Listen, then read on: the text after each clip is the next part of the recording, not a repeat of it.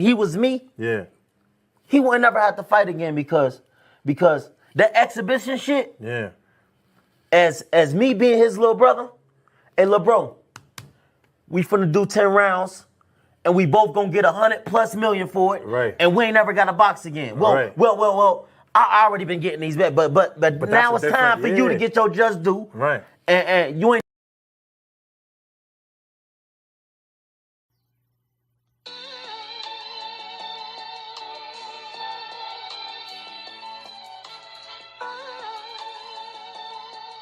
Yeah, you know the deal. We back again. Yo.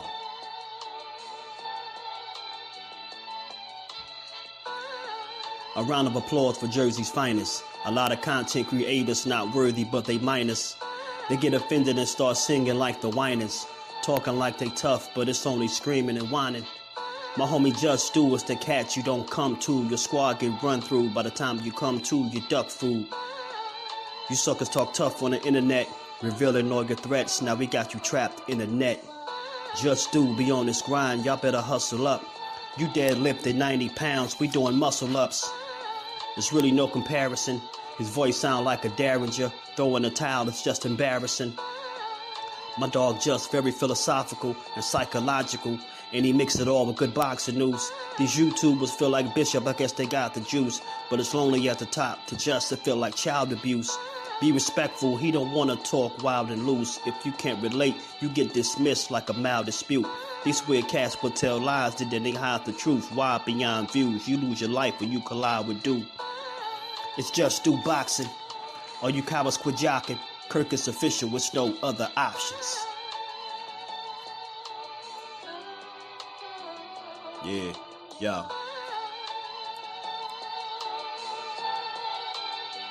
You know the deal. Judah Ben, we in the spot. JusDueBoxing, yeah.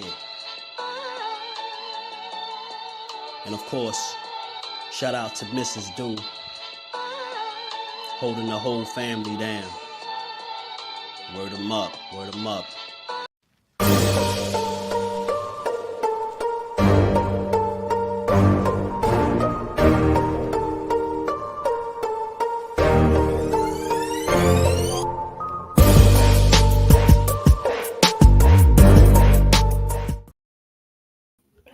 What's good? What's good?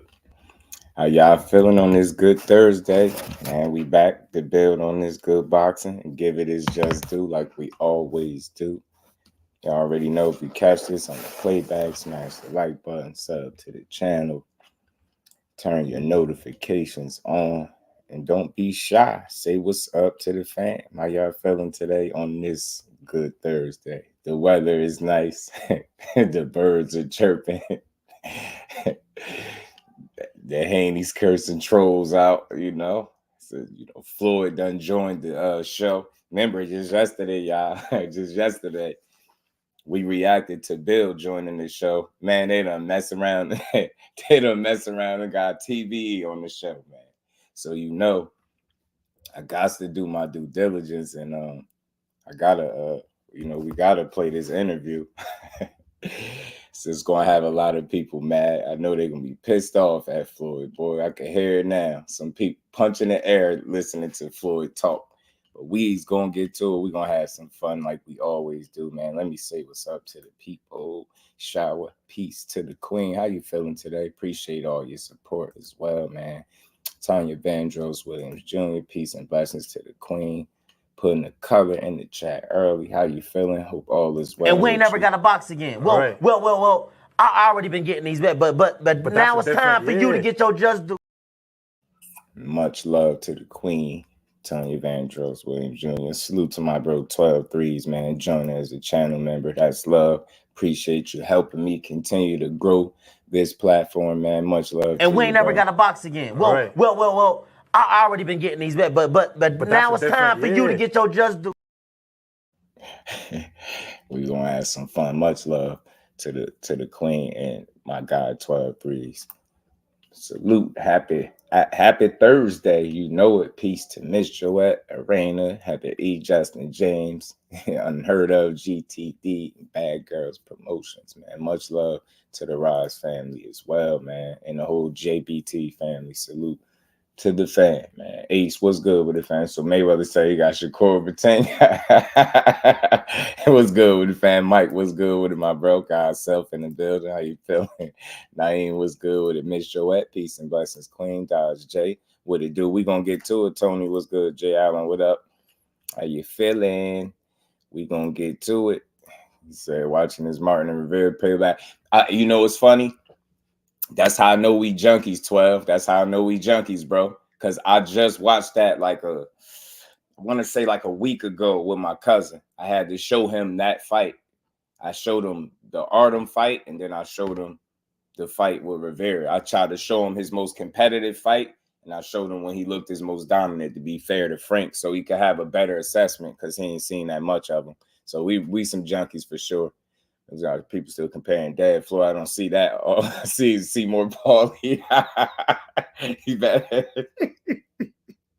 somebody better warn Tony. You better, the Hanos clan gonna come for you. What you say? You don't see what? What you hold on?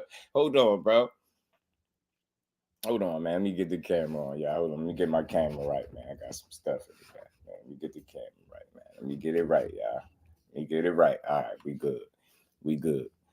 We good. You better what? Somebody better tell Tony. You better be careful. The Hanos clan will come for you. What you mean you ain't see? You don't see? What you mean you don't see no Floyd, man? What? You don't see no Pretty Boy, man? Look at the similarities, man. That's Pretty Boy Floyd reincarnated, man. You better do your research, Tony. Look at the similarities in the style and career.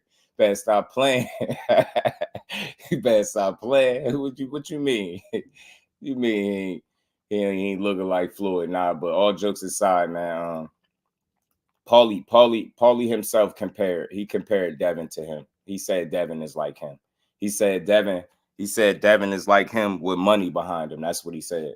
And he elaborated on it. He said like this.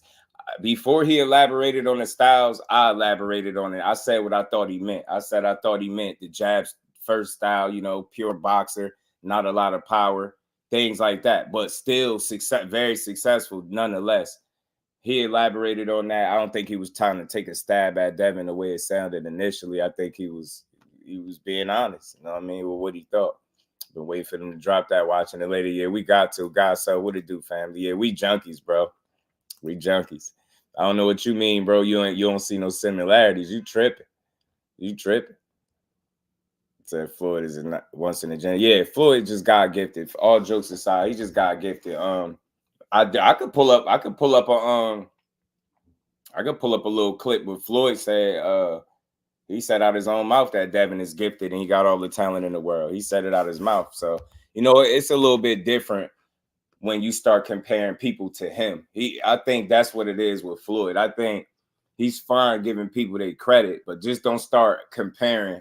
Like, don't start comparing these new guys to him. I told y'all got to chill with the disrespect. I understand that people don't appreciate or care for Floyd, the promoter, but the fighter, there's no question. I'm tired of it, yo. Like, we can sit up here and call these fighters right now that's coming up, beating ass, great. What is Floyd? You get what I'm saying? So I think that's when he start getting pissed off or putting up some resistance. Don't tell nobody they like him or they better than him. Nah, he ain't trying to hear that. He ain't trying to hear it. You know what I'm saying? He gonna start telling you about what he accomplished and what he did. But we're gonna get to this interview, man. I just wanted to give it a second, let some people roll in. Come on, God's self. You don't see it, bro? You don't see the reincarnation of Floyd? The Rise Podcast Senior in the building. What's good, my guy? You feeling, bro? Hey, hate on what? You get what I'm saying? Hate. I said this. I said it. I've been saying it. I said it. The thing with boxing is, you know what my motto is over here. Let's have a conversation. Let's build. What I say ain't law. How somebody else feel ain't got to be law. Just had a conversation. Some people feel like Floyd is some type of jealous hater. for me, you have to be a threat to him in some type of way for me to feel like that's the case. I don't feel like being 31-0 was a threat. People was like, well, what they were saying, 19 more fights, 19 more fights, he would have had the record. Like, I'm just like, yo, man, you can't make this shit up with these people. 19 more fights. Do you know how hard it would have been for him to go 19 more fights undefeated, bro? You know how hard that is? Let alone, hell with the record. You talking about breaking the record. So that's a full another 20 fights. Do you know how hard that is? You get what I'm saying? So, yeah, I don't know, man. I said this before, and I've been saying it for years about sports in general, not just boxing, bro. Why we can't just appreciate what the fighter is showing us without comparing them to the next guy? Why we got to say, like perfect example, they doing it with Kermel Moton right now. He's the next Gervonta Davis. No, he is not. It's very annoying. Like, look at them two. The most they got in common is probably tattoos and they light skin. And they deal with Floyd. Like, they had dealings with Floyd. They started with Floyd. That's it. That's it. Like, bro, look at the way they fight. They fight nothing alike.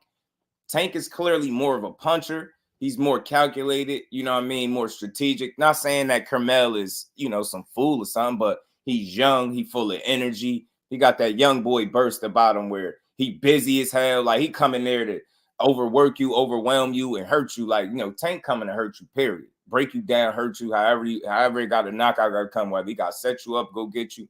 We know how he going to do, but when you look at them two dudes, I just wish people would call bullshit the minute they say it. The minute y'all say, yeah, Kermel Moton is the next Tank Davis, call bullshit. And not for no slight, not to no slight to the young man Kermel.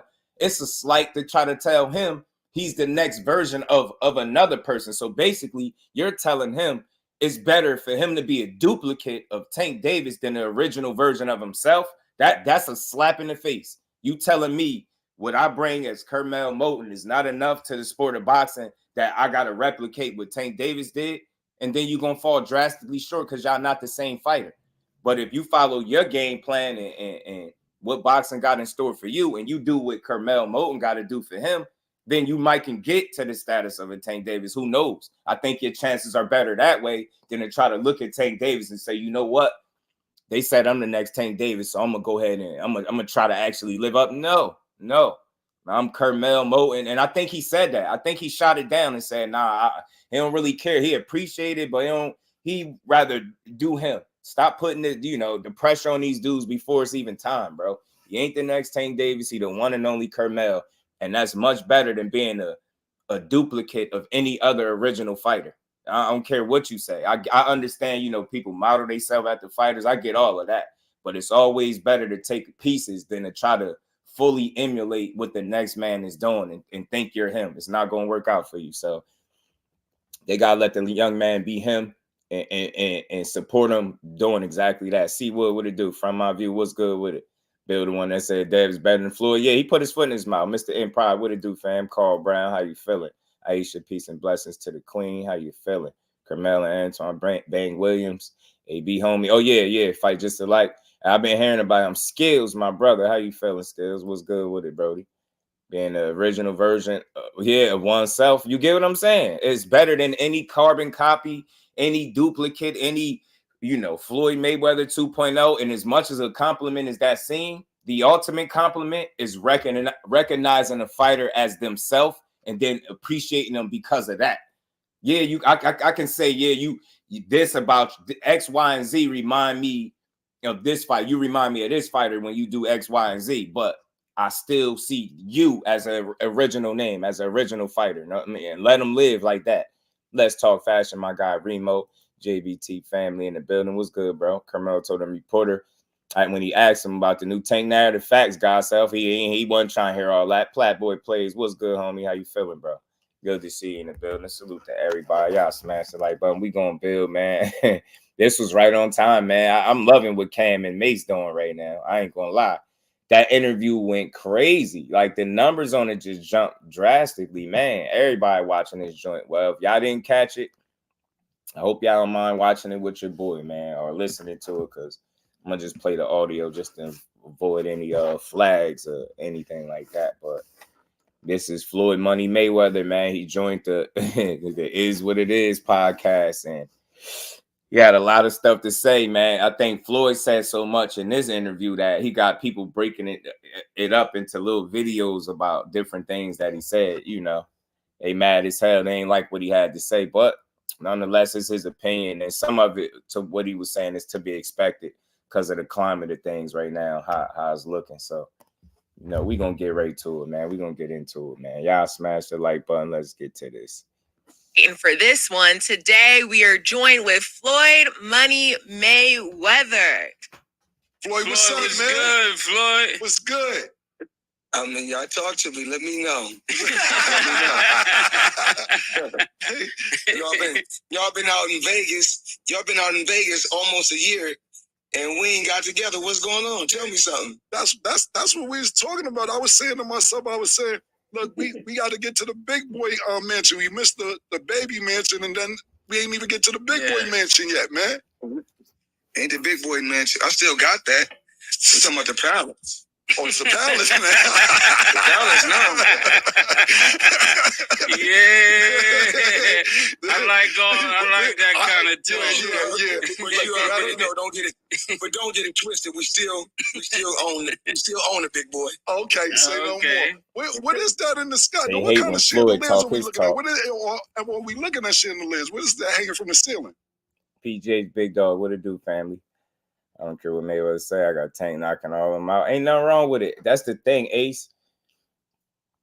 The problem, and I'm gonna try not to stop it so we could get what we need to get out of this. But the problem is when we having these discussions, people, I say this all the time, when you pass your opinion off as a fact, because until it actually happens, I don't care what kind of detailed explanation or breakdown that you give.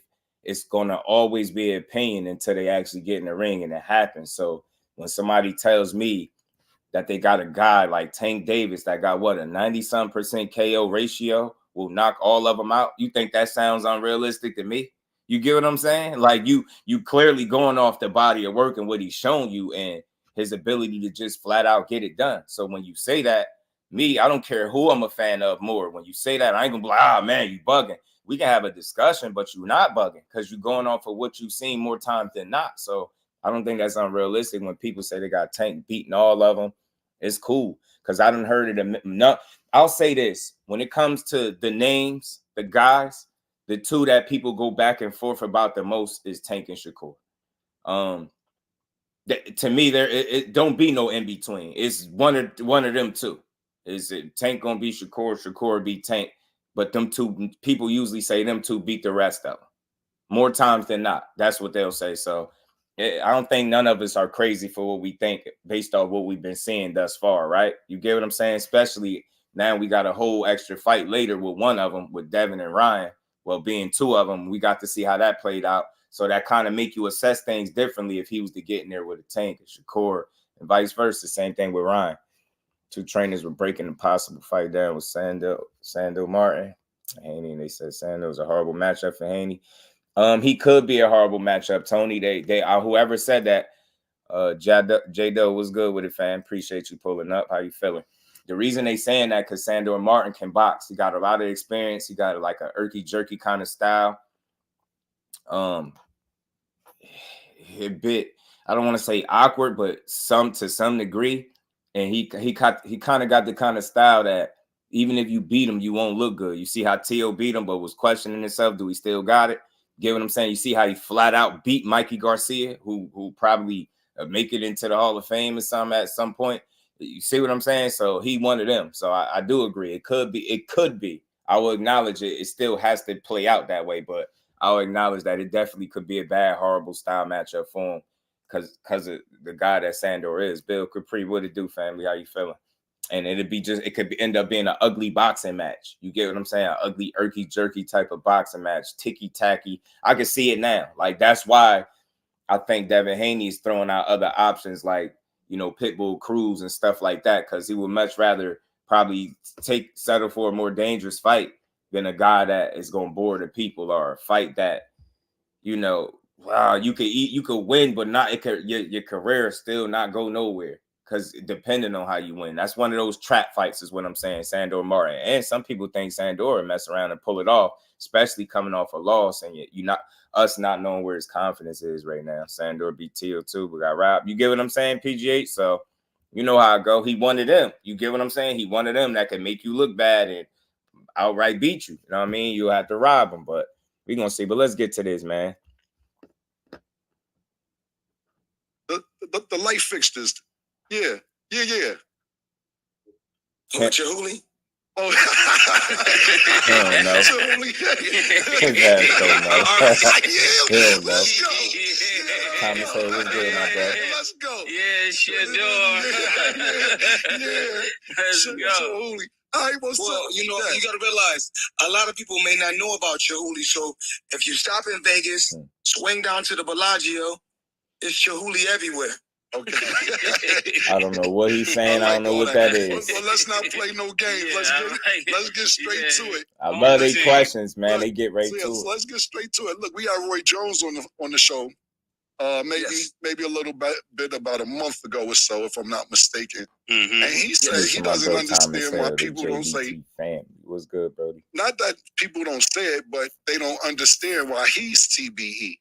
He never fought anybody at a catch weight. He didn't have to make adjustments. He went up to heavyweight to fight, came back down and fought a cruiserweight. He been a middleweight champion. He said he thinks that the boxing aficionados are crazy for not saying he's TBE. And I said, well, everybody knows Floyd is kind of known as TBE. Yes. Well, he said, well, that's what people got it wrong at. What do you have to say to that?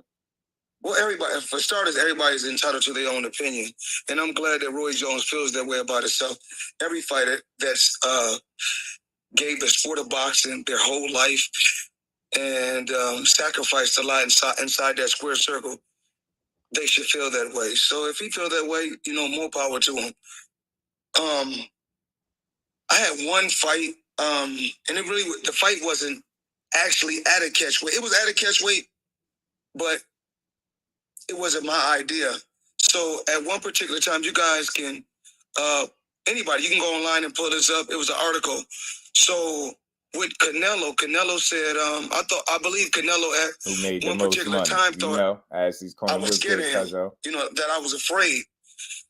So he said, Floyd don't want to fight me. I'm willing to meet him at 152 pounds or 152 and a half. And me, I called his bluff and said, if you want to do it, let's do it at 152 or 152 and a half. And, but after Canelo made the weight, it wasn't like it was a certain clause to where he couldn't gain weight. So after he weighed 152 or 152 and a half, I think he came in like 168 or close to 170. True. And actually, I came in at probably like I probably came in at 151 and 152. That's a good point, Aisha. You tripping. But Roy Jones is one hell of a fighter. You know, I can't get on here and hate on his skills and knock his skills. He's been through a lot in the sport of boxing, and he's done a lot for the sport of boxing. And I'm absolutely proud of Roy Jones. This is a very mature Floyd Mayweather we're talking to 10 years ago. I know. Yeah, that's why I'm quiet. You mean 20 years ago? Yeah, I know what would have been said. Yeah, man, we're going to get into that too. Devin Haney tweet about him being a fat boy at heart. That's what you're talking about, Theo. Salute to you. Smash that like button, sub to the channel if you have all things. What's good, family? Instead of questions. Yeah, listen. Just as far as me getting my commentary as they ask the questions and they get these little brief pauses, I stop it accordingly. But look, man, just like he said, everybody's entitled to their opinion. I'm not big on arguing people's opinions. I just state mine and keep it moving. Roy Jones, I get it, man. The shit he did in boxing, you can't ignore. You can't ignore his talent, his greatness. The man literally ended up way up at heavyweight because he ran out of challenges. Like, that's rare. Like, that's how crazy it got for Roy. He literally ran out of people to beat up and continued to move up in weight. Went all the way up to heavyweight, came back down. And we all know once he came back down to light heavyweight, 175, that was the beginning of the end. Get what I'm saying? I think his punch resistance, his mobility, that God-given natural athleticism that he had kind of went out the window. And I think he ended up taking some very tough losses down the stretch of his career that would kind of knock him out of the runnings of being able to call himself a TBE kind of guy, right? You get what I'm saying? Because I just don't think he ever had to play with his weight the way he did. I think that's what caused his demise rather than Father Time or something like that. I think the way he treated it, I think just challenging himself. And I respect and appreciate him for it, you know what I'm saying? So I don't knock him, but I think some of those bad knockout losses that you suffer, things like that, kind of knock you out of that, that realm of being that TBE where you got a Floyd unblemished record, ain't even been knocked down, and here you are being knocked out cold by people that can't even hold your jock strap. You get what I'm saying? Because you got long in the tooth and you continue to fight. So what I'm saying is, with all due respect to Roy, and there's no slight, no shade, no none, because that's just one of the most God-gifted natural athletes that the sport, I think, of boxing had to offer, especially that I got to watch, right? But the difference with him and Floyd, the sport of boxing retired Roy. Floyd retired from the sport of boxing. It's a difference, right?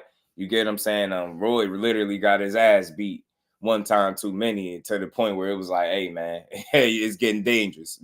Floyd, on the other hand, I think he went to the well just enough times, got him a 50-0 record, and then, he doing these exhibitions. So I think he retired from the sport rather than letting it retire him, and he ain't had to subject himself to, these crazy losses, unnecessary losses down the stretch of his career. So look, Roy was one of them guys, hands down, and arguably one of the best middleweights that you will ever find. You know what I'm saying? But again, playing with your weight, it sapped him of his natural, God-given athleticism. And that was the beginning of the end, bro. Beginning of the end. Seaside Gerald was good. I know you was blue blood homie. Oh, much love to the Bill. He said, yeah, man, salute the blue. That's my guy, man. Much love to blue blood, man. Kendrell, what it do, fam? 9 losses will cause that mindset. He's one of the best to me. Yeah, he still is.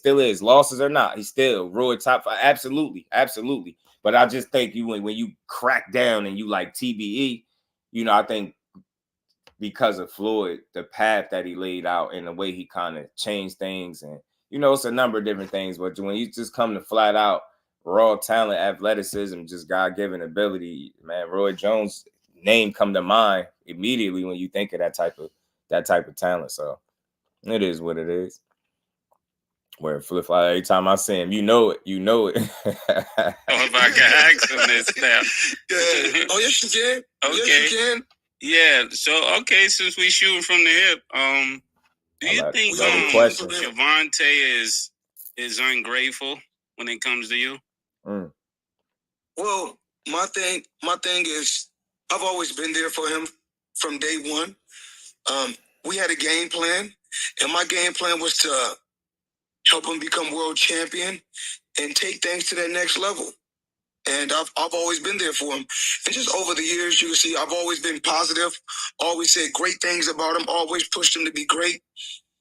And but over the years, it's constantly going on the internet, take a shot at Floyd, take a shot at Floyd, take a shot at Floyd. Constantly be disrespectful. When all I ever been was respectful to try to help this fighter go. That's all I ever did. Yeah. Gotcha. I want to stick to just to stop it right there. I mean, that seemed fair. I mean, of course, with that answer, you expect an answer like that. You kind of leave some stuff out. You kind of leave some stuff out. But it is what it is, man. Relationships be like this. I'll say this just to be fair and real to the conversation. He wouldn't be the first person to have an issue with Floyd that was cool with him, right? We've seen this story before.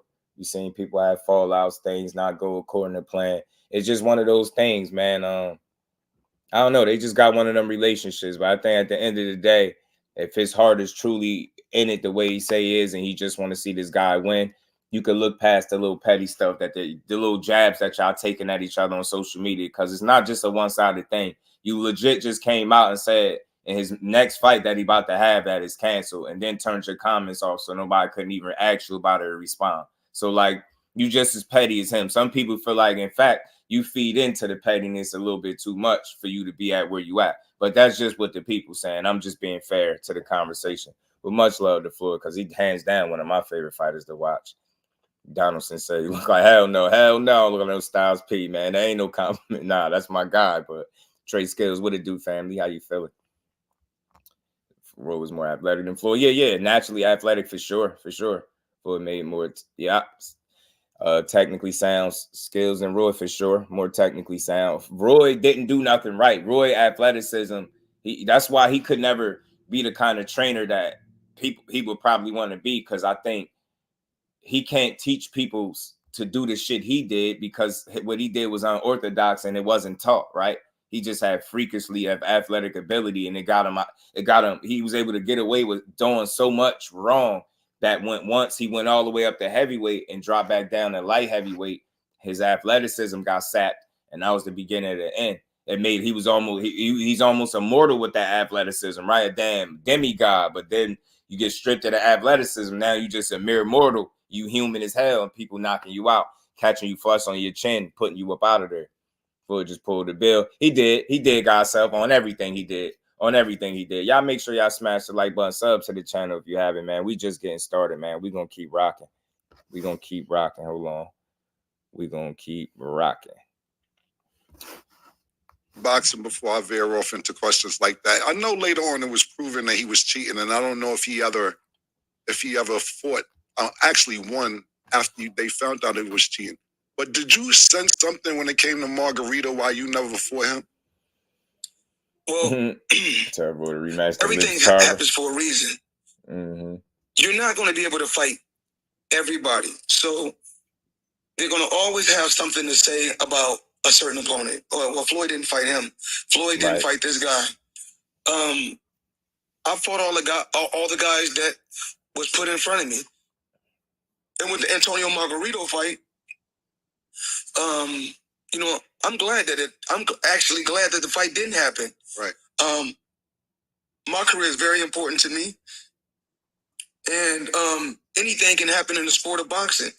And Antonio Margarito, he's a cheater. Right. When it's all said and done, I'm glad. You see what happened. Right, just because we shared chip tooth don't mean we look alike. When he fought Antonio Margarito the first time, so that could have easily been me. Right, absolutely. That's what I was saying. You had a sense, or the fight just didn't happen. Because I don't think he won again after they found out what was going on. He was getting his ass beat. I mean, it was God's plan. The night he started getting his ass beat. He did the hand wrap shit. He got away with it with Cotto. He tried to do the hand wrap bullshit with Shane Mosley.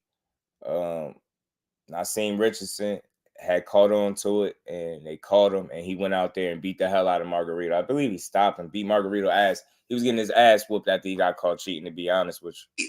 They found out that he was cheating. At that concert for that's the night he lost. Oh yeah, Right, he had already lost probably. I will say that was a very politically correct type of answer. You get what I'm saying? I'm glad he ain't get into too many details. He just hit on the very, tip of the iceberg with it, because it's a lot to unpack. Questions like that require really like deep, explanations. Like you can't just give a general answer when you ask something like, when you asking them something about the relationship with him and Tank. Is for me, because I've been there. I don't know what's going on from the inside, obviously, right? But from the outside looking in, I've been following it. I see it, man. It's been a back and forth affair, man. And it ain't all been, just one guy, any one guy. Like, Tank don't just wake up one day and be mad at Floyd, I don't think, out of nowhere. It'd be shit that be causing it, and he be speaking on it. But we're going to get into some more of that, too. A couple fights, but I think he lost to Shane Mosley, and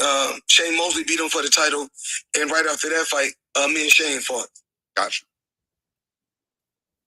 Yeah. So, Floyd, when you think about the fighters who are fighting now, can you give me your 1, 2, 3, 4, and 5 when it comes to the lightweight, who you would put where? Well, you got guys fighting between 130, 135, and 140. They stack, around that area. So, I mean, Unseen Boxing, peace, fam. As of right now, skills that pay the bills. Well, the two guys. Well, The biggest puncher I feel at the 135 would probably be Gervonta Tank Davis. Probably it's him. The most skillful fighter at 135 would be hands down Shakur Stevens. Oops. And what is it about? What he say? Because you know that got people mad. But the most skillful fighter at 135 would be hands down Shakur Stevens. Nah, Nah, Floyd. Flag on the play, bro. Time out, bro. Time out. Hold on. Flag on the play. Shakur who? Yo, man, I don't know if I'm being petty, but Shakur Stevens is definitely not that. Who is that? Shakur Stevens' son. Like you can't be calling him. You can't be up here calling him Shakur Stevens, fam. Like I just got a problem with that. Like I hate when people mess my daughter name up. My daughter named Kyla. People be calling her Kayla. It be pissing me and her off. Like I hate when somebody say Shakur Stevens. Like, yo, like somebody typed that in the chat the other day, Shakur Stevens. I'm like, bro, that's not even his name, bro. How you gonna drop the letters off the man name? What Floyd? What you two? Floyd who? Floyd making up boxes. I don't even know why y'all mad. He said Shakur Stevens. That's not even a fighter. Hold on, let me make sure I'm not tripping. About him because let me make sure I'm not tripping. The most skillful fighter at 135 would be hands down Shakur Stevens. Nah, ain't no damn Shakur Stevens. I'm sorry. What is it about? Pause again. Flag on the play. Time out. Ain't no damn Shakur Stevens. So to be perfectly honest, I don't even know why people mad. He just created a boxer. I don't know no damn Shakur Stevens. You know what I'm saying? I know Shakur Stevenson. I don't know Shakur Stevens. You know what I'm saying? But yeah, I figured, look, I know that it's a couple different ways people gonna look at this. There's no real way to tell, man. We, at the end of the day, we all see different shit. Those are two of the most talented fighters we got in boxing. I don't think there's no denying that. In terms of who's more skillful, it's always going to be a debate, a back and forth till they get in the ring and they prove it, right? So who's the better fighter? That still won't necessarily prove because the more skillful guy don't always win. But it's a healthy dialogue when you having it with the right people. It's a shit ton of things that Tank do at the highest of levels, and the same thing with Shakur. We all know the thing that separates them the most obvious thing is the power. You get what I'm saying? So I don't trip when I hear people say it either way, right? I hear people say, Tank do everything better than Shakur except for defense, right? I know some people will argue that, right? We just heard Tank say Shakur defense was trash and he never slipped to block the punch before. He just jumped straight back. Like people just they see different shit. They say what they want. I don't have a problem with no opinions. I'll say this wouldn't be the first time I heard it. I think because of who it's coming from and the timing of it, it's maybe going to be taken with a bit of a grain of salt, because I don't know how many times. I mean, now he's praised Shakur a number of times, but I don't know how many of those times that he ever came out and called him. I don't know, like when he said like that. So I guess it kind of looks like you putting one over the other. You know what I'm saying? But I don't know, man. I kind of expected the answer, but I'll say this: I've heard that before.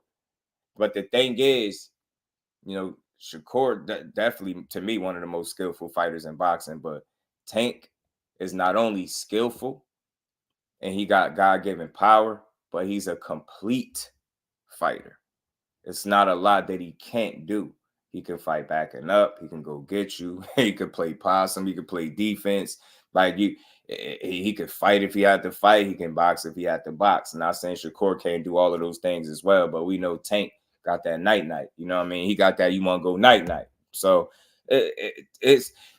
I just wish boxing to get to a place where, like, people opinions don't move nobody. Like, it's just his opinion, and think about it. You could take it with a grain of salt because he's going back and forth with Tank right now, or he could genuinely be telling what he feel right now. Maybe he being brutally honest because he beefing now. Are they going back and forth? Right? Who knows? But this wouldn't be the first time I've heard Tank is the biggest puncher. This won't be the first time that I've heard Shakur is the most skillful. You get what I'm saying? Paulie Malignaggi said the same thing. He said if you look at him correctly, if this kid is looked at correctly, he's the most skillful fighter at 135. You've heard multiple people say that about Shakur. So it's nothing to flip out about. Floyd just speaking his mind. Nobody's opinion should change yours. So if you don't agree with Floyd, that's what we here for. You can say, hey, man, Floyd tripping. Now, I think Tank is more skillful. You talking to me. Y'all talking to me. I ain't going to get emotional. Blah, y'all bugging. No, he ain't. You heard what Floyd said. Man, it's just a conversation. If he want to say that, that's cool. You know what I mean? Nobody in the chat got to feel like that. If y'all don't feel like that, you can feel how you feel. It's just a conversation, and it'll all be proven once they get in the ring. So until they get in the ring, a lot of this should be opinions anyway. You know what I mean? I like that. Tomato. You know what I'm saying? So that's why people call Floyd a hater. I get it, but I just think, I don't know. It's a slippery slope, right? It's a slippery slope. Because that's why for me, right, I'll say this ain't the first time I've heard that before. It's just coming from Floyd, it seems like a slap in the face, because anything less than saying Tank Davis is the best, or you get what I'm saying, it looks like you not giving him his full just due in a sense, right? But so I can't, you know, I can't really tell you obviously what's in Floyd's head, or is he saying that to be, you know, take a little shot, be underhanded, or is he really being genuine? All I can say is that's what he said, that's how he feel. But, you know, it is what it is. Just a conversation for me. I think when it's all said and done, those are 1 and 2. You know what I mean? However you want to look at them, they 1 and 2. You know what I'm saying? That's why the names come up the way they do. So, you know what I mean? I'll say this. The more skillful guy don't always win. Devin Haney was more skillful than Ryan Garcia. Nobody on planet Earth is going to convince me otherwise. But Devin Haney didn't hit as hard as Ryan Garcia. Ryan Garcia was a bigger puncher and is a little bit faster, I believe, right? And he won the fight. You get what I'm saying? So the more skillful guy don't always win the fight, but the guy with the biggest punch, i.e. Deontay Wilder, don't always win the fight either, right? So it's a toss-up. That's when you know you got a good fight. I don't take none of nobody's opinions too personal. You can feel how you want to feel, say what you want to say, but ultimately all it tells me is we got a good fight. We got a great fight on our hands potentially when they get in the ring, because people go back and forth about who's the better guy. You know what I'm saying? That's all. I don't got to take a side. Both of them dudes are top-tier talent, and I said it before, either of them two could beat each other on any given day, and I'm never changing my mind about that, obviously, until I see it fighting it. Something else, show me something different, then, you know. But salute to my bro Platboy Plays, man. He said these fighters leaving Floyd because Turk on these promoters next. Turk out there. Turk said, man, I hear y'all won payday. You know, Turkey, like, I got payday for and we ain't never got a box again. Well, I already been getting these back, but now it's time for you to get your just due. Salute to my bro Platboy. Basically, Floyd was saying one fighter is just brute strength and the other fighter is smart. I think he know full well Tank is far more than brute strength, because look, I'll say this too. I'll add this to the conversation for what it's worth. He's saying the most skillful fighter at 135 is Shakur, right? And I'm just playing devil's advocate, right? And just for the conversation to show y'all how 100 I keep it. You saying he the most skillful? I'm not denying or arguing that. I'm just saying, well, why didn't you sign him? Why did you sign Tank and not him? Why did you make it your business to sign Tank and not him? You know what I'm saying? Something to think about, right? Just playing devil's advocate. You know what I mean? You could say who the most skillful is, but you didn't sign that guy. You signed the guy that you said got the biggest punch. So that's just for conversation purposes. GQ said Tank is not boxing with an elite fighter with a high IQ. He will lose.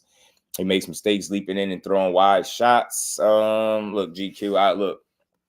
It's fair. That's how you feel. That's how you feel. Every fighter makes mistakes.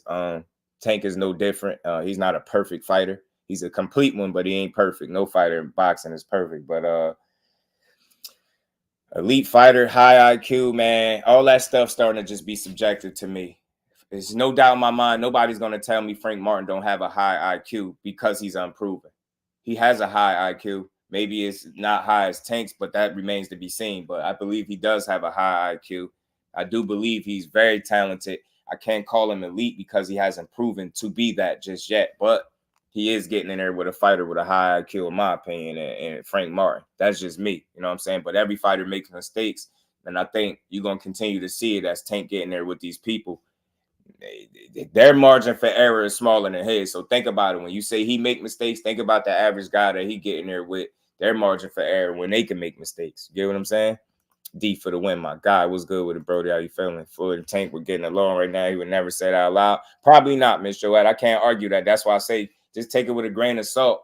Or not even. Like, I don't see why that's a big deal. Nobody's opinion is moving me no more with boxing. I don't give a damn what people talking about. My opinion is mine. I respect what Floyd is saying. Like I said, like I told you, I've heard it before. He is not the first guy to say that. So I don't overreact.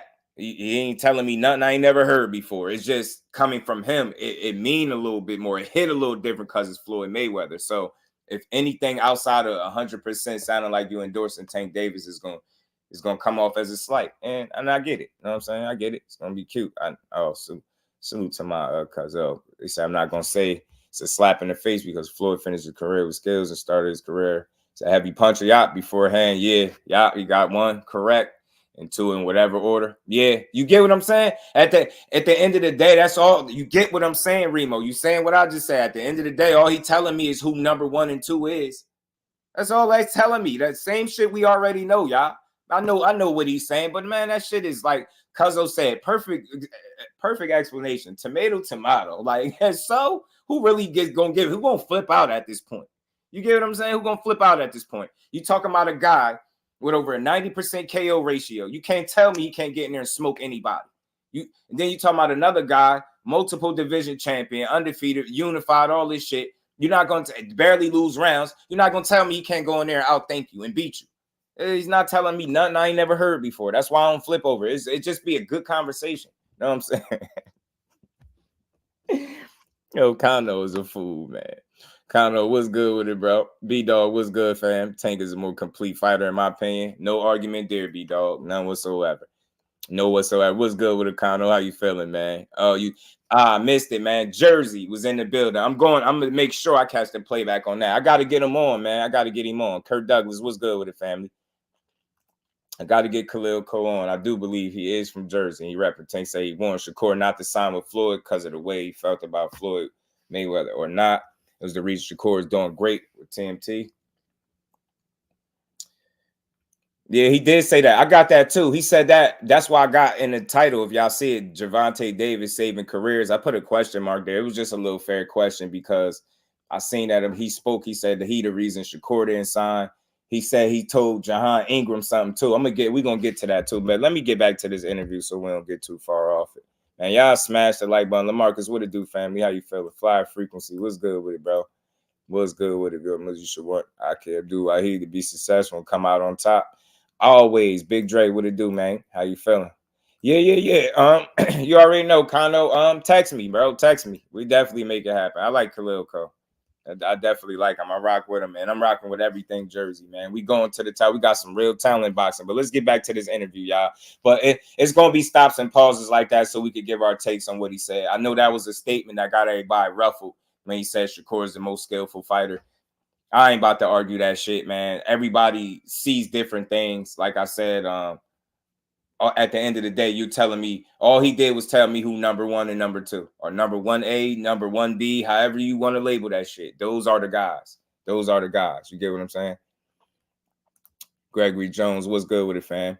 No one mentioned Frank Martin as one of those guys to beat or challenge Tank as they done with Haney or Shakur. Is all hype. I don't know, man. Look, I can't speak to exactly what you're referring to, but never mind the hype, Gregory Jones. Never. When you come here, let's build. Never mind the hype, the narratives, all the bullshit that people throw out. Let's have a real conversation. Can Frank Martin fight? You tell me, what is it that Frank Martin can't do? What is it that's not going to make Frank Martin a credible opponent? Never mind the hype. Let's talk real boxing. Can that man fight? You get what I'm saying? His learning curve been crazy since he picked up boxing and started taking it serious. The dude putting himself in position. The only knock you can make on Frank Martin is he's unproven, but that's the same situation any other unproven fighter is in. You dig what I'm saying? So let's be better supporters of the sport and support a guy that's in Frank Martin's position. He's given us no reason whatsoever not to support him as a fighter. What makes him not credible? And now don't give me no shit. What happened? Shakur, my guy, don't give me no situation that fell out. I ain't trying to hear that. We talking boxing. What is it that Frank Martin can do that's not going to make him credible? He just ain't been on that level, and he ain't as proven his Tank. That's where people, having an issue at, but that's every fight. We still don't know upsets happen. I ain't saying one going to happen on June 15th, but I'm just saying. Upsets happen. So look, that hype shit is bullshit. Frank Martin is a legit challenger, bro. He's a legit challenger. He's a legit threat to anybody that thinking they're going to get in there and walk over him. And I can guarantee you that. He's a smart fighter. He's defensively responsible. You get what I'm saying? He's athletic. He got good feet. You get what I'm saying? Power in both hands. Let's talk some real boxing, X's and O's. Tell me, what is it that don't make Frank Martin a good fighter, a worthy opponent? And we can't keep saying because he's unproven. How is he going to prove himself if he'll never get no opportunity? I understand the jump from Artem to Tank is a significant one, but hey, man, that's the sport of boxing for you, man. You know the saying, stay ready so you ain't got to get ready. Hey, Frank Martin said he trained all year round, so I ain't got no reason in my mind to think he ain't going to be prepared. And then, oh, you know what else he got? He got a bit of an X factor in his corner with Derrick James. Nah, man, Frank is a worthy opponent. Let's be better supporters of the sport and back good fights. The dude is a good fighter. He ain't gave nobody no reason not to think he ain't. You get what I'm saying? He had some challenging moments with Artem when he fought him, right? He did. He had some challenging moments nonetheless, but he figured it out. Listened to his coach, got a knockdown. He almost could have got Artem out of there. You know what I mean? So I don't know, man. We just gotta let's big up the fighters. Let's build them up and stop tearing them down, man. Frank Martin ain't gave you no reason to suggest that he's not a quality fighter. Oh, he's improving. Look how convincingly he beat Michelle Rivera. Nobody ain't did that to him. You get what I'm saying? Kid is talented, man. Dude is talented. Same interview, he trying to get Shakur to come to Mayweather promo. Probably, Jay. Probably gave his. Oh, appreciate that. Appreciate you, Connor. We gonna make it happen for sure. Much love. Appreciate you. We gonna keep it moving for sure. Frank just beat this dude Shakur about the whoop on and upset for sure. I like Tank too, but I think Frank can fight and he's a live dog. He is. Adam, what's good with it? Dre Nova, what's good with it, bro? How you feeling? Frank is still top 5 in the 135 division. He was good. Now, yeah, for Shakur, he good enough for Tank. Yeah, he good enough, man. See what it do? He's a worthy opponent. Kirk Douglas, what it do, bro? You know what I mean? It's not Frank that they don't believe in. It's just they trying to hate on Tank for sure. And they secretly telling you how good they think Tank is. That's all. Because the more you dismiss Frank Martin, nobody can convince me he's not a legit threat. Facts, plat boy. You get what I'm saying? The more you diss Frank Martin and tear him down, the more you telling me what Tank is. Because Frank Martin ain't no shit. Y'all, we not going to start this. Now, we not going to start this. Everybody was loving him. Mr. Man down himself. He would EJ. Oh, man, this man. Nah, we ain't doing this. They were loving him when he went in there and beat the hell out of Michelle Rivera. We ain't about to do this now that he's stepping in there with Tank. I thought Tank was a Harlem Globetrotter. I thought he couldn't fight. So we shouldn't do that. Nah, Frank Martin should definitely be able to beat a Harlem Globetrotter, right? A prospect. You know what I'm saying? Hey, it's prospect versus prospect. Ain't that what they said? Mr. Empire, what it do? I'll pick Frank over Devin after Ryan beating. Yeah, that was tough. But let's get back to it though. Follow him because I know he have a lot of good attributes, but button. Do you think he has enough power to sustain? Well, it's really all about skills. Pernell Whitaker wasn't a huge puncher. True, but he was, very exciting, very tough, and he fought everybody. And Shakur is trying to do the same thing. He want to fight the best they got out there. He's asking, can he fight the best? I believe his contract is coming to an end, so hopefully we can come together and I can take him to that next level and give him the fights that he want, and make the fights happen that he want. Good, nice try. Nice little pitch right there, Floyd. I see you making that good old pitch. While kind of, you want to give him a compliment, make a little pitch to him, slight your man. Y'all know how you and man. I don't believe you and Tank dislike each other. No way at all. I think y'all just get agitated with each other and y'all voice your opinions publicly and we see it. That's all. At the end of the day, they not saying nothing detrimental that nobody can come back from. No blood is being shed. I look at it as two people with money, then positions of power, and they talk shit to each other over the internet and people can see it. That's simple and plain, bro. If I'm wrong, I'll just be wrong, but that's my assessment of it. You got two people that obviously got some type of respect for each other, but hey, man, it's like they butt heads like a bigger brother, not father and son. They don't have that. They got like older brother and younger brother vibes. Like they get into it. So that's all. That's why I don't make too much out of Tank and Floyd going at each other. Because it don't be shit we ain't never heard before. It'd be like the same stuff recycled. They just be talking shit to each other at the end of the day. fans was dissing Barrios because it was Tank next opponent. Barrios made me a fan of the Tank fight. Absolutely. You couldn't diss him before because if people to watch him, Cuzzo before the Tank fight, they'd have known he was a real fighter, stressed out boxing was good. How can Frank be good enough to fight Shakur but not Tank? Frank is good competition. He is. He said, shameless plug. Stay away from Floyd. He's shooting shots. Yeah, he tried to throw one, Cuzzo. He threw one. He's shooting little darts. He blowing darts. You think Floyd makes him a star? I don't know about that. If I had to give a quick answer right now, frequent, I would have to lean towards no. I understand what you did with Tank. Everybody not Tank. I think y'all had a recipe. That shit worked. Now Tank essentially got his own torch and he running full speed with it. I don't think so. I don't think so. Because the Tank Davis still exists. You get what I'm saying? Like, what is it that you do differently? Are you going to ensure that he get every fight that he want? Like, what's going to change? I really think what's going to determine Shakur's career is the decisions he make and his skill set. I think his talent going to get him where he needs to go. I think he's the kind of talent that don't have to subject himself to limiting his options to one or two guys. And I think wherever you go, his talent gonna always speak. You know what I mean? But his decision making is important because you want to make sure wherever you go, you get an opportunity to fight. You know what I'm saying? So salute to the Queen, Miss Joe. I appreciate you, Queen. Yes, y'all smash the like button. Hori Fangs, what's good with it, my bro? JBT family in the build. I believe Shakur is a fighter Mayweather will actually push. He might. Kyle Cooley, blessings family. How you feeling, my bro? He might.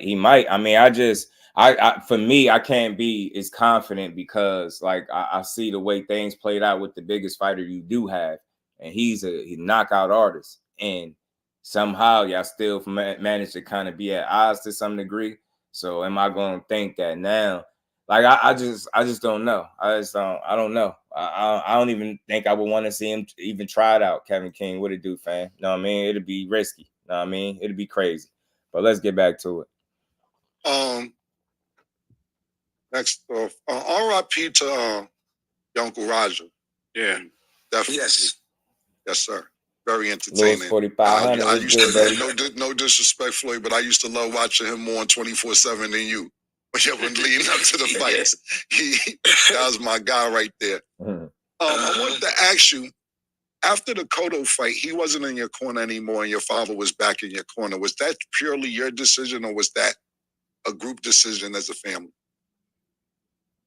Well, my Uncle Roger, memory loss could be from boxing or it could just be it could be something from deep in the family. Memory loss. And it was it started being very, very hard for him. I ended up getting him a caretaker around that time. And the same thing is going on with my father right now. So it could be something that's just, in the family. Because even like myself, I don't feel like I'm as sharp as I used to be. So, but I like to play different do puzzles, different word games, just to try to stay sharp. Yeah, they say that help with that type of stuff, dementia and shit like that. Definitely R.I.P. Roger, man. That was my guy. Yeah. Samuel, what it do, Brody? You good? Yeah, man, I got a bunch of questions. Yeah. What do you say to the people now? Look, I know the money comes first, Floyd. Absolutely. What do you say to the people that say, but Floyd's never been undisputed? He's never been undisputed. What do you have to say about that? Good question. Well, everybody's entitled to their own opinion. People gonna have good things to say. People gonna have bad things to say. But I just really believe that, I brought a lot to the sport of boxing. I truly is one of the pioneers in the sport of boxing to change the sport of boxing. The fighters today are making the money that they're making in the sport of boxing because of a lot of the sacrifice that I made in the sport. Good and point. I'm happy that these young fighters are getting the paydays that they're receiving. Yeah, right, Cuzzo. Stimulation. In the past, you made some comments about Ali, and you caught like a lot of flack behind that. Is there anything you want to clear up towards that or say about that? But it wasn't nothing bad. Never said that. Remember, guys like Muhammad Ali, Sugar Ray Leonard, and all the guys that came before me paved the way for me to be where I'm at today. I always communicate on the phone with Sugar Ray Leonard. And every time I see other champions like Larry Holmes, I take my hat off to these guys. They paved the way. They paved the way for me.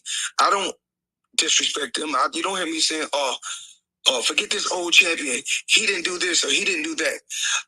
A lot of times they like to compare certain fighters. And You're right. When I say certain things, right. they say, "Oh, you're right. Oh, he's hating." You're There's right. no different from when I talked about the thing with Gervonta. For instance, when I said that I need all fighters, I said I need all the young fighters that's making money in the sport of boxing. What I need you guys to do is do this. Brother, it's Chrome Heart, Gucci, Louis, Mercedes.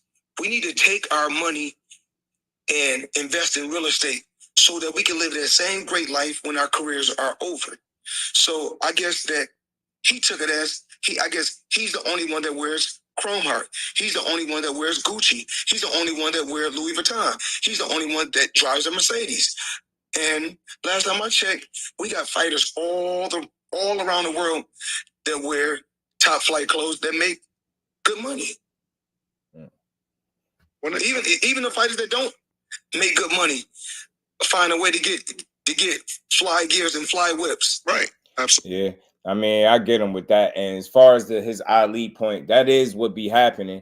A lot of times they be putting these fighters in position. Notice, like, for example, y'all ever see those posts on social media? It'll be like a post, like maybe several musicians. They'll all be black, or it'll be athletes. They'll all be black. And they'll be like, pick one and the rest of them got to go, or something weird like that.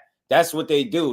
They always, instead of just appreciating the person that's putting on right now, they'll try to dig up another great from yesteryear and then try to pit that greatness up against what somebody is currently doing. And it puts that current fighter in a weird situation. And they kind of got to defend what they feel like is a great career of themselves. You get what I'm saying? So it'd be like him just basically thinking he a better fighter than Muhammad Ali. All fighters think they better than the other fighters, right? But they'll find a way to make that more than what it is. So I agree with them. They do that. It start all with the comparisons. And people just be too sensitive about the next person's opinion, too. I never seen boxing really do this to people. NAH was good with it. NHA was good with it. Who posted Floyd's ransom? You seen Tank talk about that, huh? Tank out here breaking ribs too, man. I meant to put that picture up. I still got it though. There's no fighter from past that's better than me. There would be no fighter in the future better than me. Floyd Mayweather, he talked that talk, and they'll take that as like all at the end of the day. Floyd say what he's supposed to say. The same thing every other fighter say, man. They believe they the best. Absolutely. So being that we're there and we've seen this go back and forth, up and down, pause, full circle. You and Adrian Broner. 1 minute he loves you, 1 minute he doesn't love you. 1 minute he's with the money team, 1 minute he's not. 1 minute he wants to fight you, and you're not paying him what you're supposed to pay him if y'all gonna fight each other. It seems like a big brother, little brother relationship. Where are y'all two at now, and what space are y'all in as far as it's concerned? I haven't spoke to Adrian Broner in months. I never had a problem with Adrian Broner. He's a hell of a character. I like Adrian Broner. Right, B-Dog. Actually, a lot of skills too. A lot of boxing skills. I don't think he get the props that he really deserves for his power. Good power puncher too. Would you ever give him an exhibition? No. Absolutely not. Why not? IBS was good with it. Exhibitions that I'm doing, if you guys haven't noticed, it's either against an MMA guy or a YouTuber. I gave the sport as a professional. Why would you know? I think 21 straight years or 21 years.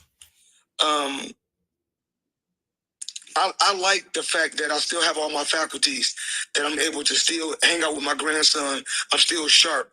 I'm able to still put, huge deals together on the outside, and that I made smart investments. That's his line right I don't there. do I made smart investments to prove that I'm the best or take punishments. I do exhibitions just to entertain the people, have a little fun, and make a cool payday. Gotcha.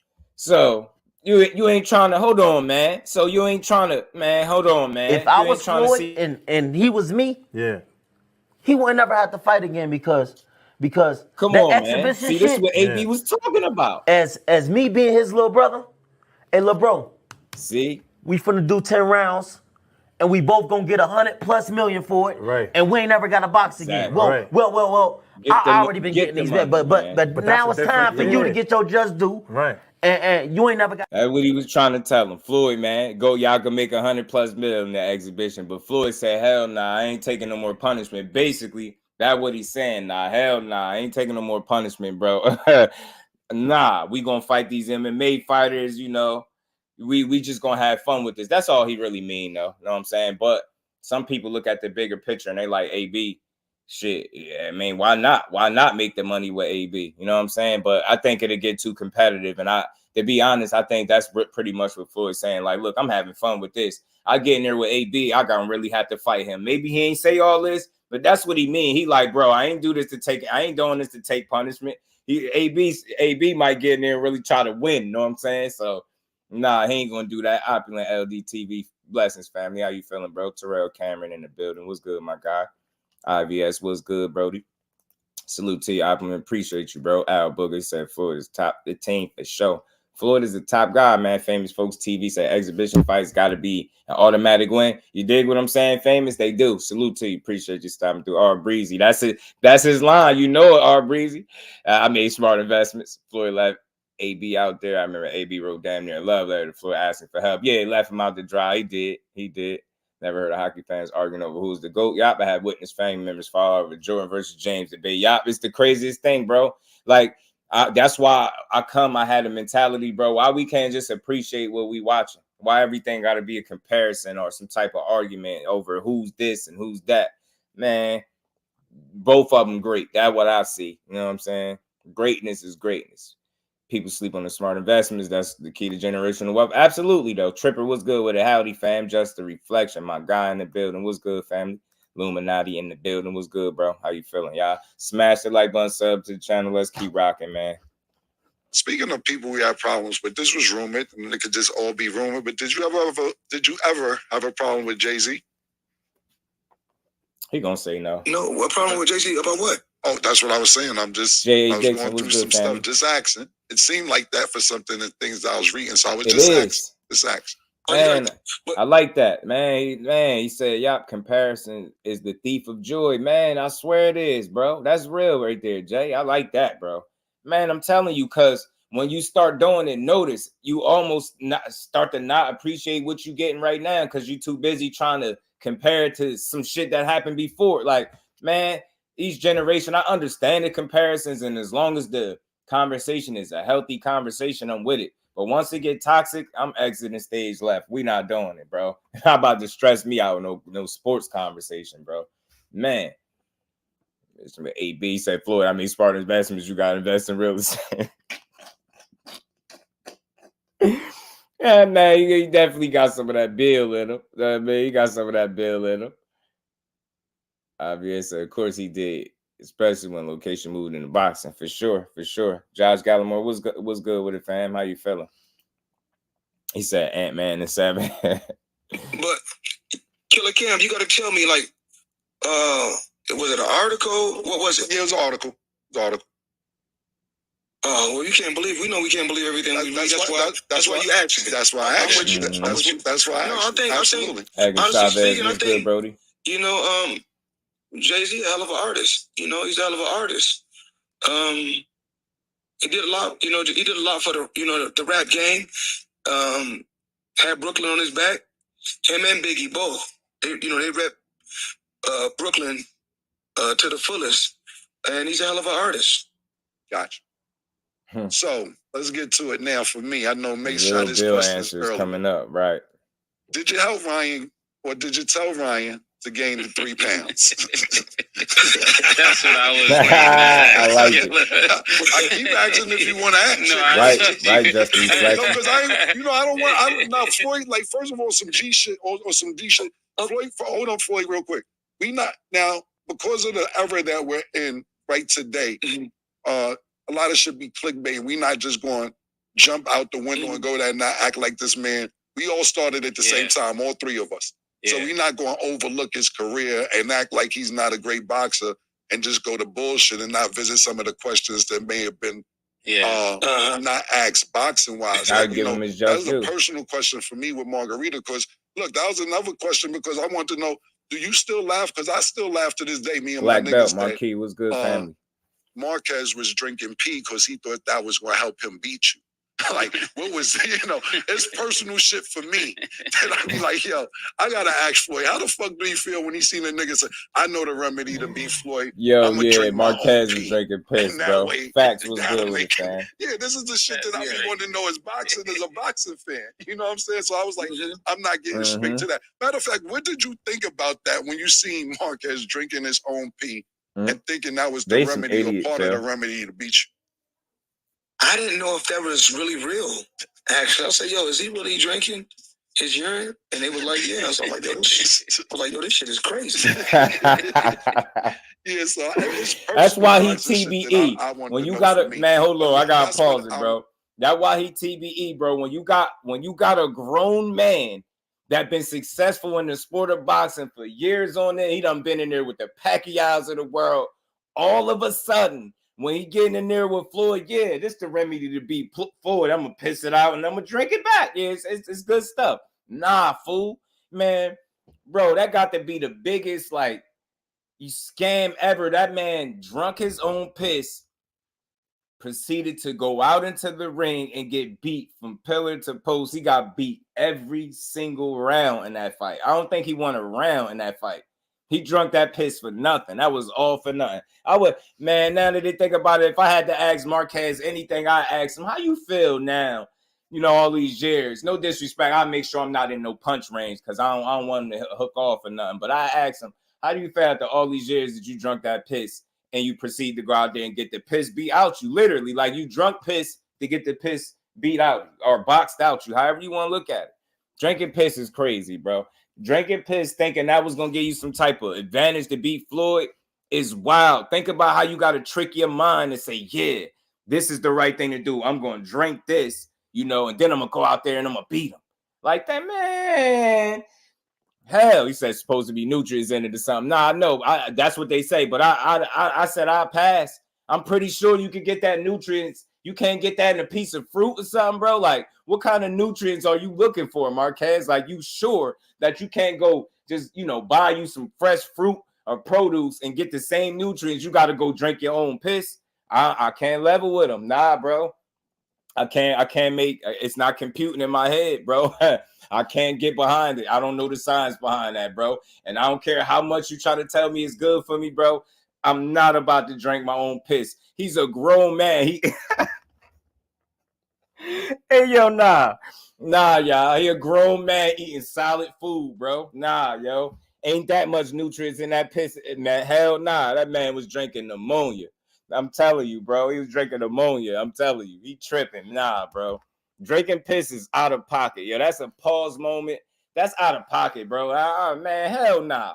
I hope you fired somebody, bro. I hope he blamed that shit on somebody because that wasn't it, yo. I forgot about that.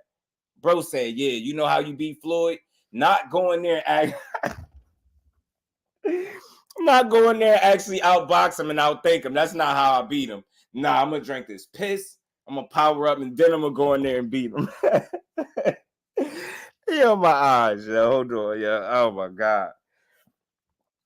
They crazy, yo. Marquez said, nah, I'm going to drink piss. You know what I'm saying? Bro said, yeah, this is good stuff. Nah, bro, it's not. It's not. Obviously, it didn't help. I don't know what nutrients he was looking to get, but bro was in solid foods. Bro drunk his own food, bro. Like, nah, ain't no way, bro. Piss off. Do we gotta say no Diddy on this one, Rosa? No Diddy? Because it's a no Diddy moment. Daniel, what it do, fam? What's good with it, fam? Mr. Improv said Marquez should have aged. Nah, that's why I draw the line. We'd have had to jump him if he'd have did that, Mr. Empire. We'd have had to jump. Ain't no. Y'all not gonna let me get through it. I'm trying to stop laughing. Hold on, y'all. He say ain't no new. Ain't no nutrients in piss. The body releases the waste, not the nutrients. That's what I'm saying.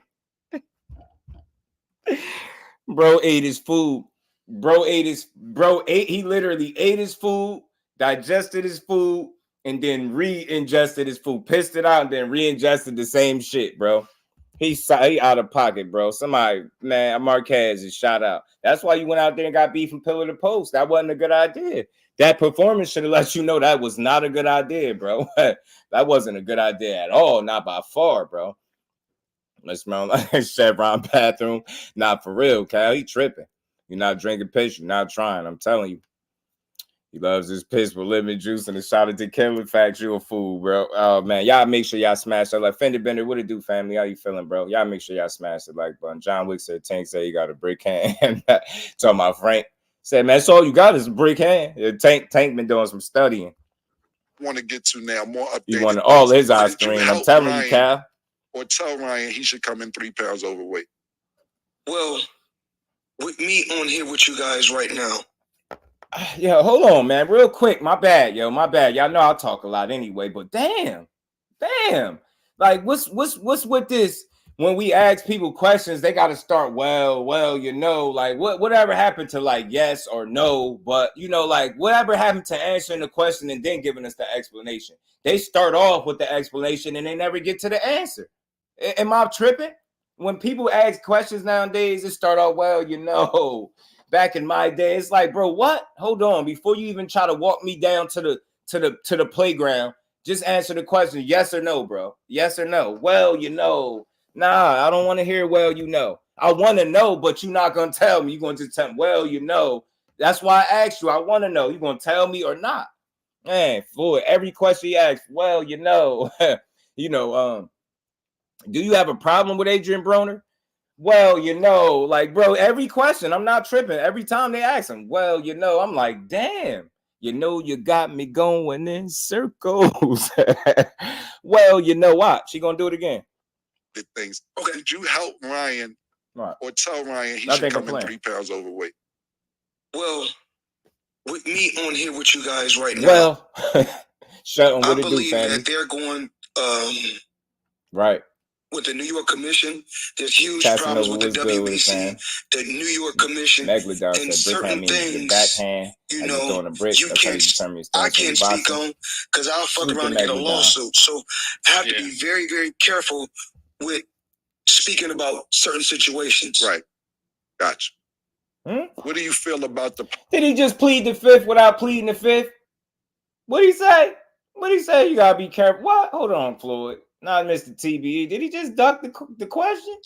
I can't speak on because I'll fuck around and get a lawsuit. So I have to be very, very careful with speaking about certain situations. Who's gonna sue TBE? Gotcha. Right? Nah, hold on, man. We gotta run this back, bro. Hold on. Going, tell Ryan he should come in 3 pounds overweight. Well, with me on here with you guys right now, I believe that they're going with the New York Commission. There's huge problems with the WBC, the New York Commission, and certain things. He doing it, y'all. I can't speak on because I'll fuck around and get a lawsuit. So I have to be very, very careful with speaking about certain situations. Right. Gotcha. You said all of that just not to answer the question. Basically, did not tell y'all when you ask somebody a straight yes or no question and they start with the explanation before the answer, oftentimes they never get to the answer. They give you an explanation and sometimes that be impartial and then they just never get to the answer. And then, well, you know, I got to be careful how I speak about certain things because I could get sued. Like, I mean, yeah, that's true to an extent, but dude, like, so who gonna sue you if you say whether or not you told him to come in at 3 pounds? Now you got me thinking you did. Because if you didn't, you would have just said no. Am I right or am I tripping? He would have just said no. He would have just said no to begin with, bro. Bro said, well, yeah, with me, I gotta be careful how I speak on certain things, because I could get sued. Like, hold on now, we gotta laugh at this. Y'all know we're gonna make this fun. I love Floyd. Yeah. With the New York Commission, nah, bro, nah. Hell nah. I was about to let him slide too. Updated things. Okay. Did you help? Nah, we gotta listen to the answer again. I want us all to listen to the answer again, bro. He said now you won't get sued. Listen to the answer again, bro. Sports predictions. What's good, family? How you feeling, bro? How you been? What's good with it? Man, check him out. No evidence. What it do, family? Y'all punch the like button out for your bro, man. Smash the like button, sub to the channel, turn your notifications on, and let's laugh a little bit, man. Floyd funny as hell. Ryan, or tell Ryan he should come in 3 pounds overweight. Well, with me on here with you guys right now, I believe that they're going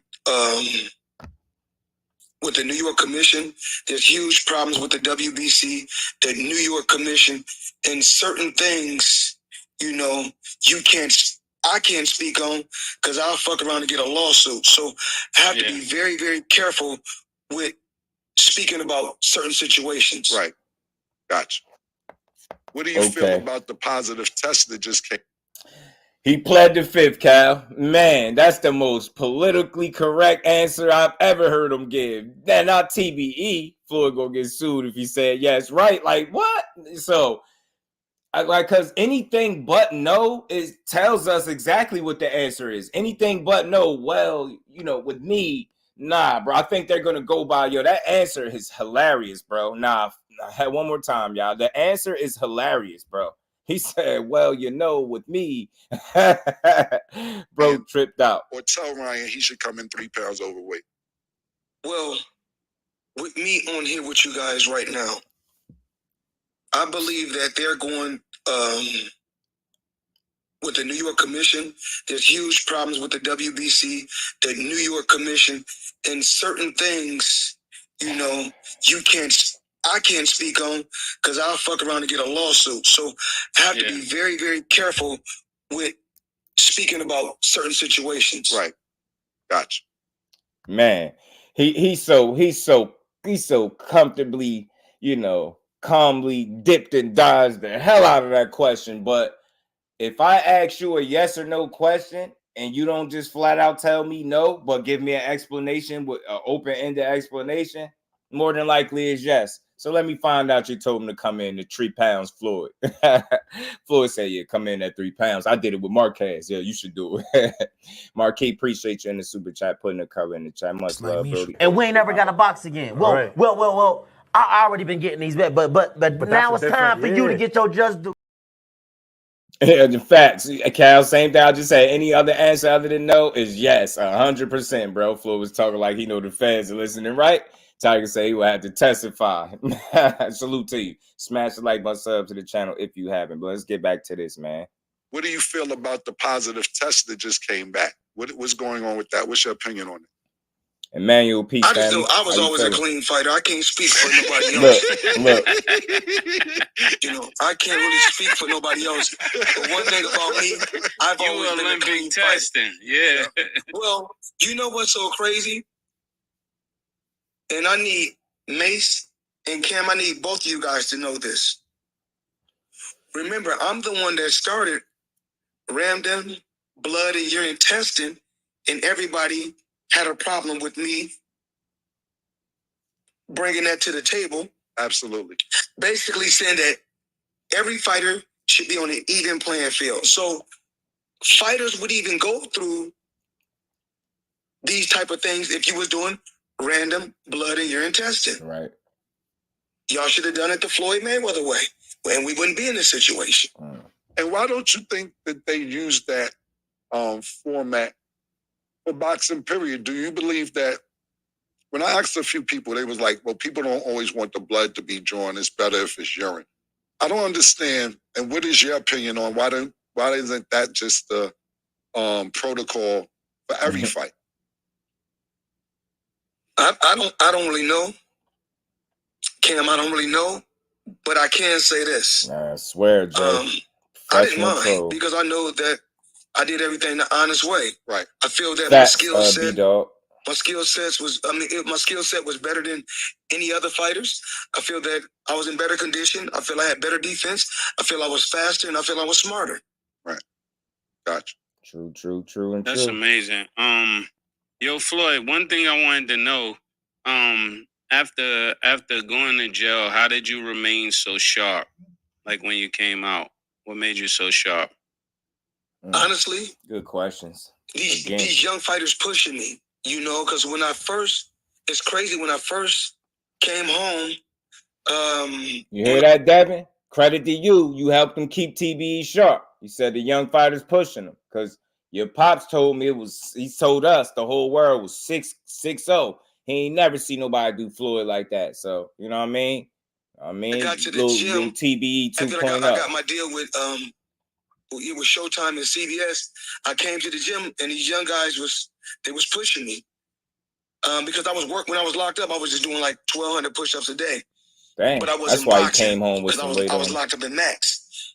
Got out, came home, got my deal, and it was time to, get on the ball and do what I do best. But these guys, all these young fighters in the gym was pushing me. So I got to take my hat off to Errol, all these young fighters Errol, you that know helped me stay sharp. Facts, no when I evidence, came you know home. it. And actually, Errol Spence is one of those young fighters that helped push me. So I want to say thank you to Errol Spence. EJ. What's going on? We also had Bill Haney on the show 2 times up here. Mm-hmm. And regardless of anything, we talk about several different things. Your name always comes up. True black belt. That's a fact. I'm trying to think of a good way. He's disrespectful towards you. Nah, you know I was poking. I was being funny, D. No, I knew what you were talking about. Yeah, I'm not. It definitely was I'm not because going that was to around the black eye stuff. Sugarcoat it. I just want to know, and we asked him. He was up here maybe about 3-4 days ago, and so the first time, we're laughing, we keep keying because it's all whatever. So then he came up here after the second test came back in, and we actually got serious and we wanted to know, where does this stem from? But it seemed like, if I'm not mistaken, we kept trying to figure out what was the first fallout, because it seemed like the conversation just kept going, but nobody could tell us where it really started. Exactly, and that's why I was asking Floyd, because he would tell us one thing and then say... Now, again, let me just stop it. Remember when we was doing the Bill Haney interview when he just went on there a couple days ago? And they had to ask him about 5 or 6 times what the problem was? They still so unclear about each time that he answered that they legit now are asking Floyd the same question they just asked Bill because they didn't get the answer. But dude kept trying to type. Now he is answering. Y'all not listening. No, he not answering. He's grown ass men. They still want answers, bro. He never answered that question clearly. And to me, what that tells me is there's no real problem. Y'all just going back and forth. You was having a pissing contest. So when Floyd said, I don't want to have no pissing contest, he essentially called you out on what you was trying to do, because that's what you was trying to do. He was trying to have a conversation. You was trying to have a pissing contest. And it's crazy because you can't talk money to him. You can't talk no money to him. You ain't your son. You can't talk money to him. But that's what he was got up there trying to do, trying to one up him. You know what I'm saying? That shit was looking weird. Jealousy, a hell of a drug. Facts. I'm telling you, that shit is like intoxicating to some people, bro. Let's get back to it. But we kept saying, where did this start at? Because he keeps calling you dollar bill from the Players Club. And he's a dollar bill for real, 40 million. And I'm like, but Bill, what was the first problem? What is this stuff facts, from? Al, And we Cecil, what it do, get bro? an answer on where it actually started. I don't know. Just like any other black young American from the inner city, like all of us. They don't, R Breezy. They don't. A way out of they no don't. Way. It's just so for show, bro. From the bottom to the top. Let me tell you something, man. Let me tell you how much this stuff is entertainment. One of the people that I rock with, one of the family, seen Bill in person. And when he seen him, it's like he recognized who he was from the internet and talking to him, being on his show. He looked at him and told him, yo, this is just entertainment.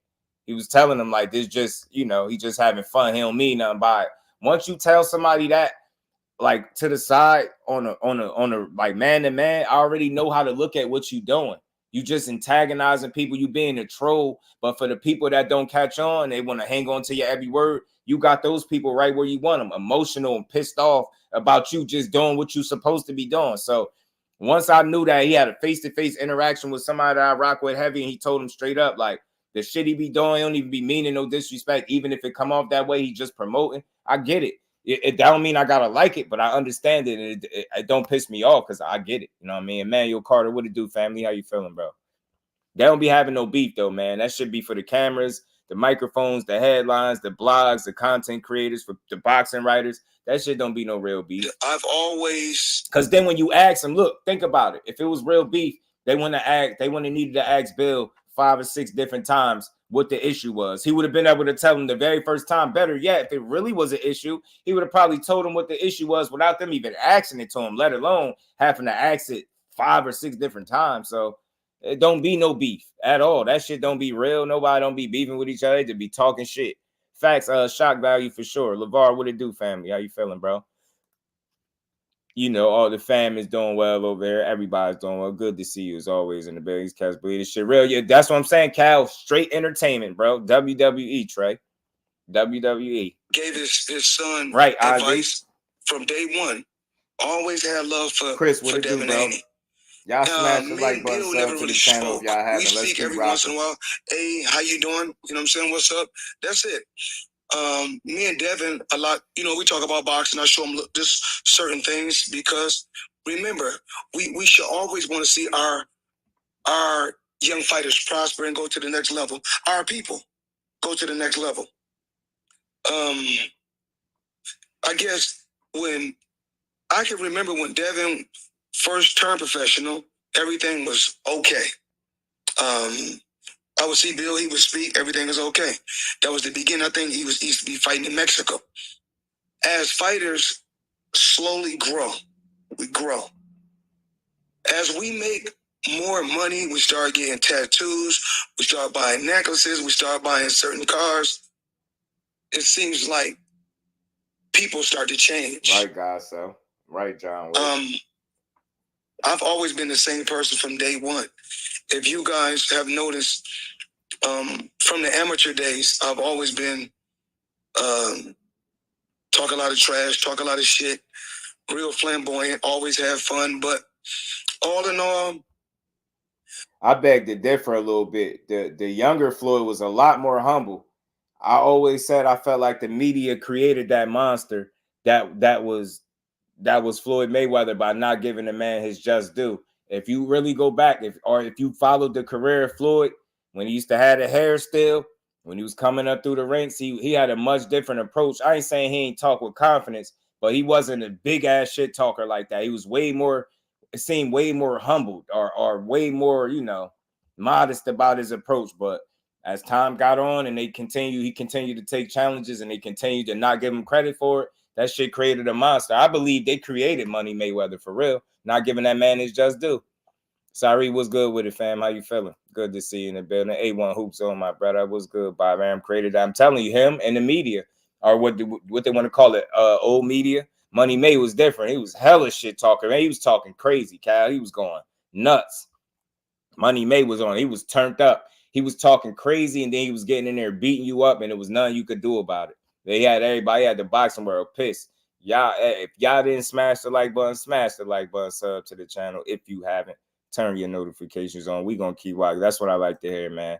That at all, you're right. That made Floyd. I'm telling you, that's my interpretation of it, D. Like the way I seen it, they wasn't giving that man his just due. And I seen it time and time again. Like instead of giving him credit on the fight that he just won, it'd be like underhanded compliments or the focal point of be on something halfway negative. Like they did with Marquez. They wanted to ask him about the weight and the 600,000 or something like that instead of just asking about the performance that he just put on, right? So they always did that shit. It's like they literally created that monster, and he used to brush him off. I think he just got to a point where he wasn't beat no more, and he accepted the villain role. He's like, they want me to be the bad guy. I'm gonna be the bad guy, but they ain't gonna like it. And he made a lot of people mad, but he made a lot of people money. You know what I'm saying? Persona, because he understood the entertainment industry. That definitely could well be a factor to NH for sure. And ring time was shut up and fight. Yeah, and then hitting the ass. I got a short on that A1. Shut up and fight. That was DeMarcus Coley. Shut up and fight. Stop crying and fight. I mean, and then he commenced to piecing off on his ass. And shit, when he was talking crazy, he was still with Top Rank. Now he still was there, but it wasn't as it wasn't as consistent. It wasn't to the degree that it was once he Money Mayweathered up. You know what I'm saying? Yeah, he was talking shit, but the Money Mayweather version was different. Fate, what's good with it, bro? How you feeling? So what was the old white man HBO name? Oh, Larry Merchant. I think it was Larry Merchant. Cal, that you talking about. I think that was Larry Merchant. You said that he spazzed on. Larry Merchant, the old man. The old man, Larry Merchant. I got you, Fate. Y'all, what is this? Oh, yeah. I know about this. Salute to you, bro. I knew about this Tevin Farmer fighting on Raymond Moritai next. Appreciate you, my bro. Always keeping me in the loop. I knew about that one. Cash Crypto was good with it, fam. Yeah, man. If y'all didn't know, Tevin Farmer next fight will be against Raymond Moritai. Kello was good with it, bro. How you feeling? The thing I liked about Floyd was once whooped your ass, the trash talking stopped unless the other fighter kept it going. Yeah, for sure. Should have been fighting Paul Williams at 147, who chose to pull Marquez up from 135 to 144 catch weight that Floyd didn't even make. Yeah, he did, and that's why he paid that $600K. But I think the whole thing with Paul Williams' fight was, I ain't saying he couldn't have fought him, but I know a lot of people try to make it seem like he ducked Paul Williams. Paul Williams said it out his own mouth. Floyd never ducked him. You know what I'm saying? But I wouldn't have mind seeing the fight. And I'm going to just go ahead and say this. I'm going to go out on a limb and say this. I almost know for 100% certainty that Floyd would have beat Paul Williams. In my opinion, it's my opinion because they ain't fight. Obviously, I'm just giving you my opinion. Why I think he would have beat him. Do y'all remember how many of y'all seen Paul Williams when he fought Lara, Arizlandi Lara? How many of y'all seen that fight? I know y'all watching Paul Williams. Do y'all remember when Paul Williams fought Lara? Please tell me y'all remember that fight because he damn sure didn't beat Lara. They robbed the hell out of Lara. Lara was piecing his ass up. Man, Lara was putting hands on Paul Williams, man. Go back and watch it. I think it's still on YouTube. Go back and watch it. So I just look at the stylistically, I think Floyd would have been all wrong for Paul Williams. I know some people see it the other way. They think Paul Williams throw a lot of punches. Nah, I think Floyd would have been all wrong for him. You remember how Lara was tagging him? They really robbed Lara, low key. Like I watched that fight. I love Paul Williams. When I watched that fight, I was like, he definitely didn't win. Lara had that big ass, what is it, like a hematoma on the side of his head. He was piecing Paul ass up. I'm like, damn, man, he was piecing Paul up. Fresh off getting slept, right? You know, Tevin Farmer still fight. Yeah, he's still fighting. He's still scrapping. But let's get back to this, man. Let's get back to this. How much more of this we got? Got a little bit more of this to go. Williams said Floyd didn't duck him. Niggas weird. Keep trying. Yeah, he did. Yeah, he definitely said it. Paul Williams said Floyd didn't duck me. Once I heard that, I was like, all bets are off. People were still trying to make the argument, even after Paul Williams said it out his mouth. Nah, he definitely ducked. I'm like, well, have at it, bro. But I do agree. I would have loved to see that fight, though. When I see Bill and I see him always upset, a lot of times when you see a person like that, all you want to do is just pray for him and wish him nothing but the best. You know, because with a person like me, I'm truly blessed. So I don't have no reason to be mad at Bill. I barely even know Bill. I've never had dinner with Bill. I've never traveled with Bill. Never been to the fights with Bill. Never worked a corner with Bill. So I don't really know him like that. I know him from seeing him in the gym for years. I know he knows my dad well. He knows my Uncle Jeff well. I don't really know how good he know my Uncle Roger, but he know all of us. But it's not like we're best friends. But when I see Bill, when I always see him in the gym, it's always like, hey, what's up? You know, what's up? One time I seen him in Miami, I made an appearance at King of Diamonds. He showed up. He hung out. Said it was thereby when like Floyd beat himself. I did the only he came to life. Yeah, man. I remember he lost, and I was rooting for Paul. Right, and they gave it to him. They still gave it to Paul Williams. Now Floyd had a different situation with Paul. Just do Floyd know that too. All I know is, man, I heard the man say it out his mouth because people kept pushing that rumor around that Floyd ducked him, and he made it clear that that wasn't the case. As far as his situation, he just told me what I needed to hear. As far as the actual fight, it would have been highly entertaining. You got Paul Williams, a come forward guy, long, throw a lot of punches, tall, but don't really fight tall because he like to mix it up. his problem is he get hit too much, and he too defensively irresponsible to beat a guy like Floyd. To me, fighting the Erislandy Lara showed me that Floyd was more offensive than Lara and was every bit as good defensively, if not better. So I think when you put those things together in the ring, yeah, you get an entertaining fight, but all of those punches that he typically throw, Floyd just wouldn't be there for it. For me, if I'm breaking down how I think the fight would have played out, and Lara just outclassed the hell out of him, like with the kind of same similar skill set to what a Floyd would do to him, I think it'd be even worse. But that's just me. I mean, I know the fight would have been good, but there's no way I'm convinced that Paul Williams beats Floyd Mayweather ever at any point in their careers. The dude is hell of a fighter that he is, but you know, losing to what's his name, Sergio Martinez. I get he beat him the first time, but imagine Floyd getting slapped by Sergio Martinez. Just imagine it. Like, imagine him taking the amount of shots that he was taking from Lara, getting hit that much. Like, so he just get hit too much for me. You know what I'm saying? He's a hell of a fighter. I think he could have pushed Floyd, no doubt, but I don't think he would have beat him because of the mistakes that he made. I think he made too many mistakes. You know what I'm saying? But man, salute to him though. I love Paul Williams, man. He was one of the best. Ain't duck no smoke and was all about it. You know what I'm saying? Let's get back to this. With us on some cool shit. That was it. And it's like I don't really know what it is. If he's upset, he's upset. But like I said, I wish him nothing but the best because I'm in a great position. I can't be mad. You know, just to be able to accomplish the things that I've accomplished in the sport and still at my age live such a great life, to be able to take care of my family in such a great way. I'm happy with that. You know, if somebody else is mad and upset with me, that's life. So be it. Floyd, what do you think is your biggest challenge with trying to help new boxers? Being that you're a Hall of Famer, being that you're TBE, what makes it so hard to deal with younger Another boxers? Good question from them. From your vantage Another good question. It's just trust. A lot of times in today's time, everybody, we come from an era of communication where if we're not happy with something, we'll pick up the phone. Hey, let's go have dinner. Let's sit and talk. Let's find out where we have a problem. But it seems like no young fighter has a problem when they're on their way up. On their way up. When you at the bottom, climb your way to the top, there's no problem. But once you win your first world title, like I said before,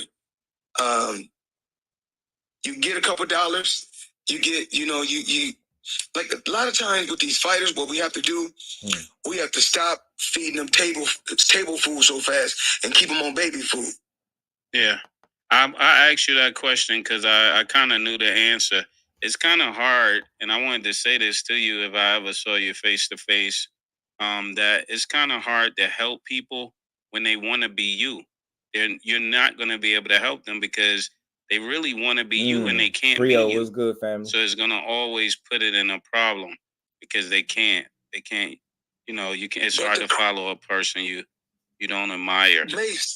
Mase, the crazy part is everybody, these fighters are saying Floyd hating.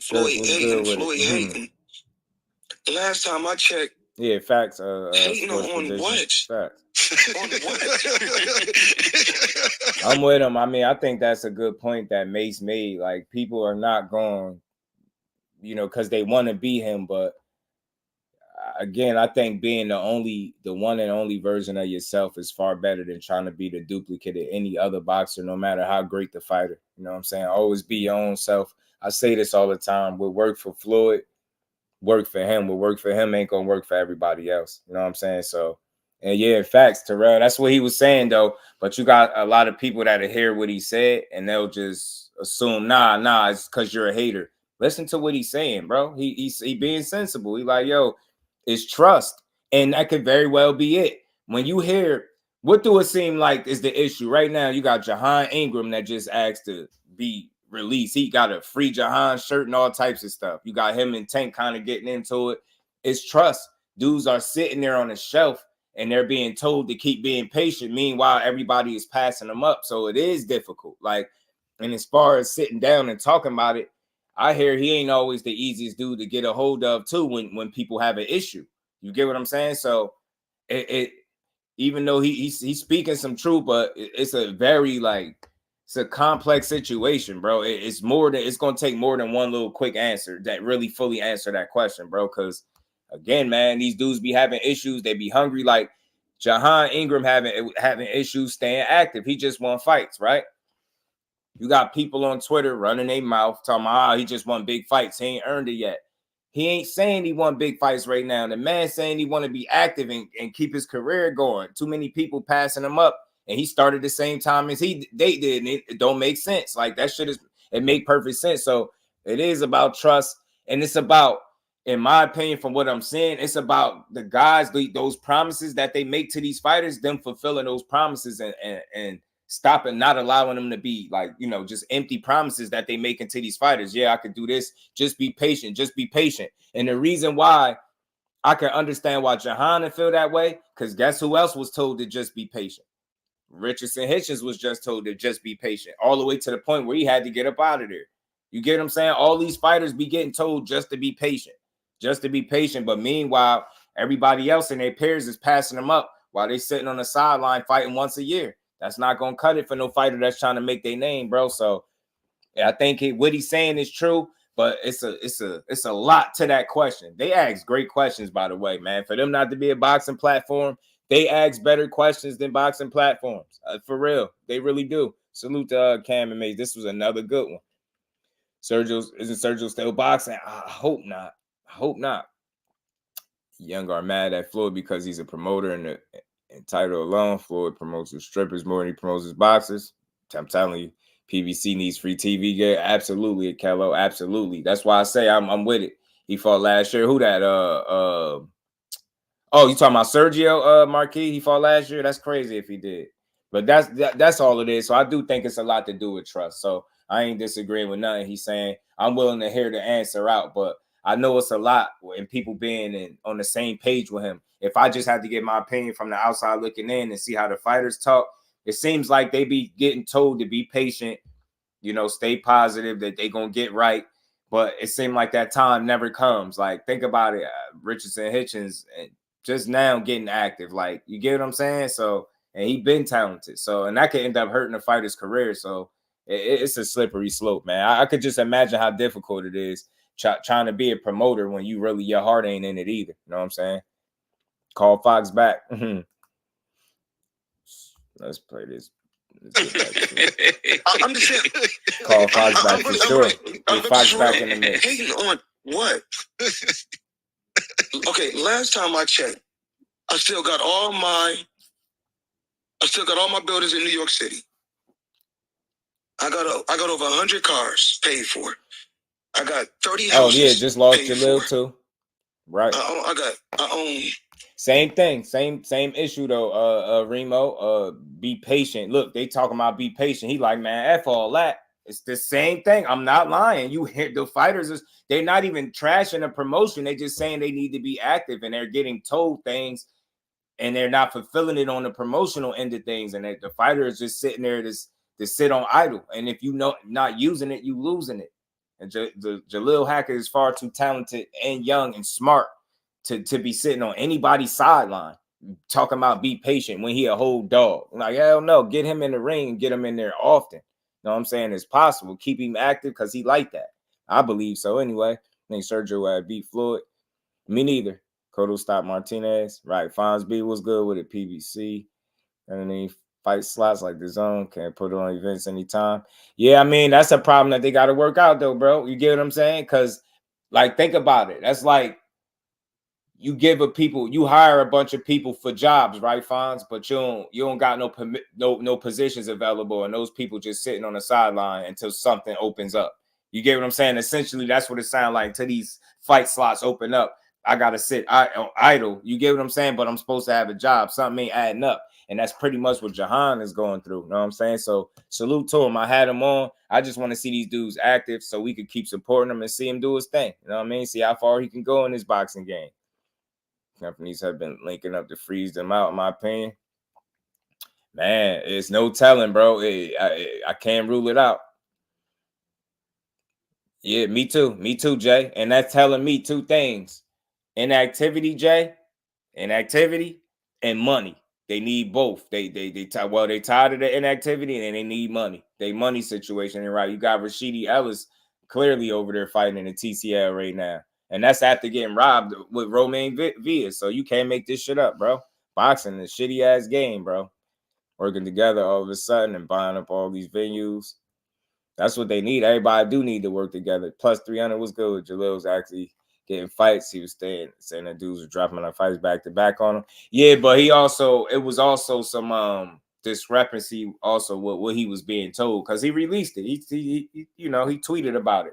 Saying like they talking about be patient. He like, man, hell with all that. He ready to fight. So, patience, trust, communication, those things I think are be the main issues to why these dudes don't be getting these fights. Strip clubs or be at odds. I got champagne, I got vape pens, I got betting sites. I mean, I own hotels. The list goes on and on. I got dispensaries. So just off one of my dispensaries, just off one, I make $24 million. Just off one dispensary. We're not even talking about none of my other investments. Hating on what? Hating on what is it? The T-shirt, Floyd. You definitely could be a hater while you rich too, but my thing is, although people have some very, detailed and interesting perspectives and point of views, it still be like, somebody's opinion of them, right?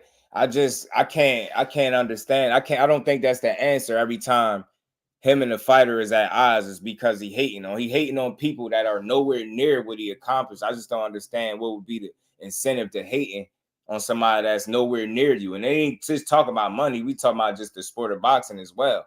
And if people say it's all about money, so if it's all about that, then how the hell are you hating on somebody that's nowhere near you in that realm? And when you talk about boxing and accomplishments, same difference. You get what I'm saying? Just a little different. So I just ain't always willing to call somebody a hater. Sometimes this shit just is what it is. You know what I'm saying?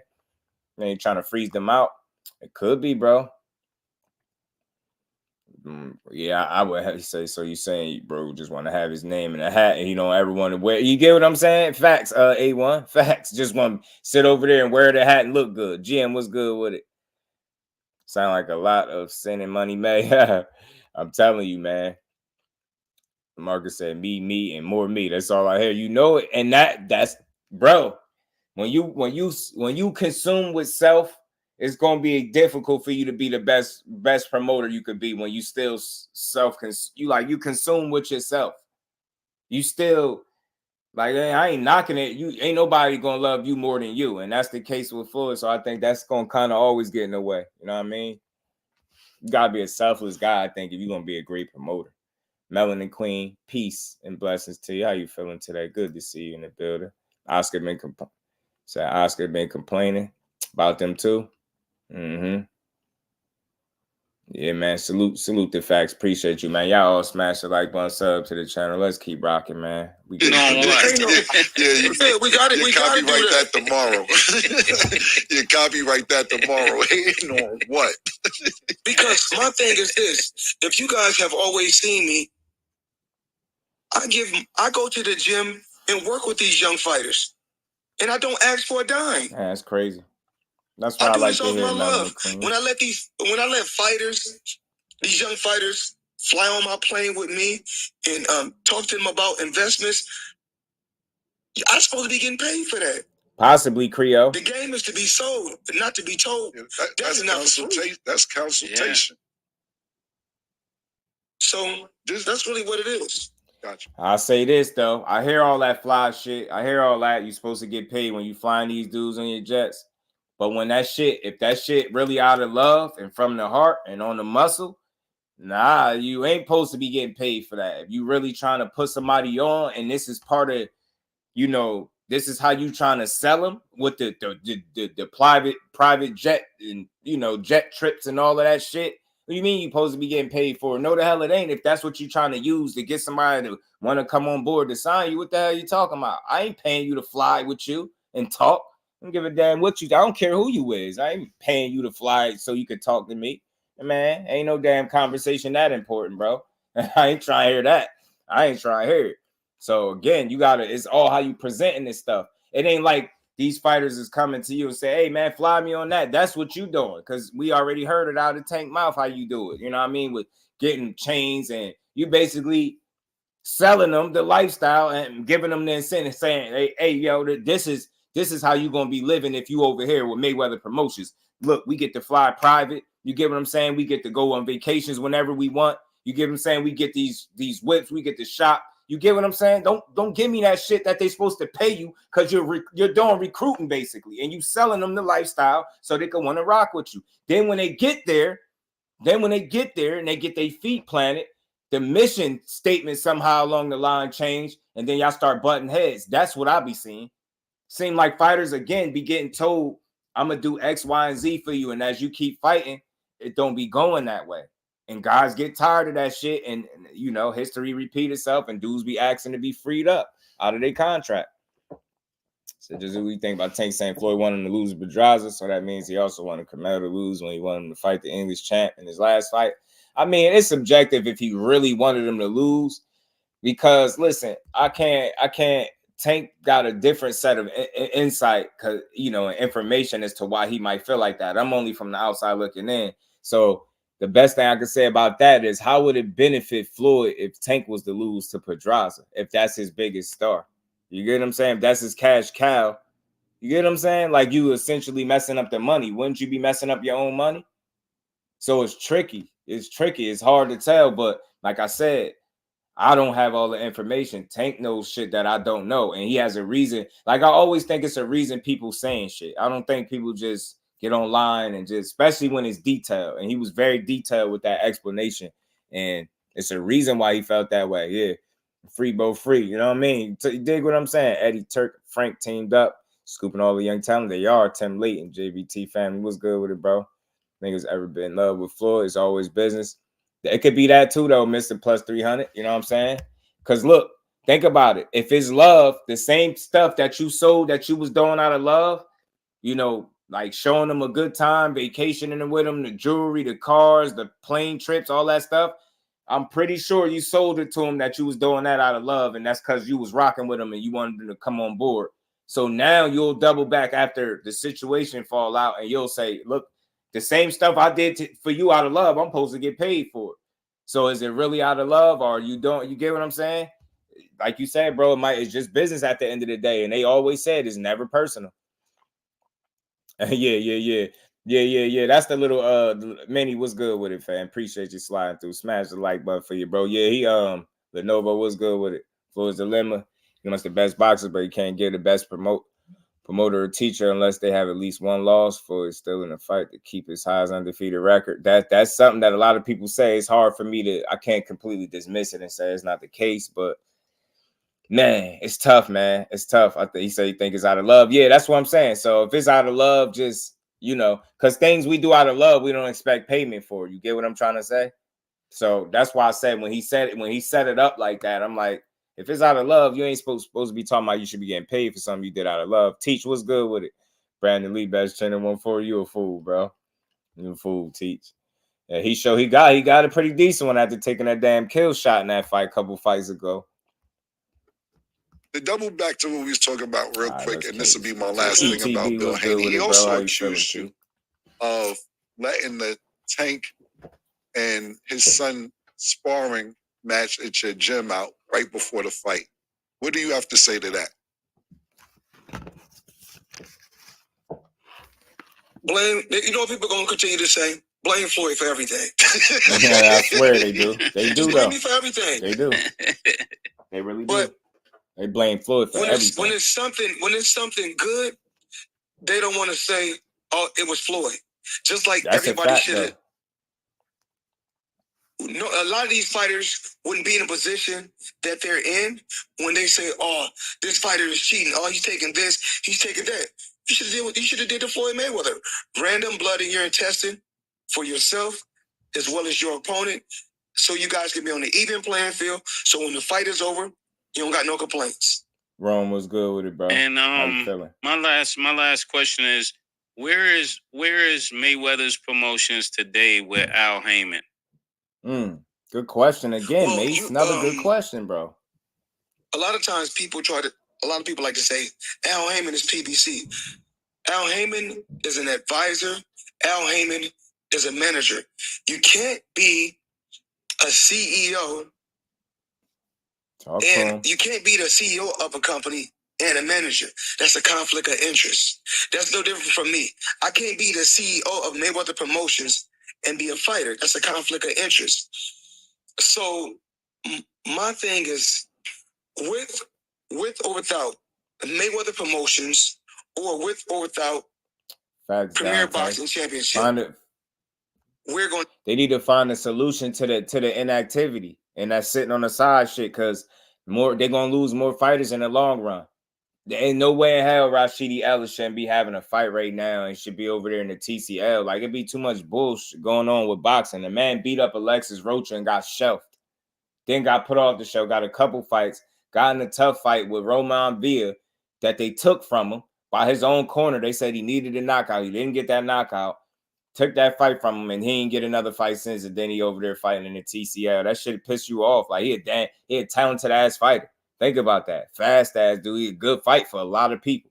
Him and Boots would still be a good fight right now. There's no reason in the world why that can't be a potential matchup. But yeah, and still, we got Rashidi Ellis over there in the TCL.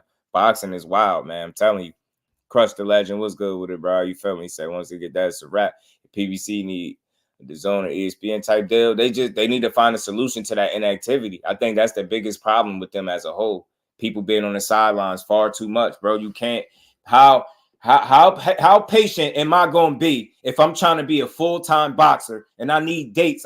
If I'm not getting like marquee matchups, like if I'm already established and I'm not getting quality matchups, then at least you need to be keeping me active. And when I'm not getting that means I ain't getting quality matchups. I ain't getting no fights, so I'm not even getting paid now. So you want me to stay patient, be a full-time boxer, sit on the sideline, not get paid, and to think that I started boxing the same time as a lot of my peers, and they're a lot farther along than me because they staying active and keep getting fights and dates while I'm sitting on the sideline with your goofy ass sitting here talking about be patient, doing a damn mixtape tour around YouTube and not getting me paid. I'm not getting no fights.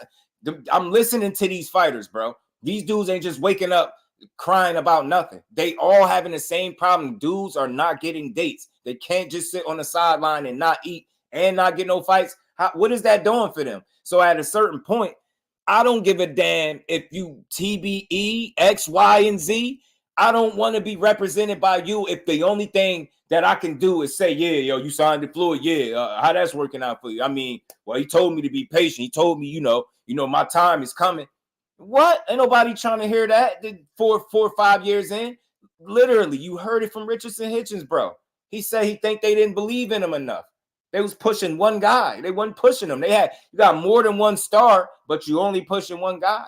Dudes ain't sitting on no sideline because thing is, Floyd need to keep this in mind. He made all that money. He's 50-0. He established. He in the record books. These new young fighters that you signing to, they're signing to you with the expectations that you at least provide an opportunity or a path for them to chase what you chased. And when they get there and they see that that's not the case, they want their signing papers. They want to go. They want to go. You're not getting these dudes no fights. Dudes can't sit around no sideline because you're the best. You're one of the best fighters in the world that I'm supposed to sit here and believe that shit just going to magically work itself out. Absolutely not. Whole time, all my peers getting fights, dudes growing their profile, growing their name, getting their bags, and I'm just sitting over here looking like some type of poop putt. Man, nah.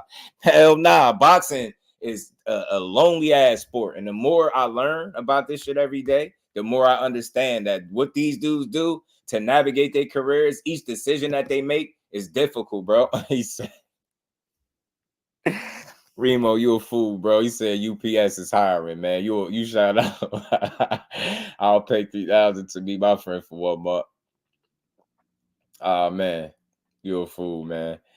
With Big Supreme, would you say how he's being still back in top rank? They losing mad money. I'm not sure. I be hearing some back and forth stuff about that. And when I said this just do, they said I was hating on PBC. Yeah, we realists, bro. Like, the thing is, we really love this sport, so we always gonna call it. We don't hate. And I'm gonna say this. I speak for anybody. When I really listen to somebody, I can tell they love the sport. Nothing that they saying is hate. Nah, that shit ain't no hating on PBC. The thing is, There's no promotional entity out there without problems. Salute to my baby girl, the queen, Miss JusDueBoxing. How you feeling, baby girl? Good to see you in the building. And McQueen, the Boxing Menu podcast was good with it. It can be hate, especially if it's truth. How many fighters have we seen be inactive on that roster? Good fighters too. You seen one of the biggest sellers on their roster, and Errol Spence is legit about to be sent into another dangerous fight with Sebastian Fundora, coming off another layoff and a knockout loss, and pretty much a whole year later. Come on, man. Everything ain't roses, flowers and roses over there, bro. Every promotional company has some type of issues. All of them do. None of them is just perfect. PBC got issues too. I think they losing fighters because of the inactivity and them not having enough dates or whatever the issue is. People don't want to sit on the sideline and not fight, bro. People want to fight. Ingram, a much newer fighter, he's saying, yo, y'all saying I want the big fights. I just want to fight, period. I just want dates. I want to stay active. So that's all it is. Like, if you're not going to provide that for a young, hungry fighter in the social media world where you basically essentially see your peers surpass you and get opportunities that you know you working every bit as hard for, come on, man. You're going to lose people. You're going to keep losing fighters. You're going to keep losing fighters until they become the priority and not yourself, and you talking about yourself. You're going to keep losing fighters. I ain't got all the answers, but I don't think what I'm saying is unreasonable. You're going to keep losing fighters because y'all don't be on the same page. It seems like you be making empty promises and thinking that you essentially, dare I use the word for lack of a better term, pimp these fighters out with your name. You got a big name. You feel like you should have first dibs on a lot of these dudes coming up. I'm Mayweather. You got to make sure you continue to do right by these dudes. And I rock with Floyd, but I'm just saying, like, I feel like with him, his name, I feel like he could be a way better promoter. I ain't got all the answers, man. I ain't in the business, but that dude could be a way better promoter because off of his name alone and what he accomplished and what he stood for inside the ring, it'd be a lot of people that would get on board with rocking with him if he could stand firm on delivering the promises that he made to these fighters. That's all. Now, I mean, it seemed like that's what a lot of fighters is going through. They need a network deal. Possibly, bro. I just want to see him in a position where these dudes could get these fights, bro. Media all sports to fill in gaps during programs on NBA, NFL, college sports, man. That's a great point, Remo. That's a great point. Yeah, absolutely. Philly guy, they need our weight. All right, let's get back to this, y'all. My bad. Let me try not to stop. It's in the last couple minutes or so. It's been a long while. I know I've been stopping it, but we've been cooking. Night Rider, what's good with it, bro? Michael Jordan's an all-time great player, but horrible GM. You get what I'm saying? Maybe Floyd the same way, and that's possible. I think when you still self-absorbed, bro, Night Rider, I think when you self-absorbed, when you still so into yourself, no disrespect intended, when you just into yourself, it's hard for you to focus on everybody else. It's still, you still on you. Like, you get what I'm saying? I just don't think he got the time for it. You know? That's what it seemed like. 30 homes, hookah lounges, strip clubs, all these buildings, skyscrapers. You got a lot going on. And although, like, your bread and butter, you made your money off boxing, your focus when it comes to on these fighters don't seem the same as it should be. It don't seem like, and I'm just speaking from how it looked. Seem like his heart is not all the way in it, or because of he got so many other business ventures going on that him as a promoter takes a hit directly. And maybe him himself don't understand that. Maybe he got too much on his plate and he don't think he do. Maybe it need to be somebody else running that business and him just being the face of it. Maybe he don't need to be, you get what I'm saying? Maybe somebody else need to be running things. I don't know, man. I ain't got all the answers, just a couple of friendly suggestions, but I think until he find a way to stay on the same page with these young fighters and really deliver on the promises that he make, I think he run the risk of losing fighters. But I think with him being Floyd Mayweather and having his name, I think he gonna always have respect. I think he gonna always have, you know, fighters looking to possibly do business with him. I just think that's how it is. Like, somebody gonna always think they possibly could come along and be the next Tank Davis, possibly. You get what I'm saying? I think it's because of that measure of success that they have to look at with Tank Davis, they can look and say, well, you know what? You get what I'm saying? He did it, so I know I can do it. And it's always going to be that little slither of hope. And it's always going to be somebody of quality with good talent willing to sign with that dude. You see with Kermel Moton, he want to be his own man, but I'm pretty sure he looked at Tank and was like, man, I know I could do that. I work every bit as hard. You get what I'm saying? So I think that's where it's going to always work in his favor. And for Floyd, the problem is not going to be getting a fighter. It's going to be keeping a fighter. Same way you get them, the same way you lose them, right? They say that, right? In life, same way you get it, same way you lose it. And I think that's what the battle for him is going to be. You know what I mean? Keeping fighters. How long do I keep these fighters? Getting them is one thing, but can I actually keep them long enough to the point where I can say I built another successful star? You know what I mean? Because it's going to have to be more. Suit the Creole, man. Haney versus Ryan rematch, Olympic way. They could do that. I think it'd be fair for just a face and Errol as the CEO. I think so, bro. I think so. But it seemed like he speak a lot. Like, I don't know exactly who handling the business, but I know a lot of that shit fall on him. And unless he finding somebody that's getting that shit handled, he gonna keep wearing it. You get what I'm saying? He gonna keep wearing it. He gonna wear the brunt of the criticism every time because he is the face. And he also like the spokesperson. Like, they can ask him about Carmel, he'll start talking about him. No disrespect, just what he do. You know what I'm saying? So he's very self-absorbed, man. That's what I call it, bro. And because of that, I think that gets in the way as a promoter.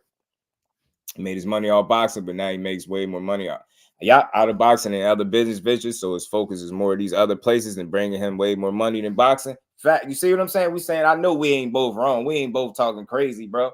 And I think that his success outside of boxing, like, he started with his money there, but it's opened the door in so many other places and all them buildings and properties that he said he got, man. That dude is super successful, man. So I just don't think, and this is just a honest assessment. Maybe some people gonna go way crazier than me. Maybe his heart is not all the way in it because he got so much going on. It's a such thing as having too much on your plate. And the person that might have had to learn that the hard way, unfortunately, is Derrick James, a guy that I told y'all now people hearing the rumblings about him talking about leaving boxing. It's a such thing you're having too much on your plate. I don't care how great you are. You can have too much on your plate. And maybe that's what the case is also with Floyd. Sacrificed so much when he was an active boxer. Floyd's not willing to sacrifice more time and energy to the sport. Maybe so. Or maybe he's not that he's not willing to sacrifice the time and energy, but the adequate amount of time and energy, Mr. Empire, in making this shit work the way it should, right? Because his name's supposed to really mean something in the sport of boxing always. And I feel like that's fighters gonna always feel like that. You know what I'm saying? But I could just imagine this shit ain't easy, man. I could just imagine this shit ain't easy. Because if it was, everybody be managing fighters. He did. Great, bro. These young, yeah, let them have their time. You got to. That's why I say he's still self-absorbed, bro.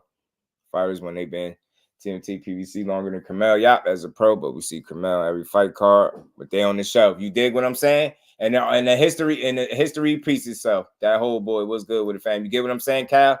That unfortunate history repeats itself with guys being shelved. And one star guy being pushed to the forefront and being sold as a star, as opposed to selling the whole stable and saying, I got a multitude of fighters on this stable that could be stars.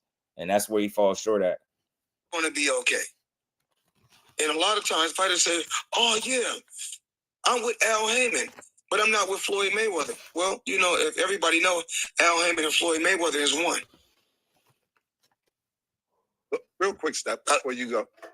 I was watching this too, and I see my nigga Leonard Ellaby said he would fight Eddie Hearn. With casual fans that don't know who Eddie Hearn is, he's another boxer. Right, Remo. That's a great point. Right. That's a great point. That's just what it is. That's what it seemed like. You know what I'm saying? Promoter. My nigga Leonard said he want to fight him. How do you feel about what Eddie Hearn does for boxing?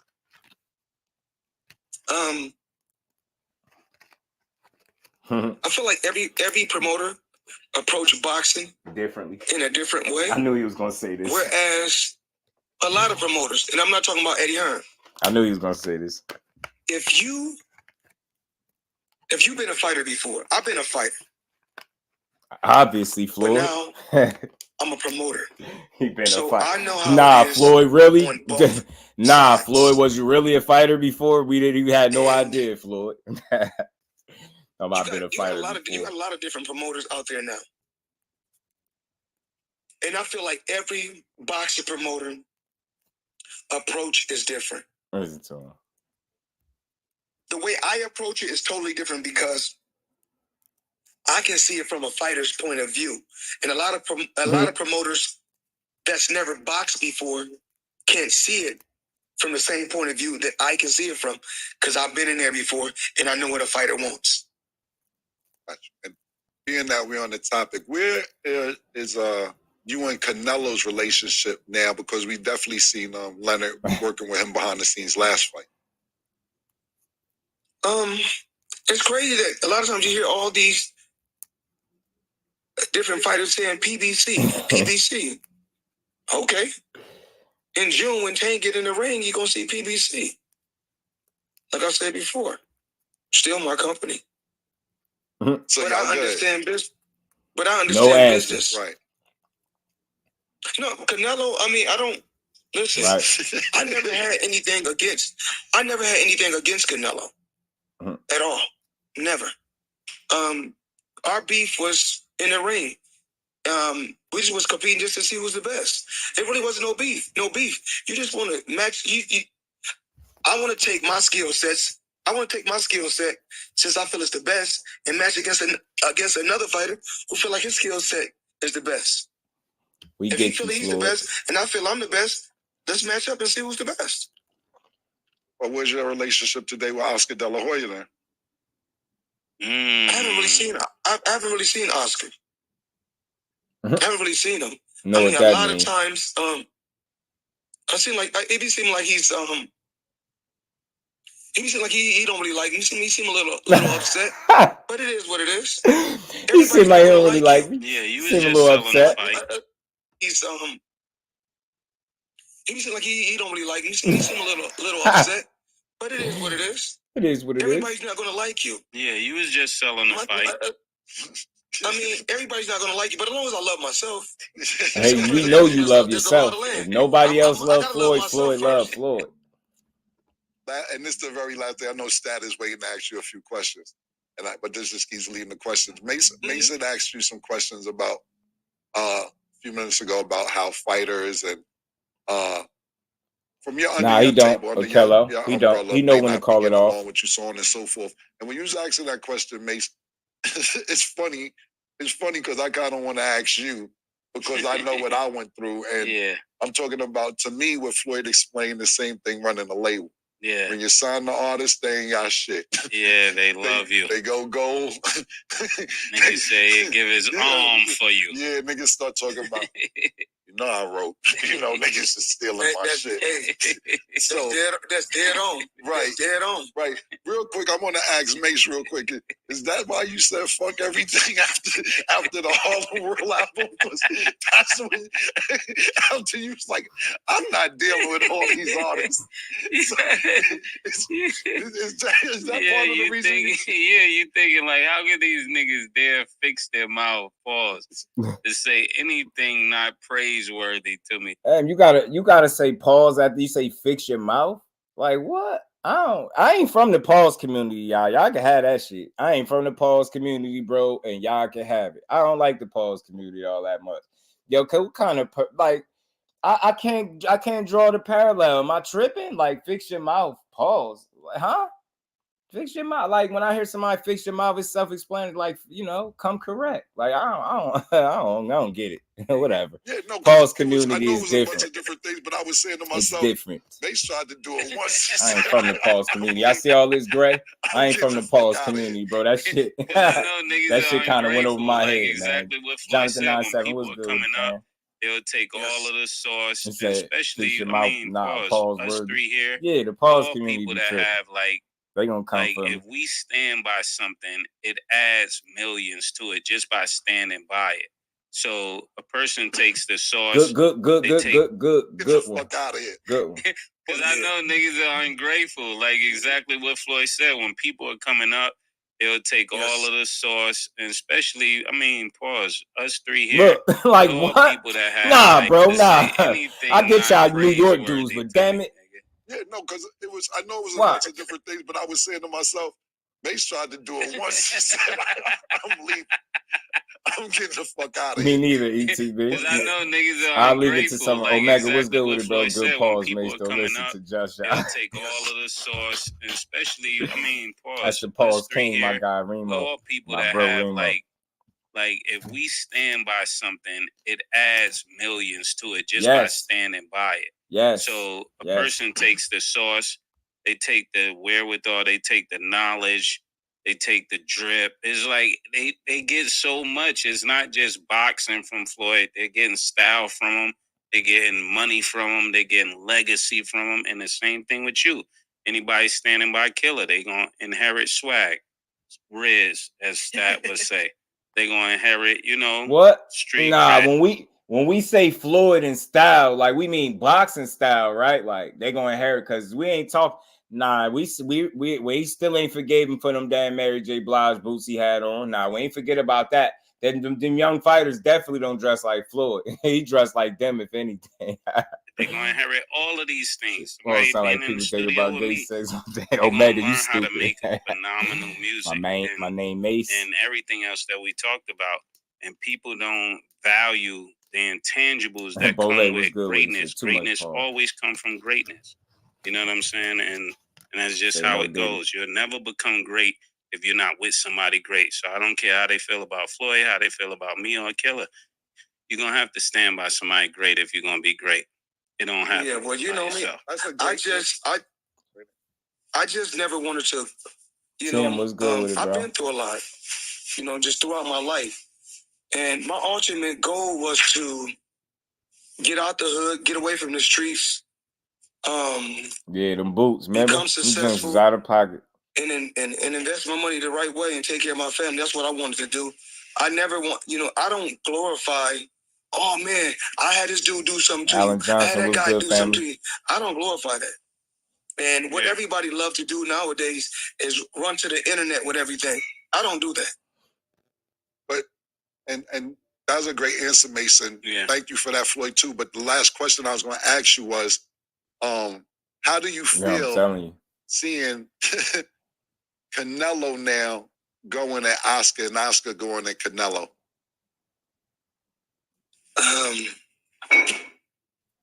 Do you relate that to your situation?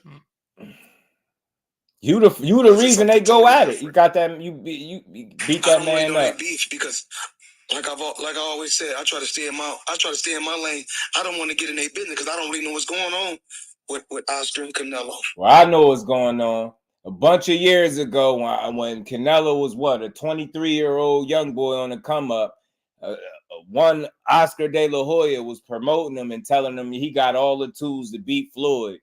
And he sold him on his whole fantasy that he could beat Floyd. He easy, almost did it. Remember, Oscar was running around thinking he was giving people some blueprint to beat Floyd when he ain't even beat him. But he gave that fake-ass blueprint to Canelo Alvarez and took his ass to rehab. Canelo proceeded to get beat from round 1 to round 12 by Floyd. And the minute he lost, him and Oscar relationship was on borrowed time, bro. Canelo told Oscar, count your days, bro. This the blueprint you gave me to get in there and just get beat up. And of course I'm joking, but that's my little theory, yo. The minute he got him beat up by Floyd was the minute y'all wasn't gonna be cool no more. Told that man the whole time, like, and you could beat him. He don't hit hard, man. I almost did it. Like I almost did it. You get that man up in there, got him beat up, man. Remember, Canelo got beat up by Floyd. He was ready to cry. Man, he was ready to shed a tear in the ring, man. I know y'all remember that. I'll never forget. That dude was ready to shed one. Boy, Floyd went to broke it off, kicked his ass. He was about to cry. Let's get back to it, though. Was that a 36-year-old Floyd? Yeah, it was. It was, too. Yeah, it was a 36-year-old Floyd and I think a 23-year-old Canelo. And on top of that, Floyd weighed like, 149 or something like that, I think. And Canelo was like 168, 169, something crazy like that. So much bigger and younger and just not enough experience, not enough talent. Let's get back to it. He took punishment that night. Telling you, that still one. Think about it. That loss still is more embarrassing than any other fight he had. I mean, shit, he got some favorable decisions after that. I mean, think about it. Shit, Floyd really beat him. A unanimous decision. They gave him majority. So think about it, man. They've been giving Canelo the treatment. Rozilla, what it do, family? How you feeling, bro?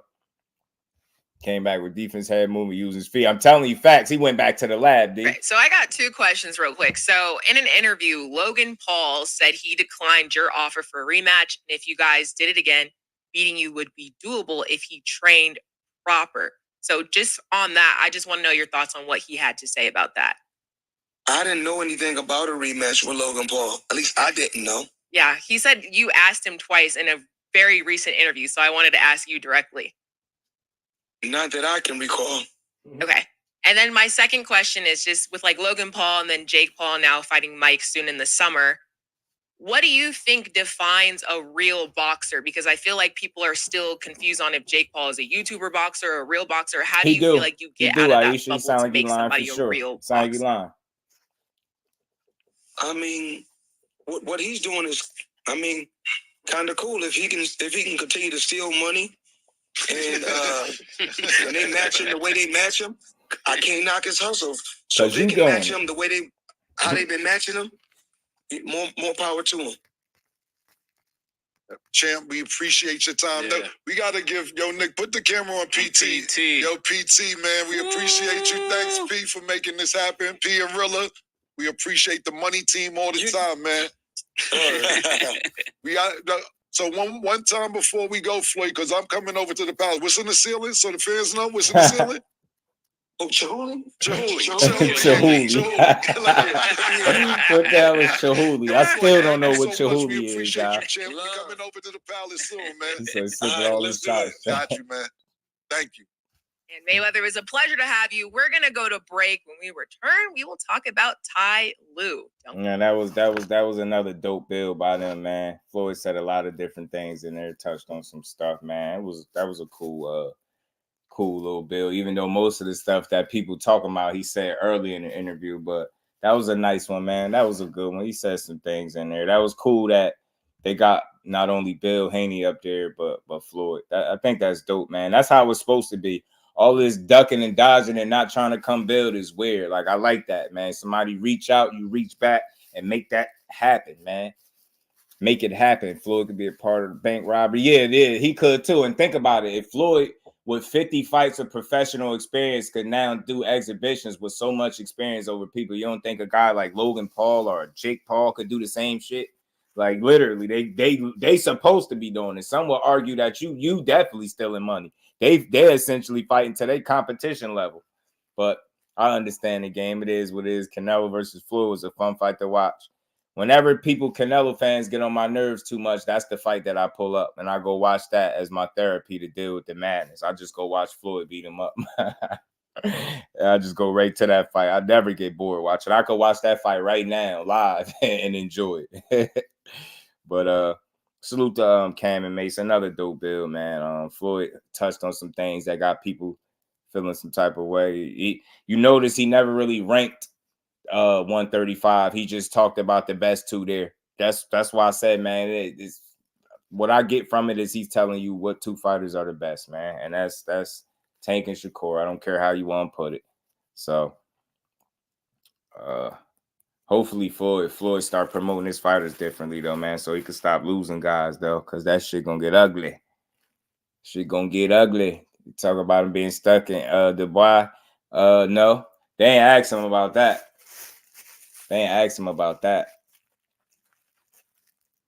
But I seen Floyd talking about it. He said somebody got him out of there twice. Bailed him up out of Dubai twice or something like that. Tank be on his ass. Did y'all see Coach Kenny post? He got broken ribs from messing with Tank. Hold on, let me get it. We're gonna get to it, man. We ain't done yet. We got some more stuff to do.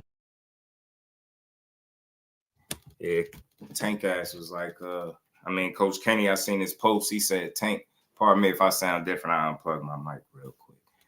Karen still sound like paid in full Cam. Yeah, he do. Because he's still on that type of time. That was the closest. That's kind of how he act to a certain degree, minus all the violence and stuff. Like, far as the energy, that's just really how he be, from what I always seen from him. Yeah, man, hold on, give me a sec. Where is this shit, man? Where's this shit? Just please. That's funny, Melanie Queen. I really don't even know what my Canelo impression is. I've been doing them little stupid, silly impressions all my life, so I don't really even be knowing. Y'all be telling me, like, I just be having fun with it. Canelo's a funny dude, though, man. Y'all know the video, man. Where is that? Where he was spazzing on Oscar? Hold on. I know I'll be laughing at these videos. That's why I don't be deleting them. Thank you very much for being here for what I truly believe will be the changing of the guard of Mexican boxing from Canelo Alvarez to Jaime Munguia. To be clear, I have nothing but respect for Canelo Alvarez as a fighter. He has spent much of the last 2 months insulting me rather than promoting this fight. Yes, I have faced a lot of challenges in my life. Yes, I've been to rehab several times. Golden Boy built Canelo Alvarez, period. The company you fought under for decades has always had one name, and it's mine. So put some respect on it. Tienen que escribirle lo que tiene que decir este pinche maricón, cabrón. Tú no escribes nada, cabrón. Calm down. Just relax. I mean, the guy's an absolute unprofessional. He's a scumbag. And Canelo failed 2 drug tests? Relax. He's swing freeze. Yeah. He's a f***ing asshole. That's what I say. He's a f***ing asshole. He tried to keep the attention for him, not for Munguia. He's a f***ing asshole. He steals his fighters. That's what he do. All I do is work for the fighter. All I do is make sure the fighter makes the most money. He's a liar. Him saying that I steal from a fighter, that's defamation. I don't like that. Don't be a scumbag and try to sue him now. Get the f*** out of here, man. Please, get the f*** out of here, man. He's my... Yo, that shit is gonna always be funny, bro. Canelo is funny. He still all his fighters. That shit be funny. He still all his fighters. That's what he do. Oh man, Canelo is a damn a character, man. Nah, them joints is funny, bro. The swing, he swing first. Legacy was good with it. That's how he be. Cornelius was good with it. He still all his fighters. That's what he do. He be back. Yeah, they never. I'm telling you, he got beat up by Floyd. They relationship went downhill from there. Just pay attention to it if y'all believe. Tell him he got his. He steals his fighters. That's what he do. He takes the attention from Munguia. Oh man, Canelo's classic. Him and Oscar going at it is funny though. We ain't done yet, but let me get the Bill Haney clip. Y'all seen 40 mil Bill snapping on his troll earlier. I don't know how I came across some of these videos, but I do salute to my baby girl, the queen. That's what he said. He steals all his fighters. That's what he do.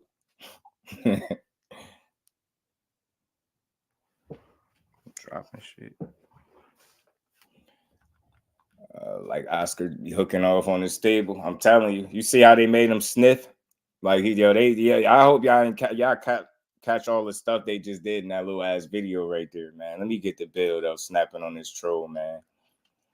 Snapping on this troll, man. They had it. They try to come up on Bill. Fight coming up. Him and Adrian Broner. Blair, what's up, Blair? Why you out here doing all that? Get 40 mil Bill. Listen, I don't even know knocked out. You ain't even been knocked in. You look like a mess right now. I ain't in no trap. You look a mess, big boy. Big boy. You ought to be ashamed. Are you a Ryan Garcia fan or you just a Devin Haney hater? I like Devin Haney though. You just a bitch. You a bitch. Do you use drugs? Fat boy, do you use drugs? Smoke weed. Well, you people be disrespectful as hell, bro. Slim down a little bit, you fat fuck. Yeah. You know, listen, or maybe try steroids like Ryan Garcia. I had my nephew knock your son out. Take them shitty ass locks off your head. Listen, I don't know who you just. I don't know the dude. Did you put him on the phone too? You and Devin Haney ass out. I don't care nothing about talking. He'll knock you and Devin Haney ass out. Yo, Bill be going nuts. Yo. Look like waste no time going in. So what are you talking about? You get yourself fight together me. and stop worrying and talking about nothing. I'm talking about you stepping there with me. Listen, you having a fight with life right now. And do you think I'm coming in to save you and go to jail? You already at the end of it. You already fucked up. You so stepping there with me, bro. So you want me to go to jail? So wait, let me get it straight, fat boy. You want me to go to jail and save you from the misery that you in? Man, you's a bitch. Do you want me to save you from your misery? That's why your son got his ass knocked out. Stop putting it on steroids, Goofy. That's why you got that He ain't shit get on the knocked top out, of your head. man. He You got look knocked crazy down. as fuck with them chipmunk jaws you got. What the fuck is wrong with you, man? Did somebody tell you you really can come on here and fuck with me? Yeah, I troll you all day. Listen, well, look, I see Half-Head in the back over there peeking and shit. Tell Half-Head, I see you. Listen. Hey, no bullshit, no bullshit. I see Half-Head. Hey, no bullshit, bro. I just get on here and troll it though. What's up with Devin though, bro? When next time you think he gonna fight? Like a year or something? No bullshit. I ain't even on no bullshit. Hey, no bullshit. And for you saying that, you can get a free week's training here in Las Vegas, and I guarantee you I'll cut off 10 to 15 pounds off your fat Let me ass spar your as soon as you come out here. Let me spar that nigga. Huh? Let me spar that nigga. Free week. Who? I come to Vegas. You want to spar Devin now? Spar, you big as a car talking about sparring Devin. If you don't, I'm through with you niggas. If you don't get the hell out of here talking about sparring with Devin.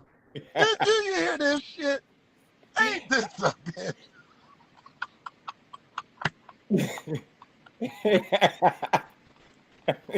Oh, you can't troll with him if you ain't on his boy. type of time. He's a whole fool. Bill got time. You can't play with him, bro. And I'm not. And listen, who's next? Come on, just tap in there and say that I ain't added you in. No, but don't talk nice. Make me know that you coming on here with the shit. I'm not fucking with y'all. I got people that love. Everybody that love me, call me, DM me right now. I want to see what they talking about. Nigga talking about spar. He big as a car. Nigga, what the fuck is wrong with him? All right, Bill want to smoke. Yo, you took the words right out of my mouth. He said, nah, I will come up here talking nice. Yo, you got it. That's why I say he don't make me mad. This shit is, and it's funny. Like, yo, he make time for the people. You gotta like. I like. Go on, Bill. Nigga, you in the dark. Nigga, what you mean? We ain't going nowhere. Let me see your face. Going, Bill? Now, what the fuck you want to see my face for, man? Oh, nigga, I don't want to talk. You got to talk to your woman in the dark. Show the light, man. Come on in the light, man. What damn, man, Bill? Yeah, man. You can't come up in there hiding, bro. Bill, what damn, man? Man, this nigga here. Nah, facts. Hey, another nigga in the dark picking his boogers and his feet nasty. I don't want to. Y'all got to come on with. Let me see your eyes. Let me see your eyes, man. I'm not going for none of that. I'm not going for no nigga just in there, just in the dark. We're dead. We're dead. We're dead at. We're dead. No. All you picking boogers, picking your feet ass niggas. We're dead. Come on here, show your face if you got something to say. Or get off my live. Now say add me and talk the shit you talking about. No, Breezy, just wait for a second. Wait for a second. All my family members, wait for a second. I'm not adding nobody. I'm not adding no love. They said that they on here trolling, they got smoke. Where they at? No, Breezy, I believe you're gonna. Yeah, that's crazy. Bill looking for the smoke. Okay, we gonna chop it up. I don't want to just chop it up. You gotta laugh. Yo, that's why I'm saying, AJ, you gotta laugh at a dude that'll really make time to troll with the trolls. Like, I really, a part of me really think that's funny. Like, I don't have a problem with it. I think it's funny. Okay. And he roasting people too. I think it's a little funny, bro. I think this is the side they need to see. Yo, Bill be tripping, having fun. He want to do it, and it's just entertainment for him. I'm trying to tell y'all. He just having fun. This nigga was at the trap house selling Ashramine and steroids and shit, and the police started knocking at the door, and he got off the phone with me. Now he want to come back in here. Yeah. See my beautiful daughter. I want somebody to ask him. Somebody should have asked him. Why I still hear it? Somebody should have asked him why his son say something about you know, he knew Ryan was gonna test positive before he tested positive. That's the one question I would like for somebody to ask, to see what he'd say about that. See what he think about that. I thought that was a little red flaggish. it's almost like he almost jumped the gun with that information, telling people that, you know, he knew Ryan was gonna pop dirty. Like that shit just gonna always sound crazy to me. It's gonna always sound nuts. Like I just don't see how you would be privy to that information at all, whatsoever. I don't have no damn clue in the world how you would be privy to that kind of information. that man said Allah told me he was gonna pop dirty.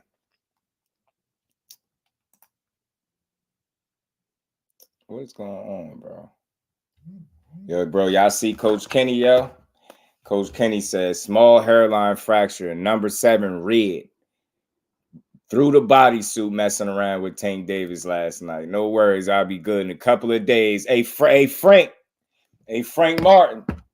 If somebody get Frank on the line, tell him it ain't looking good for him. Tank punching through the bodysuit. Tank out here punching through the bodysuit. Yo, we got somebody warn Frank. Yeah, if Frank your favorite fighter, let him know. Send him this picture. Yo, somebody DM this to Frank Martin. Don't say nothing. Just send him this picture right here. See what he say. I'm about to start instigating. Everybody else be doing it. I be trying to have fun with it though. I'm about to post this on Twitter and tag Frank Martin. Be like, man, I thought it was gonna be a pretty good fight until Coach posted this picture, man. He out here with broke ribs. You know what I'm saying? Tank punching through bodysuits. I don't know, man. If I was you, man, just guard your ribs. Guard your ribs. Tank out here giving people hairline fractures in their ribs through bodysuits is wild, bro. He just healed up from last camp. I'm telling you, coin flip king. He laughed at that too. Gertz, was you in there? I don't know if you. Salute to the Queen Aisha, man. Always supporting the grind and the cash app. Much love, much appreciation to the Queen. Yeah, that's crazy. He did just heal up from the last. He got another one. He said small. And we ain't never got a box again. Well. I already been getting these back, but now it's time for you to get your just do.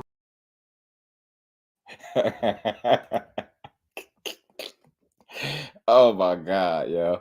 Yeah, Frank got a tough one on his hands. He out here punching through the bodysuit. All jokes aside, like this ain't like make or break, but you know, just on the, you know, in terms of a boxing conversation, it's funny to talk about, yo. That man really is focused though. He locked in. He really taking it serious, but I think Frank Martin is putting in the same type of work. I think they both putting in dog work for real, for real. You know, Frank Martin got Derrick James on his side. They're gonna work extremely hard for this fight. They ain't gonna leave no stone unturned. I think they're gonna do everything in their power to secure this victory for real, for real. You know what I'm saying? Cause I think they really need it. I think they really need this you know, again, losing is not the end of the road if he just so happens to lose, right? Frank Martin. It's not the end of the world, but you do want to show a good account of yourself so they can know that you will at least belong on this level when it's all said and done. So I think these dudes been doing a hell of a job, you know, during their interviews, talking they talk, selling the fight, making it interesting. Like the press conference was fun. Frank Martin seemed like he's settling into things. I just like his laid back approach. I like it. I think that's going to make for him a better performance for him because he's a laid back. You get what I'm saying? Think with a clear head, man. So I expect to see him like go out there and put on a good performance, man. But Tank is completely locked in. Like he out here breaking ribs through the bodysuit is wild, bro. Like I don't know. Like 8 ounces, no headgear, no bodysuit. Oh man, that dude, man. He I'm telling you what they say, what bro say, that penitentiary. I'm telling you, put the penitentiary in. I'm telling you. Penitentiary style. That's why those dumbass gloves on at the press conference. Yeah, nah, I hated them gloves. I hate his fits. I don't know where he dressed. Can he do some sit-ups? Frank gonna be under that stone that's unturned.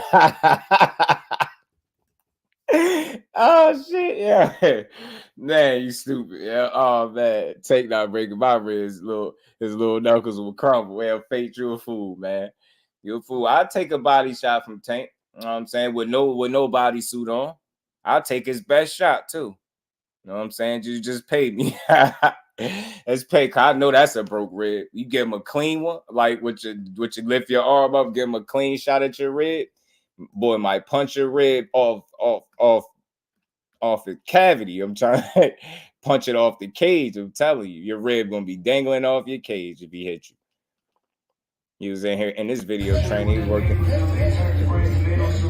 You see, he already looked like he in fight shape. Look like he in fight shape. The fight right here, though, so he's supposed to be close to the fight shape. But man, he in phenomenal shape. The fighters he in there working with them young boys.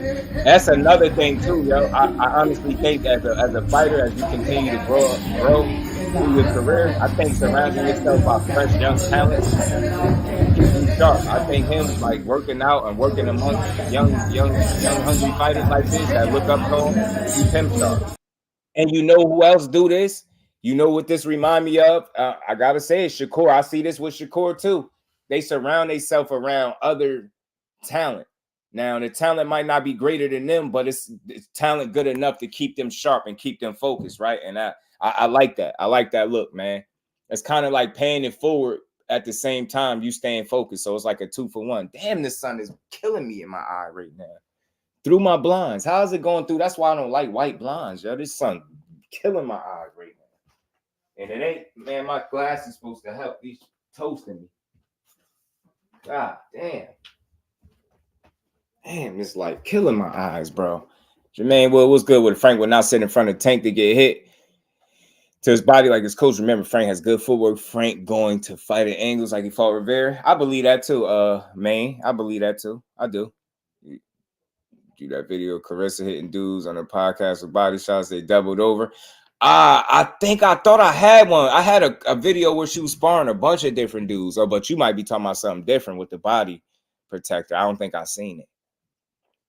Also, the young guys who are hungry. Facts, and McQueen, young, motivated, hungry, want to be great, just like him. It keeps the established fighter pushing to stay great. You get what I'm saying? It kind of keeps that fire lit up under you, right? You get what I'm saying? And I like that from them. I ain't saying they're the only two fighters that do it, but I'm just saying in terms of like the established fighters, they're doing it. And I like that from both of them. I like that about both of them. Shakur taking them Jersey fighters under the wing, essentially, and he growing with them. I like that. I like that. Tank doing the same thing in the gym and with them kids, man. I think that's dope. Shakur's Tank might be the next biggest fight. Yeah, it need to be, Eli. It need to be, bro. It need to be. We need to push. That's the fight that need to happen. If no other fight at 35 happened, that one need to happen more than any other fight.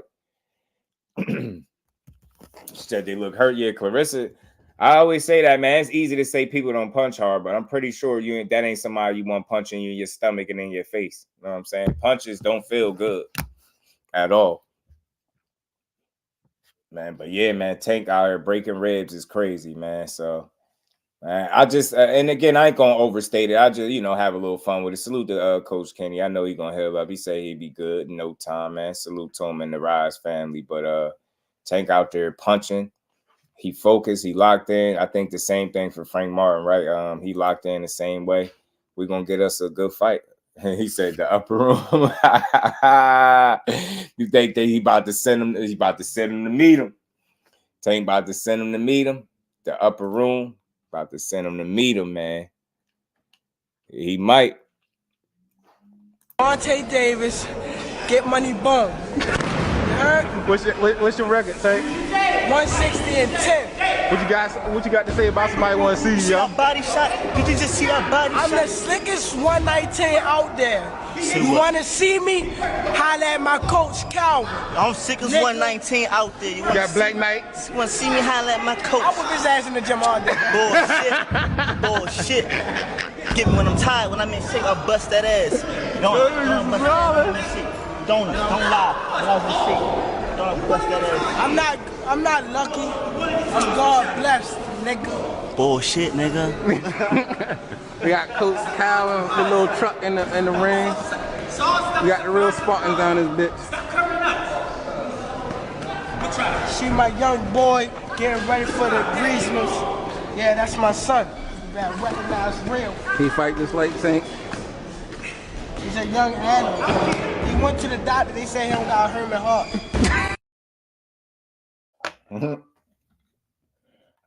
A human heart.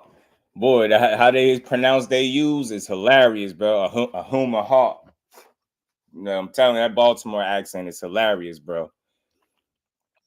He not lucky. God bless. Y'all heard him. Y'all heard him. Y'all heard what Tank said. I ain't lucky. I'm God bless. Dig. And it crosses my mind, but boxing is way down on the list as far as children getting injured in sports. So checking chins way back then, but see, that's the good thing though, that he been around boxing for as long as he has, because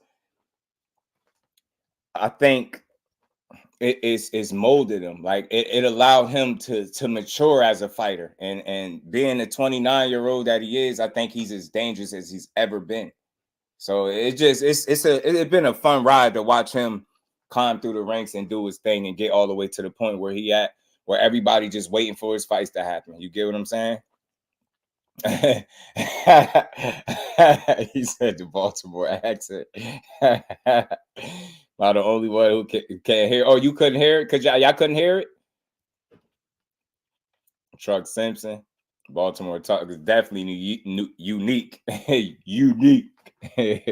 we do. That's how they be. Coach Calvin voice. we do.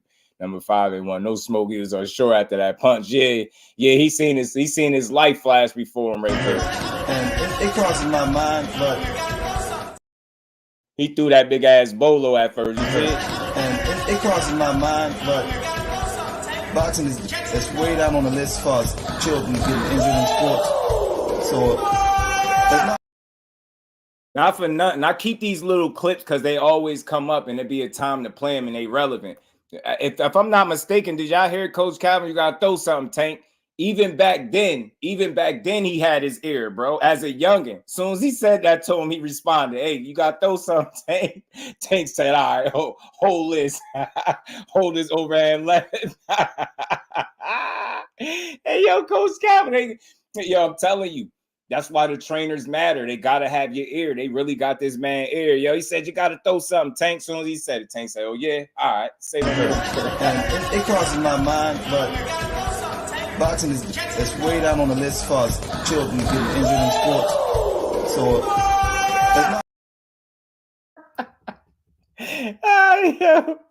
that probably was his last time. That probably was his first and last time in the gym. Yo, bro said, "Nah, bro, they doing that?" He said, "Nah, I didn't know that was the part of it." He's like, "Nah, hell nah." Nah, I gotta ask Coach. I gotta show that to Coach. I gotta play that clip, yo, because I'm pretty sure that's his voice I'm hearing. I gotta ask him. First of all, Coach, I got a couple questions. Why they ain't had no headgear on? Why y'all let Tank jaw that little man like that? He threw a hard ass body shot at the first shot, a bolo body shot. Tank got hit with a couple. He said, "All right, hey yo, now tell me, don't history repeat itself? What do this clip, real quick, y'all? What do this clip remind you of in real life, like right now?" It crosses my mind, but like right now, boxing is way down on the list as far as children getting injured in sports. So hey yo, so y'all telling me that's not how his fights play out for real? That's not how his fights play out for real. Like boom, boom, people that have success, land a couple punches. You know what I'm saying? Next thing you know, they looking like brother Leo. They like brother Leo. Leo landed about 2-3 punches, didn't he? Young boy landed about 2-3. Tank said, "Yeah, all right, it's enough of that."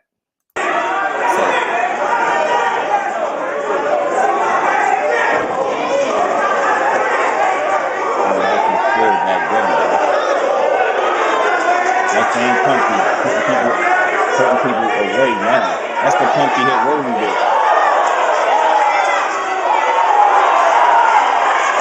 He's him, yo. He's just a natural puncher. You see when he's letting him shot, his feet be pumped. He's pumping the shit out. He be showing out. Young boy had to stretch it out. You ain't see him stretching it out? He had to stretch it out after he hit him with that body shot, bro. He was like, "Yeah, damn, my ribs hurt." Gotta stretch it out, bro. Little man couldn't breathe, bro. Little man couldn't breathe.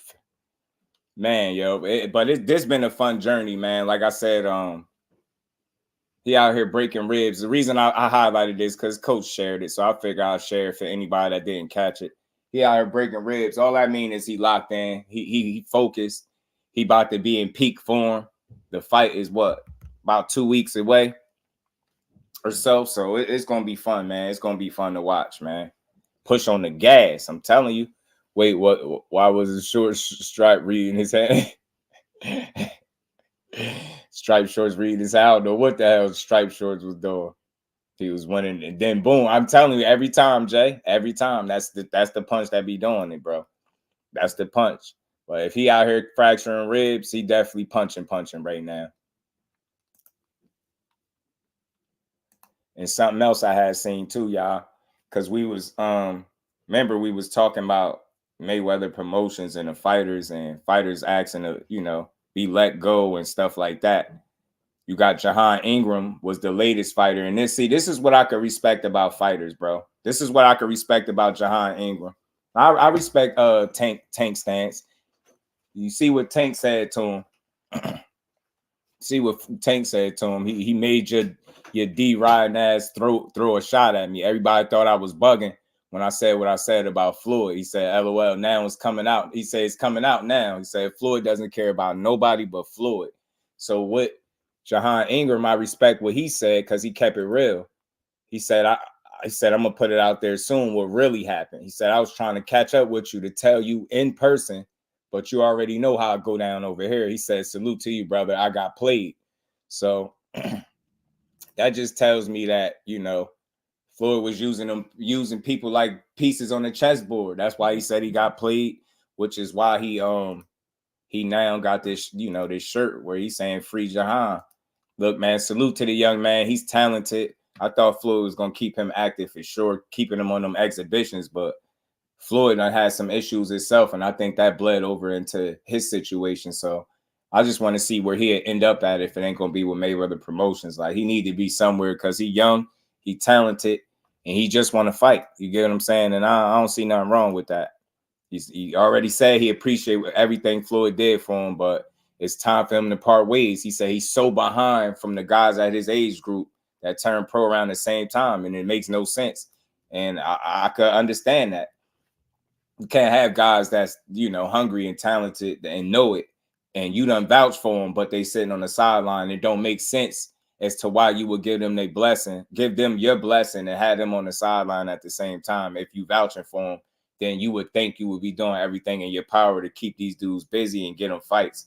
And it'll be hard to believe that you can't put these guys in positions to get opportunities. You know what I'm saying? So it's just a tough situation, especially for a young fighter that's trying to get into the game. If you got an opportunity to rock with Floyd or nobody, you going to choose that. So I ain't even mad that he tried his hand over here to see how to work out, but it seemed like it's more the same, bro. It seemed like it's just not enough focus and attention being put, enough spotlight being put on these fighters to help grow their profiles. They kind of staying stuck, stagnant.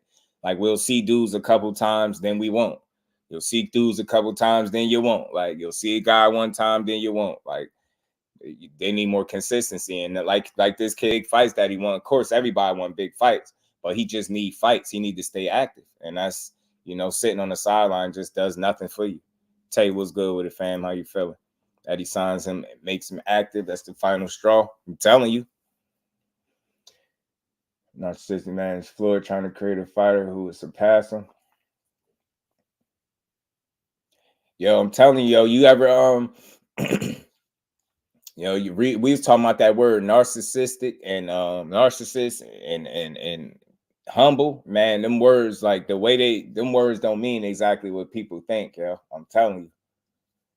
By definition, like we had a whole conversation about them words, man. But my thing is, I don't think he got to worry about people passing him like the way people think.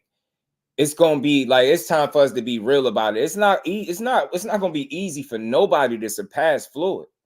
Like, you get what I'm trying to say? When we say surpass him, what we mean? Like, do they got to make it to 50-0?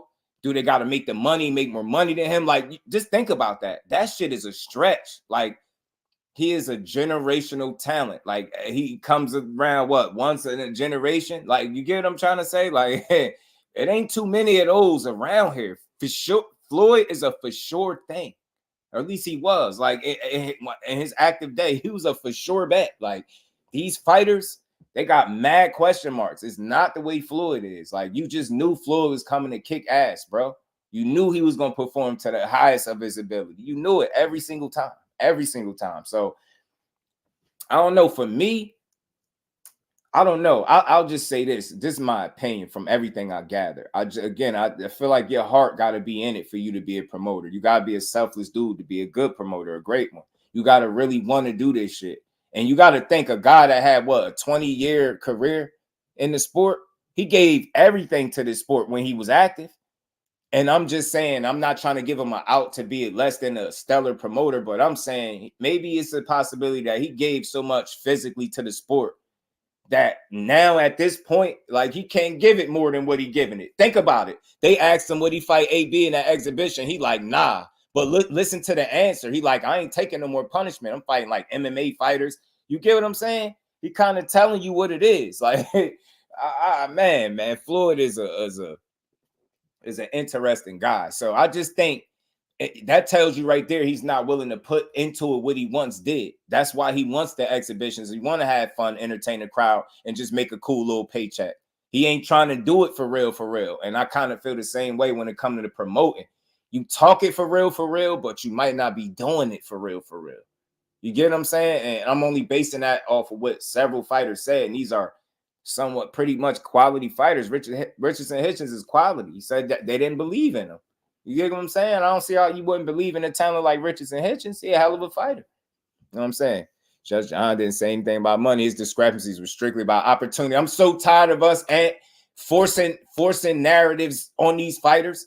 They'll sit up and in detail tell you what their issue is, and we'll still say, nah, it ain't that. They just mad. It's about money. Man, shut up. He just told you what it was. Pay attention to his career. He's inactive. He's not as active as he would like to be. He said it ain't about the big fights. I need opportunities. I need to stay active. Get what I'm saying? And you got to think, if your primary job is a fighter and you're not getting fights, you're not getting paid. And you sitting on the sideline and getting rusty and activity, that's a double negative, man. Like, there ain't no way no fighter with talent is going to be cool with that. So it's exactly, whole boy. You get what I'm saying, bro? It's going to be extremely difficult for somebody to surpass him. So I don't think he has to go out of his way, the way people are saying, to make sure these other fighters are not successful. Because I don't know about y'all. I'm going to just keep it a buck. I'm going to keep it all the way 100. I don't know about y'all, but I don't necessarily feel like right now that I'm looking at it being a fighter right now in boxing that's going to surpass Floyd. I don't feel like that. You get what I'm saying? I just don't feel like there's a guy right now that's going to be extremely hard. People, if what Floyd did was so easy to surpass, then it'll be more people than him that did it. He wouldn't be in a class by himself when it comes to the earning potential and all the money he done made for the sport. You get what I'm saying? Like, everybody would be in that category. It wouldn't just be him. So I just think this whole notion that he's trying to stop people from surpassing him is tough. It's a tough call, because I don't feel that necessarily none of these dudes are going to surpass him. That shit is going to be extremely difficult. Then you got to think politics and shit just different, man. Like, nah, man, they don't got the star power that he got. They don't have the drawing power that he got. They don't captivate the attention of the fans the way he did. They don't have a whole fan base of people hating him, but then you got a whole bunch of people that love you. They don't have that. So they don't have the ingredients necessary to surpass Floyd. It was more than just fighting. He embodied everything it was to be an athlete and an entertainer at the highest level, and he knew what it was. He was the show. A lot of these dudes you can have all the talent in the world, but Floyd showed you, if you really want to take it to the next level, you got to have personality that people really hate and love. You got to have both. You got to have a shit ton of people that love you and hate you equally. You get what I'm saying? It's a strange mix, but it's what it is, bro. They don't have the ingredients to surpass him. It's deeper than just their talent. They're not on his level. They're not surpassing him. I don't see none of these dudes that they be saying he hating on surpassing him. And then you're not going to give me this bullshit narrative at the end of these dudes' careers that the reason they didn't pass up Floyd is because he hated on him. I ain't buying that shit. I ain't buying it. Floyd's never big on promotion. I agree. Ricky Williams, my brother, was good with it.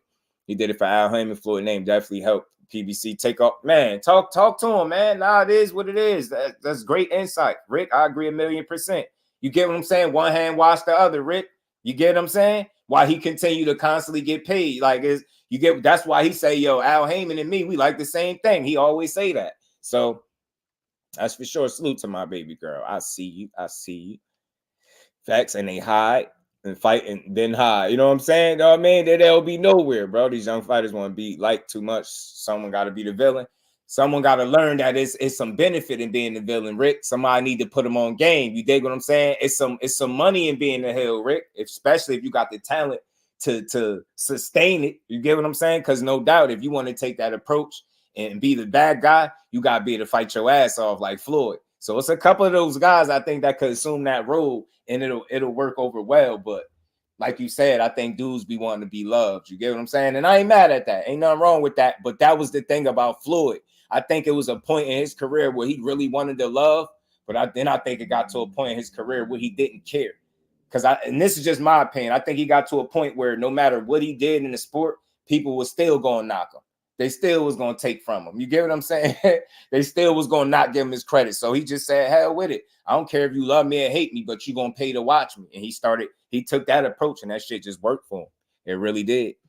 So might pass his record-wise, but there won't be a fighter that would pass him pay-per-view-wise or money earned. It's going to be tough. And even with the record, black belt, but I get what you're saying. That's the more attainable goal out of the overall picture when it comes to surpassing him. So I'm with you. William Old School, my brother, how you feeling, bro? John's at the grow, but he sees he's in his 20s. Carmel's 17, so he can see him break numbers still or become a young-ass champ for sure. Jahan just say, like he said, man, he's seen people start the same time as him, and he's so far, he way behind. He behind, bro. He ain't trying to be behind. He just want to fight and prove that he one of them ones too. Pay to see you win and some pay to see you lose, but they all paying. And that's how he was, God's self, and it worked for him. And he embraced them both. And he genuinely had it both. He genuinely had people that I know every single time his fight came on, people picked and bet against him just hoping that he was going to lose. Then you had a bunch more people that were sensible that knew he was going to win and picked for him to win. You know what I mean? Who in the fighter they believe to be the next one, or the other guys that sort had to prove it. He wasn't Tank or not. Carmel, you're not getting it. And it's tough, B-Dog. It's tough because how many tanks we got in boxing, B-Dog? You get what I'm saying? And what you're saying make perfect sense because I agree. But you get what I'm saying, how that's a shitty situation. How many Tank Davises do we got in boxing, y'all? Because to my count, I counted one. I counted just one. I don't think we got another Tank Davis. I ain't trying to hear who look like him, fight like him, got tattoos like him, braids like him. I ain't trying to hear none of that. Who actually fights? What other Tank Davis is there in boxing? There's only one. There's only one. So what I'm saying is it's tough when the bar has been set by a guy that I think has been blessed. I think some of his potential is like God-given too. I think that about Tank. So everybody don't have that. So, as a promoter, I think you're still supposed to see greatness in many different shapes and forms. It's not going to all come in the same package. Fortunately for Tank, it come in a 5'5.5", inch package. You know what I'm saying? But everybody not going to be that guy. You get what I'm saying? So you just got to find greatness in other, other qualities in fighters that make them great. You know what I mean? Zach B, what it do, fam? Said talking is half of the battle. Yes, you also have to have the IQ and the skills. It's a delicate balance. It absolutely is, bro. Absolutely is. Got to do is look at Kevin Johnson. That should be the reason you never signed with TMT. Good point. Good point, too. And I had him on, too. I had him on a couple weeks ago, too, Tay. You know what I'm saying? That's a good point. King L was good with it. Say you're not going. What's that? John, I'm behind, in my opinion. Everyone has their own timing, man. You just got to believe everything will go well. It's time will come perfectly. Godspeed, yeah. Behind, look at better be. They compare too much, yeah. I just think for him, and like I said, you know what I think it is, Fate? It's the emergence. Like, think about how present social media is in their careers and in their lives, right? In their situations. So they really got like a first-class seat to seeing all their peers constantly live out their dreams and get their opportunities that they know they working every bit as hard to get. You get what I'm saying? I think that's what eats at them and starts to kind of make them somewhat seem impatient. They seeing opportunities just passing by, bro. They seeing opportunities passing by, bro. And they like, look, man, I'm working hard. I'm putting in the work. I'm grinding every day. Why I can't get a fight? It don't got to be the most money in the world. I ain't asking to get $1 million paydays, but I'm just asking to stay active. So I think from a fighter standpoint, and that's your primary job, I don't think they asking too much if they asking a promoter to just be able to keep them active. Lons, what it do, family? Great things come in small package. Just you shh. Ben Whitaker got a big fan base. Yeah, he got the people loving him, especially after that last fight. But yeah, he do. And I believe that faith in God's self. Yeah, you know, he do gotta have faith that, you know, his time is gonna work out. But like I said, I could imagine how difficult that process is when you're seeing everybody else get busy, you know what I mean, and stay active and get fights. And think about it, you cool with some of these people, so you legit seeing people get these opportunities. You dig what I'm saying? And you just want to be a part of that. You get what I'm saying? You just want to be a part of that. Salute to my bro, God's self in the cash app. Much love, much appreciation. And we ain't never got a box again. Well, right. well. I already been getting these bets, but now it's time for you to get your just due. I wonder why I be live and people be commenting on the old lives instead of being at the current live. It's so weird. I think the best place for a prospect is Top Rank. That sound good too. You know, F around sign to Jake Paul. Not real talk though, Jay. Real talk. I hear you getting people that bag and opportunities, Jay. That's real talk, bro. It's real. It's real. That's real. I think that's real possible, bro. I think you could see that. You know what I mean? If I'm not mistaken, I think Ashton Sylvie is over there with Jake Paul. I think he got something going on with Jake Paul. I would like to ask him. I'm trying to get him on here, so because you know you got the fight with Kid Austin coming up. So I want to try to get him on here so I can ask him about that. John should go to overtime. They promote well. That's another good thing. Fate, that's a good idea too. They do. Damn, man, that's good thinking. I could wait. Sign to Canelo. Oh, you say if you could, you would sign to Canelo. You want burn? He said. He said you want burn, get with her. Active may keep it real. Yeah, they need it, Terrell. That's what they need. R. Stokes said Jake Paul getting brothers paid, and I appreciate him a ton for that. I respect the hell out of him for that. That's why my respect for him is growing, because when you're able to hear firsthand accounts from the fighters at the kind of positive impact that he's having on careers, you can't do nothing but tip your hat. And if you really want to be all the way 100, I said this before, people be so mad at what Jake Paul is doing. I don't see how, when he has zero amateur background. Who the hell is he supposed to be fighting? People keep saying he need to be fighting real boxers. He barely a real boxer his damn self if we keeping it all the way 100. Think about what he doing. Think about how many steps Jake Paul skipped to be doing what he's doing. Instead of people being so mad at it, think about how difficult it is on some real shit. The man don't have an amateur pedigree to save his ass. Like, what amateur pedigree? What tournaments did he win? What national tournaments or any of that? Any trial? None of this stuff. Like, he legit skipped all the steps, got in shape, and start fighting under the lights professionally. I ain't trying to give him no benefit of the doubt. I'm just being real. When you really look at that, he legit doing what he's supposed to be doing. I don't give a damn how he talk. I know he talking about Canelo and all that, bro. He just selling himself. He just selling himself. You know what I'm saying? He just selling himself. My bad, y'all answering the text. You know what I'm saying? But he just be selling himself, man. So look, that dude skipped so many steps on the way to boxing is ridiculous. And he found a way to get other people paid. I gotta rock with that. Cut Creator said H2 on Austin is fire. Right. I'm trying to get H2 on here. I got his dad number, so I'm just waiting for him to hit me back. Paul brothers came through. I mean, yeah, man, they just came out of nowhere. I'm just telling you. Jake only lost with a former boxer. You dig what I'm saying, Tay? So, like, and look how close that was. And he got the knockdown in the fight, bro. He ended up with the knockdown in the fight. The crazy part, he knocked down the actual boxer. Shit crazy.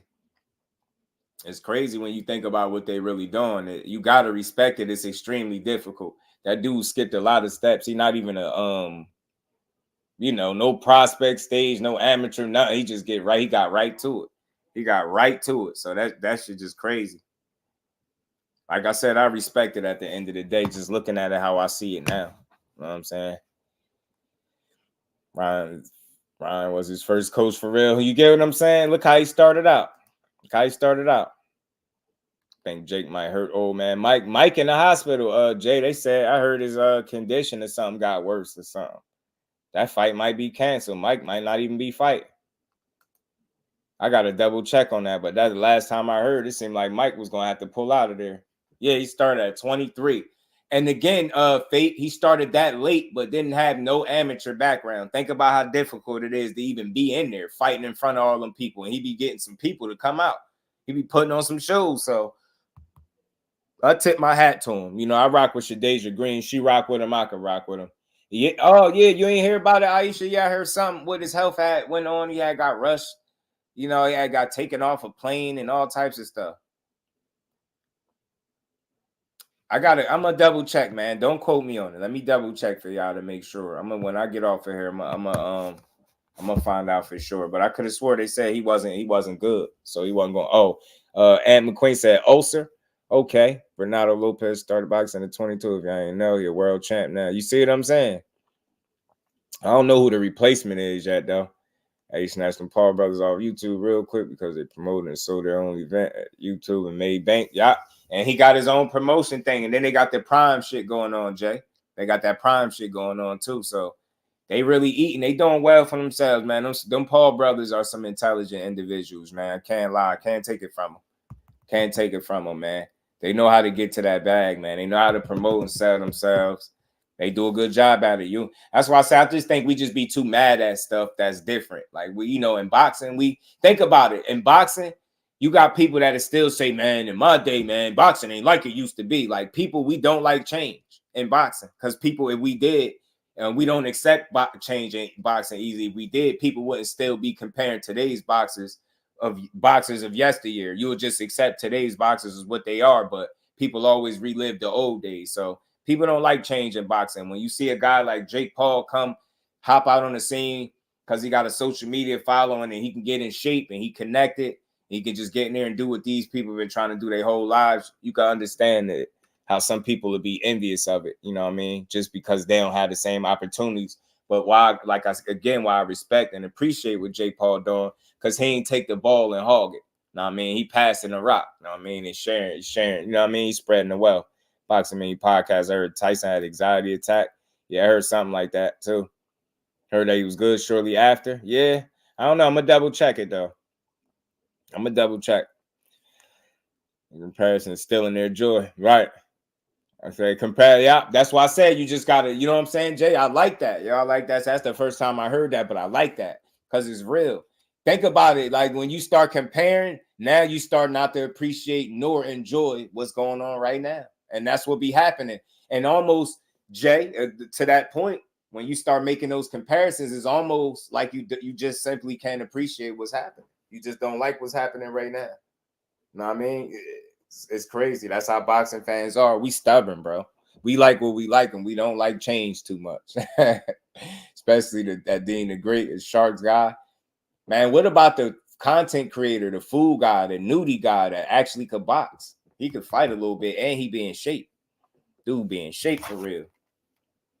It's crazy.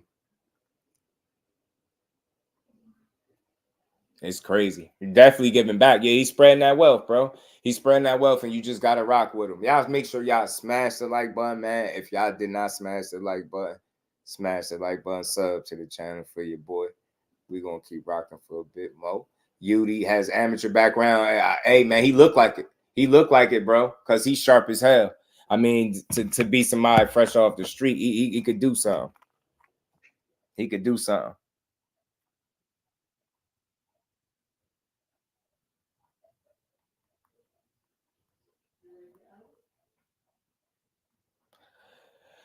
Salt Poppy, yeah, Salt Poppy get on my damn nerves. Yeah, didn't he get his ass kicked recently? in a close fight. It was like a back and forth, but he got touched up a bit. Salt Pappy. Yeah, but that the Nudie or Nudie, pardon me, I'm getting his name wrong. I know he the influencer that be eating the food and acting all silly and shit. His ass. Know what I mean? So he's pretty good at doing what he do. He got a nice following, but he look like he got some boxing ability for sure. I definitely said, yeah, he lost to Slim. Yeah, Salt Poppy. They was out there banging out, bro. You think Jake Paul's on steroids? Oh shit, man. Mr. Improv trying to put me on the spot. You never know, man. You just never know, man. Just never know. You just never know. Like I be hearing some things. Like I ain't gonna put no jacket on them, but I hear some stuff. People know a thing or two about a thing or two. He got knocked out by a slim long stick. Oh yeah. I think I seen that one. That's the fight I'm talking about. He got chipped. But he was fighting though. He was scrapping for a minute. Then he got caught. I think, yeah, that's the fight. That's the one. He definitely lost. Jinx opposition. Many of us can't name describe opponents. Our favorite boxers face in the infancy of their careers. Let Jake live. That's what I'm saying. I'm just accepting change in boxing, and I'm genuinely trying to enjoy this sport and learn it and understand it as much as I could. And I feel like I can't do that if I always take the critical approach as opposed to trying to understand it first. Know what I mean? So that's what it is with Jake Paul's situation. He got a situation that's far different than what everybody else got going on. So you got a tendency to kind of raise a brow at it or frown upon it. But in reality, to do what he doing, look, he's sticking to it. He's staying consistent. The dude actually be in shape when he be getting into the boxing ring. He ain't playing boxing as much as people say he is. He talking a lot of shit, but he understands the promotional aspect and how to sell himself. So I think it's a lot to appreciate about what Jake Paul is doing. Just don't confuse it with what your favorite fighter is doing. That's not the same thing. But you can understand his entry into boxing was far different than what your favorite fighters was. So yeah, facts. 323 are quick. You know what I mean? Entertainment world, exactly, bro. And he understands that aspect of it, and that's really what he brings. And people got to stop forgetting that it's entertainment, man. People want to be entertained, and he knows that. So he gonna do his best to keep it going. Yeah, facts. Yudi being one of Broner's cards, but it fell through. Oh, that would have been dope. That would have been dope. Does Shannon Briggs have a shot versus Jake Paul? Being a former champion, he always been some crazy type of shape though, Shannon Briggs. And so yeah, I'll say yeah, because he was a pure knockout artist in his day. I'll say yeah, because Jake's still a baby in there. You know what I'm saying? It's still they done forgot more boxing than he know right now. So it's at that point. So if he can, pass a physical and actually be cleared to fight, yeah, I think he'll have a chance. Dana White and Oscar De La Hoya. Dana White will probably take Oscar down. Nah, Dana ain't the fighter. If it was Joe Rogan, it might be a little different. But Oscar do Dana in. He'd beat him up, chipping. Would you still give Jake Paul the same credit if he was on juice? Shit. Nah, because now it's like, if I knew for sure, because I can't rock with the cheating at no level, right? And that's still him playing with the lives of people. And I would be assuming that these dudes are not on it, and he is. So hell nah, I wouldn't. He wouldn't get the same credit. I still would be able to separate him being on bullshit to the opportunities that he getting. I'm gonna still always respect that. That's what my greatest respect for him is. Some of the realest fighters that he rock with, some real fighters that he rock with, really got respect for him for what he doing and how he helping their career. So I could rock with that. I think Shannon had like 37 first-round knockouts. Yeah, he had some crazy shit, Jay. He did. Joe Rogan sidekicks is ridiculous, and I'm about to talk about that. I definitely don't want him kicking me ever. He really looked like he could really do some serious damage. Like, I'm pretty sure he could break something with one of them kicks. I'm almost 100% sure. Like the fact that he can kick that hard, and it was Michael John White talking about how hard he kicked, bro. Nah, I'm cool. I'm cool. I'm cool. But man, let me see what's something else we was gonna talk about. But man, so Tank out here essentially saving careers, man, because we heard that he gave Shakur some good advice. He gave Shakur some really good advice, from what I understand, about not signing to Mayweather Promotions. He essentially seemed like he put Jahan Ingram on game, and Jahan responded to him directly and pretty much told him, yo, my bad for that. You know what I mean? Like, you know how I go over here. He was like, yo, but I got played. So he kept it real. And you got to be able to respect a man that could address you as one, to acknowledge, hey, man, look, that's my fault. I was going to tell you that in person. But, you know what I mean? I got played, bro. Hardcore Boxing News, JBT family, the big homie in the building. How you feeling, Jay? Appreciate you stopping and sliding through. Been having a dope build, man. This has been fun, man. Floyd Mayweather shook the nest up a little bit with his commentary. You know what I mean? Joe Rogan is a beast and a black belt. Yeah, right, all Stokes. He a monster, yo. I think late starters are starting to have bigger chance because of the media with all the info out for boxing and helping being more available than back in the day. Absolutely, Fate. Absolutely. And I think dudes' learning curves are like great. I think dudes' learning curves is crazy. You know what I'm saying? I think dudes are able to go out there and really, you know, pick this shit up. They want this shit. They be hungry, man, and talented. You just got some flat out talented and skilled kids, man. So yeah, I think these dudes definitely have a better chance than they did back in the day. For sure. Feel today a lot of boxers are depending on more athletic abilities than boxing IQ. I mean, you kind of heard as such with Frank Martin. Frank Martin said he used to over rely on his athleticism, right? Say he used to over rely on his athleticism, and we seen that little, I don't know, monkey on his back in that fight with Artem a little bit, where he was over relying on the athleticism. So I said, like, I wonder, in moments in the fight with Tank, will that happen? Will he be a guy that goes back to what he know if the fight get difficult or if he run into any static? You know what I mean? So it's going to be interesting to see how he fight this fight. He said, been listening, Mighty Warriors. I got to start saying that too. Salute to the Mighty Warriors, man. The ones that don't type, that just listen to your boy. Rock out. Appreciate you, man. Salute to everybody that's still hanging in the building, because you know we do these long streams over here. Baby do want his I guess he want his cameo. Hold on. Gotta give him his camera time. Hold on. I'll do something, don't I? Baby do want, you can come over here touching stuff, bro. Oh, thanks. Appreciate you. Say what's up. Say I ain't got no shirt on.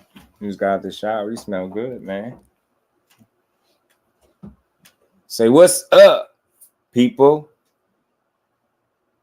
Say hey. Say what's up. You can't grab that. Say peace. Say peace. Go on my hat, bro. Go on my hat, blood. Why you throw my hat on the ground, yo? Get out of here, yo. Get off my glasses, bro. Get off. You bad. You about to go back with your mom. You be in here tripping. You can't be just coming here being disrespectful. Nah, ain't no dad, bro. Oh, wow, hell. I'm gonna bite you, bro.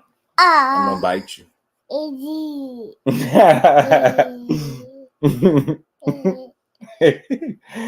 Yeah, you getting the tooth at the top too, y'all. Say peace, y'all.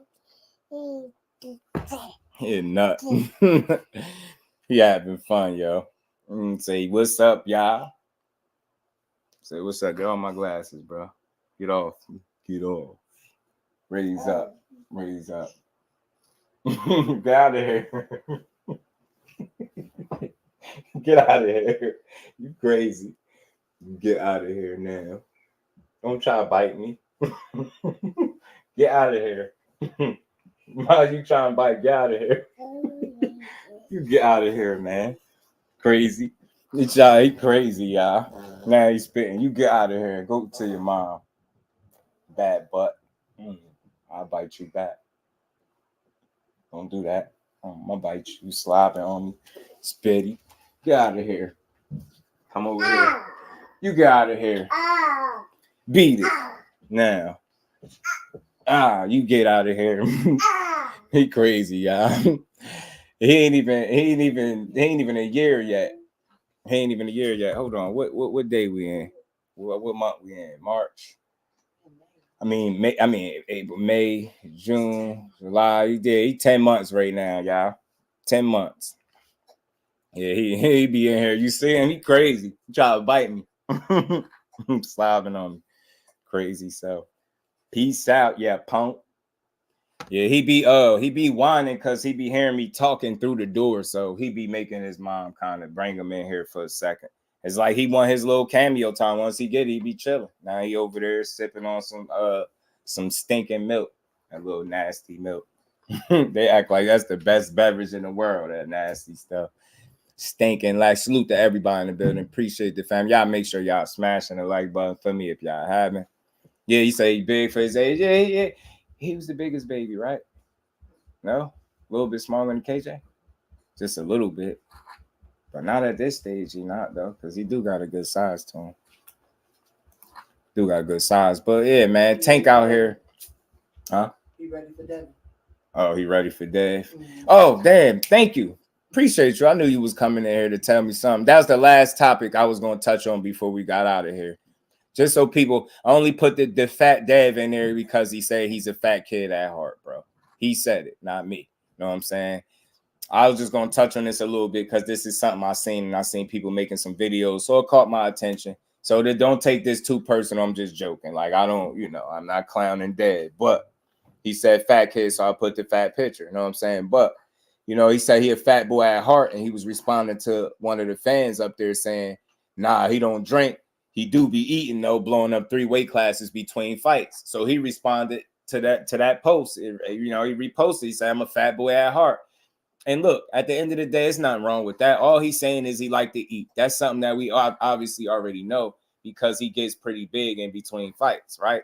So I don't think he's doing that because he drank. Because I hear he live a clean lifestyle when it comes to that, right? So, some people might argue otherwise. I'm not going to do it. I hear he live a clean lifestyle. He just like to eat. And I think the vacation and, he just be chilling. But you got to think, I think when you think about how much discipline it take, even though it's probably not smart for him to keep shrinking down in weight and then blowing up. But think about how much discipline it take and dedication. So he give a lot to the sport. So I'll be thinking after a win, he be wanting to take a little off the top. And I think he just be chilling. And I think he get considerably big in between, the fights because he eating, chilling, and he also shrinking down. So him saying he a fat boy at heart, it's not the worst thing in the world, man. Because what I'll say is this: have you ever seen him in the boxing ring and not be in shape? So I get it. Like, I'll say, like, this kind of situation, like blowing up big and having to lose so much weight, could kind of come back to bite you in the ass in the long run. And I think he's able to get away with it because he's young, right? But I think, ultimately, like, think about it. Tank had some issues blowing up in between fights, right? So he stopped doing it. And look how well it's worked for him. So I think Devin has all the, all the discipline you could really need. No, it's not a real picture. It's somebody photoshopped this. Somebody photoshopped it.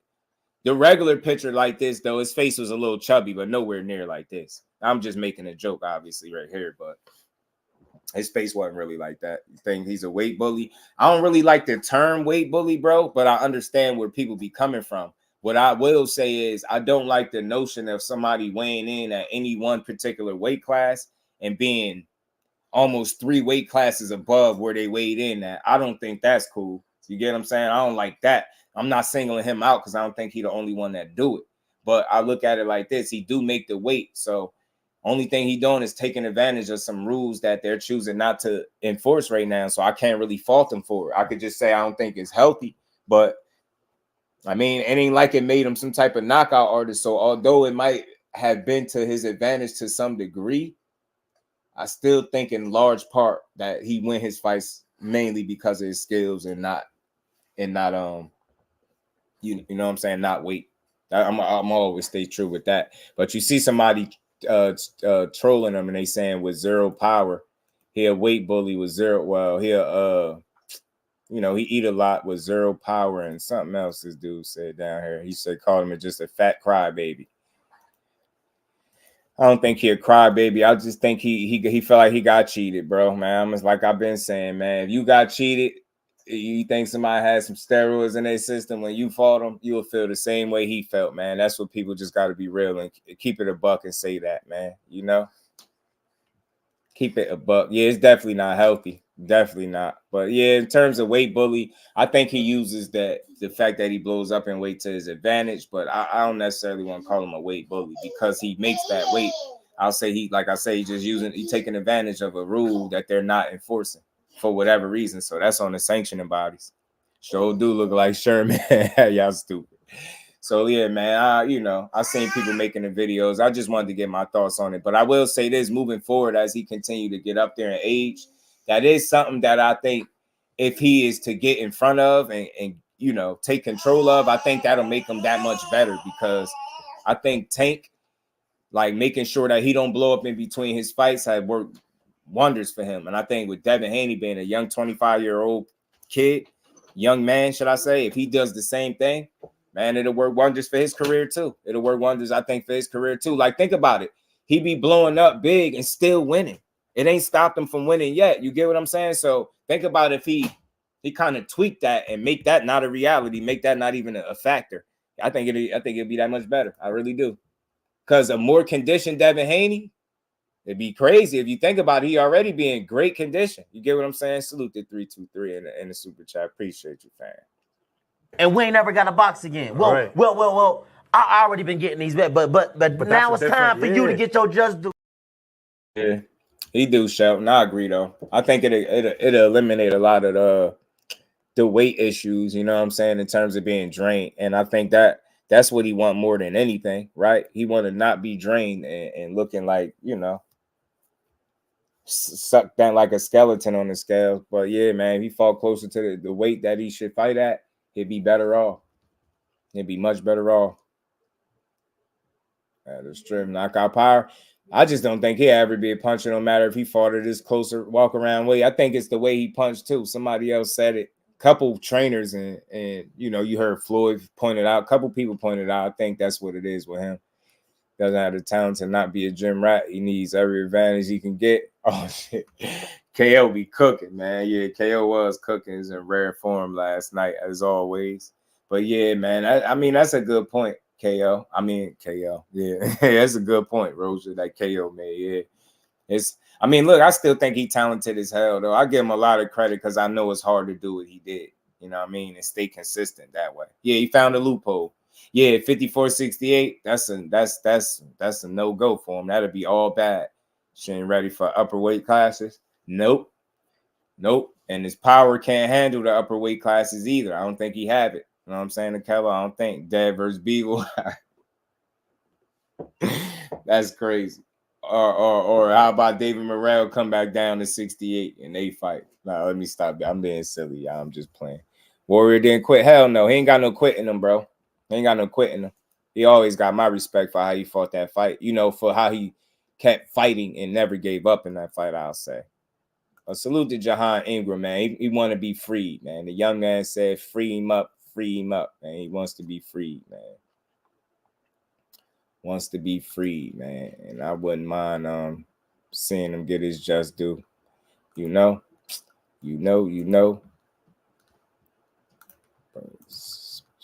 Ooh, man.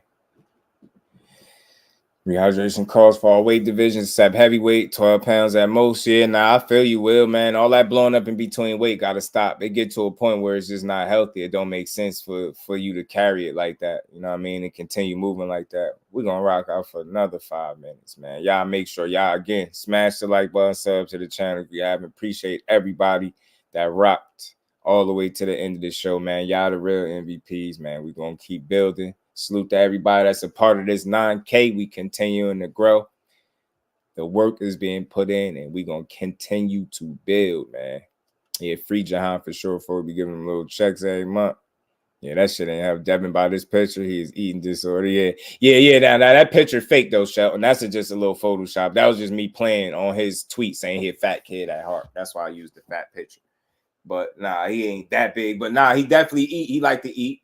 He eat and he think he vacation. But again, I think he puts so much into training camps, and when he's in the gym, I think he goes hard. I think he really puts his all into it. That once he go through a grueling camp and a fight, 12 rounds or whatever it be, you know what I mean? I think he just kind of let it, it's kind of lax a little bit, you know what I mean? Take a load off and kind of enjoy the fruits of his labor, so to speak. You get what I'm saying? That's what I see. So, but if he could kind of get that part under control, I think that could make him that much better as a fighter. You know what I mean? Because you don't want to essentially what it's almost saying is like you be having fat camps, but he be looking ripped the hell up, bro. This dude be shredded. 8-pack. He be 8-packed up. Bro be ripped the hell up when he be cutting weight. But then when it's time to make that last bit, he start to look a little frail in the body. So, but he be ripped the hell up, though. Dude be ripped, man. For real. Haney versus Billy is crazy.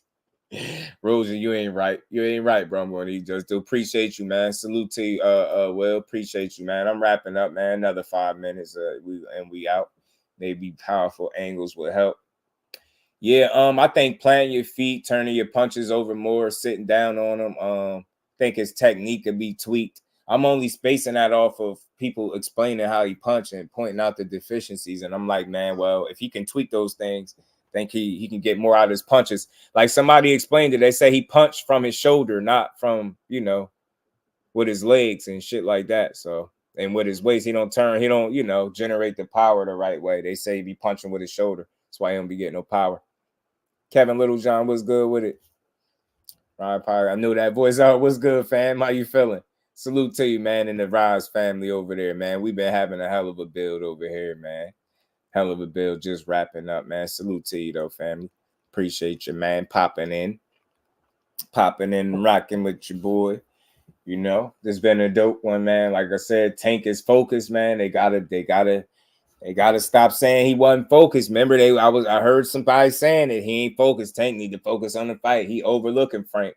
It seemed like every time they push that narrative, you see something else. They said he wasn't focused. You seen him pop up in some of the best shape you ever seen him in. The man was at 138 and some change or whatever it was when they said he wasn't focused. The next time they said he wasn't focused again, you see Coach Kenny. Salute to Coach Kenny and Coach Calvin, man. They're my guys, man. You see Coach Kenny post this up, small hairline fracture, number 7 rib through the bodysuit, effing around with Gervonta Davis last night. I'm telling you, every time they say he's not focused, you get another little breadcrumb as to why he is focused. And I just love it. So y'all continue to hate, because I think y'all hate genuinely motivates Tank Davis to being a more dangerous fighter. And he's going to take it out, unfortunately, on Frank Martin. But like I said, Frank Martin ain't no slouch. He ain't no poo-putt. He ain't coming to lay down. I think he gonna cross his T's, dot his I's. I think he's gonna do everything right. Oh, you sent me a tweet. I got you. I should appreciate you. He's gonna do everything in his power to perform the way he's supposed to. I think he's gonna do what he's supposed to do to try to cause an upset and shake up the apple cart. But I don't see it.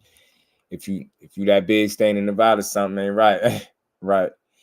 Yeah, man. Salute to the Rise, man. Like that, they the fan, man. They show much love, man, all the time. And they just support the message that we represent. We all about building.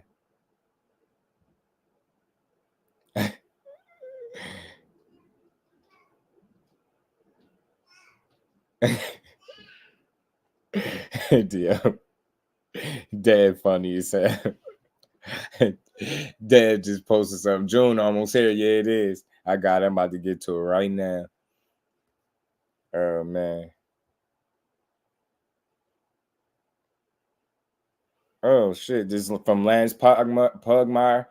Says, Ryan Garcia, attorney, releases statement saying the test results from samples of 2 supplements declared by Ryan Garcia on VADA doping control form signed on April 19th and 20th have returned positive for ostarine contamination. Wow. So they basically saying that his attorneys released a statement saying that the test samples from the 2 supplements declared by Ryan Garcia on 19th and 20th have returned positive for contamination of ostarine, not doping. And this is his attorneys putting out this statement. Wow. I want to see where they statement at, where they put the statement at, though. Anybody got the statement? Appreciate you, Aisha. She always on it, man. Appreciate you. That's why I love the queens of the chat, man. Y'all always on it. And the fellas, y'all, my guys, y'all always my eyes and the ears for me. My Brody Zoom burst in the building. What's good, bro? Yeah, it's all good, man. It's all good. You know, it's always a great build over here. Chris, what it do, family? Tank over everybody. I ain't mad at you. Tank is a bad man. You dig? He is a bad man. He is a bad man. I don't have no problem saying it. When you really love boxing, like I always say, bro, you don't got no problem giving no fighter their just due. You don't care who they is. Like I said this before, man, I let people know. The haters, the people that shit on boxing created the Just Do Boxing. That's the reason why I give people their credit and not shit on them. Because everybody else, I let everybody else have that. You know what I mean? That road is played out. I think it's a bigger message when you bigging up the sport, man. No, I appreciate that. No, that was enough. I'm just wondering, like, I wonder where it's at, but because I know it's somewhere, but that's some news right there. That's some news right there. So they saying, you know, they released a statement saying that them tests is consistent with ostarine contamination. I got to start getting on Twitter more and reposting and retweeting. I'm just so light on there. I just don't be caring, man. If it don't be YouTube, I don't be caring. I got to start posting on Instagram more too. More posts. I got to start doing more edits and stuff, man. I'm going to get back to it. We can't forget about Matias versus Parrow. Absolutely not, Roger. That's going to be a great fight. A great fight. Went from clean to possible contamination, so that clears up one road for me. Yeah, I mean, look, they saying his attorneys released a statement that's saying those positive tests are consistent with, you know, contamination of ostarine and not him juicing. And I'm telling you, I hope that this puts an end to it so I can see how everybody gonna say, oh, he's still a cheater. I'm gonna see if y'all still gonna say that, if y'all gonna be real. It's if it's contamination, you can't call somebody a cheater that took something that was contaminated, bro. I'm not buying that shit. So I ain't going to bat for no cheater, but I ain't about to crucify a guy. I'm not about to crucify a guy that you know was able to prove that it was contamination and not doping. I was saying that the whole time, man. I've been saying that all along, bro. Been saying that all along. If he can prove that, I look at this situation much, much differently. It rain in peace, Queen. How you feeling? Not happening, Frank.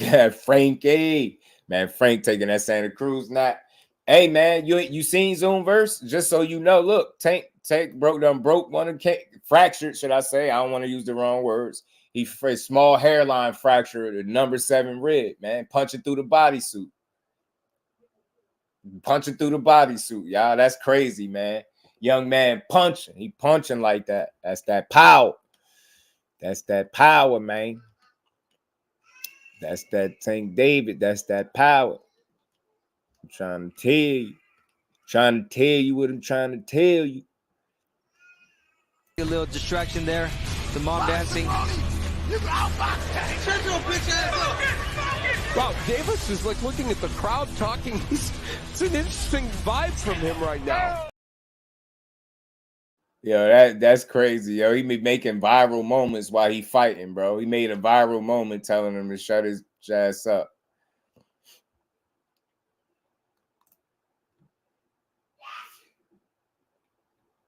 Baby girl said I might stop sharing just y'all don't be wanting him to spend time with me. Listen, you crazy. I knew they were setting him up. He poked them folks, and what Shield said about popping dirty so they can control you.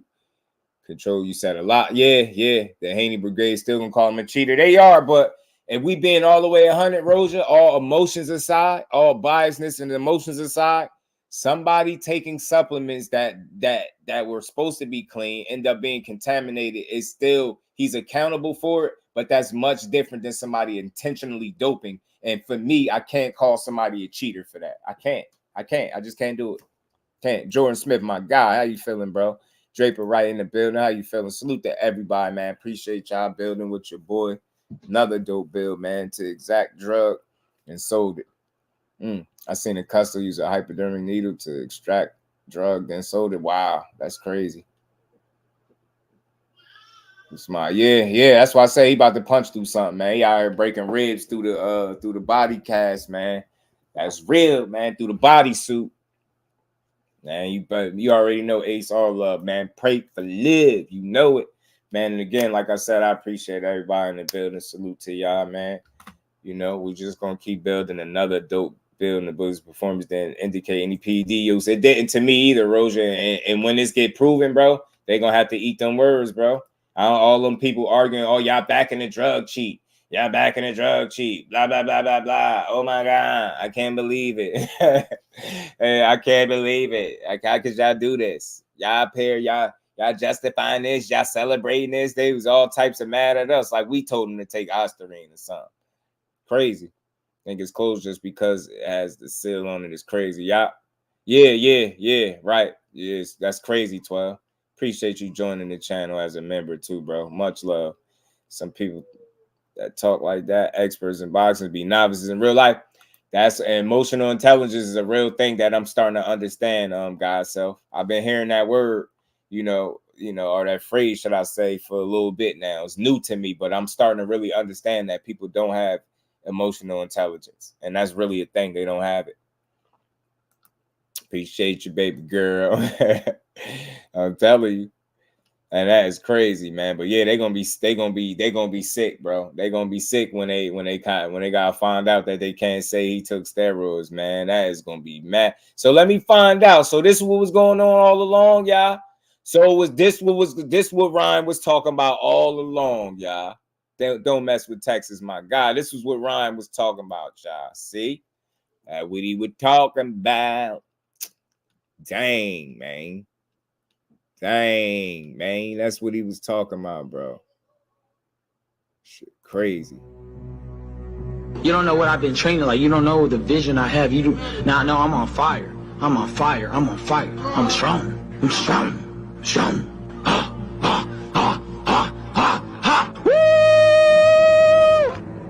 I don't know if Ryan Garcia is taking the fight serious or not.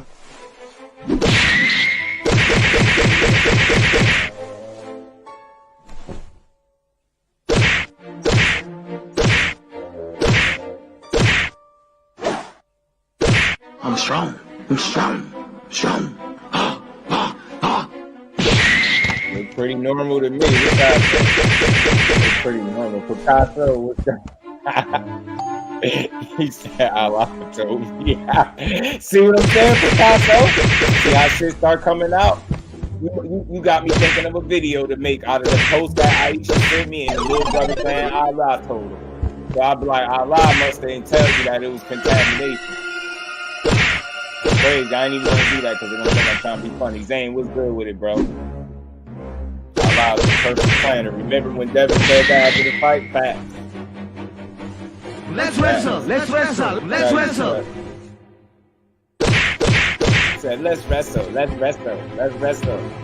This joint is crazy. The fact that the Harvey Doc hooking off and Ryan is crazy. This shit is comical, man. It's always gonna be funny.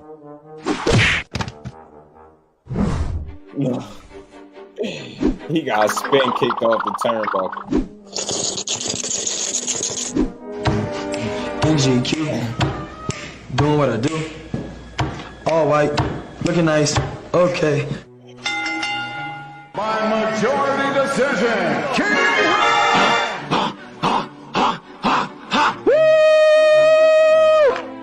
Big drama show. Crazy, bro.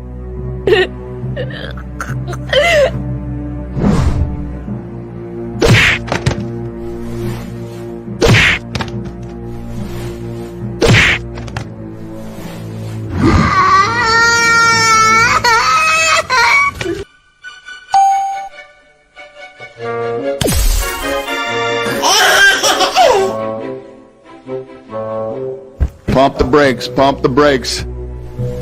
Ah! Money changes everything. Go ahead, buddy. Yeah, This is the fight business. These are the things that happen sometimes. This isn't Microsoft. They all dope and funny. The funny guy, bro.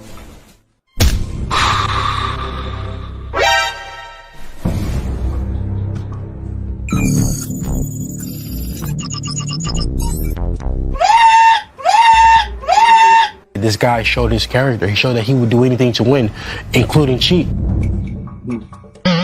So he do anything to win.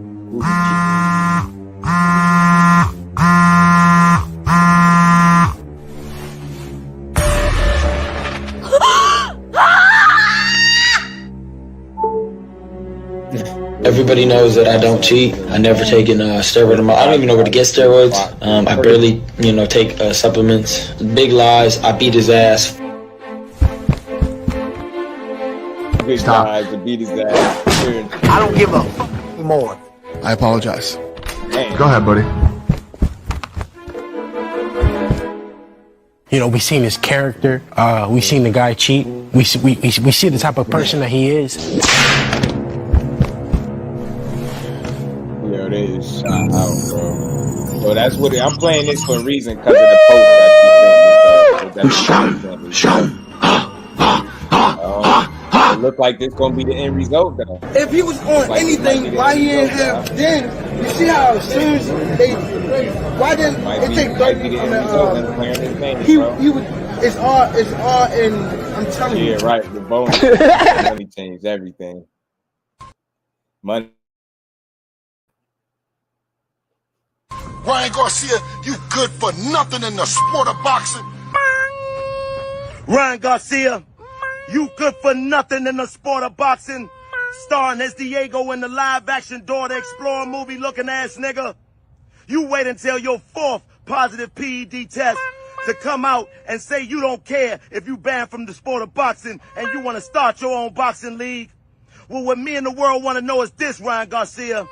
How come you didn't start your own boxing league before you got in the ring on April 20th and fought my son with them sensu beans in your system? Because you and I both know, Ryan Garcia, if you wouldn't have been in the ring that night off them perk 30s, my son would have beat the tortillas out your ass. So before you start your own league, I hope somebody put their foot in your ass wearing a Balenciaga boot so you can call it the Full of Shit League.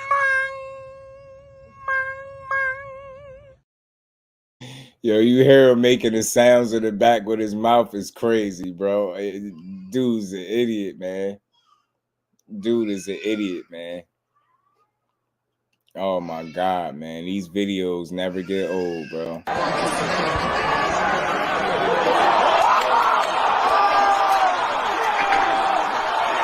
They really captured his mind falling out on camera. It's crazy. He really fell out on camera. Right, we went over the rules in the dressing room. I want Haney to win. I want a clean fight. Y'all touch gloves. Let's go. Ryan, I know you can't fight, boy. I saw that crazy stuff you was posting on Instagram. Ow! We're up. Hey, we're up. Help!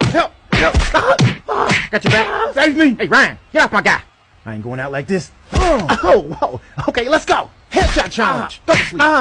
Yeah, how you like that? Back up before I disqualify your ass. Whoa, hey, bro. Man, some bullshit. Get up now. 5. Hey, man, you ain't count right. 7. Hey, it's been 10 seconds. 8. Yeah, you wait. All right, man, get your composure, okay? I'm gonna give you a few seconds. Rub it. All right. Man, back up before I swing on you. Ref, come on. All right, get him, Haney. Hey, fight back, Haney. Fight back. Hey, man, get off me. No diddy. Throw the damn towel. Yeah. It's time. I should swing on you. Beating on my dude like that. Get your ass in your corner.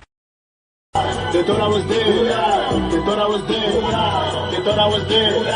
They thought I was dead. They thought I was dead. They thought I was dead. Devin Haney. Your daddy said you were going to be the next Floyd Mayweather. He was a damn lie. And I'm standing on TMT business. Don't compare Devin to Floyd no damn more. Boy, I thought you got stabbed in that ring the way you were bleeding tonight. Bill, where you at? You bring your rabbit ass on here, Bill, where you at? Now, Devin, you talking about what you would do to Tank. Boy, you better leave Tank alone. You can't even be Ryan. Went all the way to New York just to get your ass knocked out. Trash. Your boxing trainer. Trash.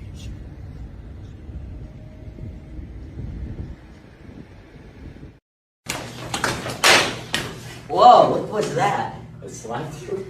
That was hard. Oh, dude. Haney pack, nigga. Haney pack, nigga. Yeah, nigga. Yeah, Haney pack. Yo, Bill, where you at, Bill? Yeah, Bill. You looking like Bill Cosby tonight. Come on, man. Where we at, man? Haney pack. We in New York, man. Where we at? Oh, yeah, what they say? Easy. Cali Nights, ain't he from? Oh, bro, you clowning, bro. We chilling. Yeah, right after the fight, bro. And you trying to act like it's all good. No, it ain't good. Fuck them niggas. Hey, where's Mike at? Mike Tyson, come through. Right. Yeah. Tell him come blow. We hot boxing. Yeah, I recorded that time. Smoking on that Bill Haney back. That Bill Haney back. Damn, you're fired. You deserve it. They crazy, yo. They is shot, cooked. You good, bro? Much love and appreciation to everybody, man. Another great build and a great appreciate all this support. Everybody we will be back tomorrow to continue to bend on this great sport of boxing. I was just getting to the 4-hour mark. I figured we got close enough, so we might as well just having a little bit of fun, y'all. What you need, guys? So which one? Just hit me. I got you. Nah, he definitely not, bro. Them the fakest weed pulls I ever seen somebody take. But salute to that man. All jokes aside, just having fun with it. But that was an interesting post that Aisha sent me about his attorneys releasing a statement that, you know, them samples came back and it was Ostarine contamination and not him juicing or doping. So, yo, the ice cream truck just watching facts. That shit was funny, man. So you slide when you should have slid. Better on that. Salute to everybody. Peace to the Queen Aisha. And again, much love and appreciation to all y'all. Again, if y'all haven't subscribed, hit that subscribe, sub to the channel, smash the like button, turn your notifications on, keep rocking with your boy. We'll be back and finish the week strong on a good Friday tomorrow. Y'all make sure y'all enjoy the rest of this good Thursday, man. I'll be back with y'all tomorrow. So with that, we gonna get up out of here, y'all. Peace to the family.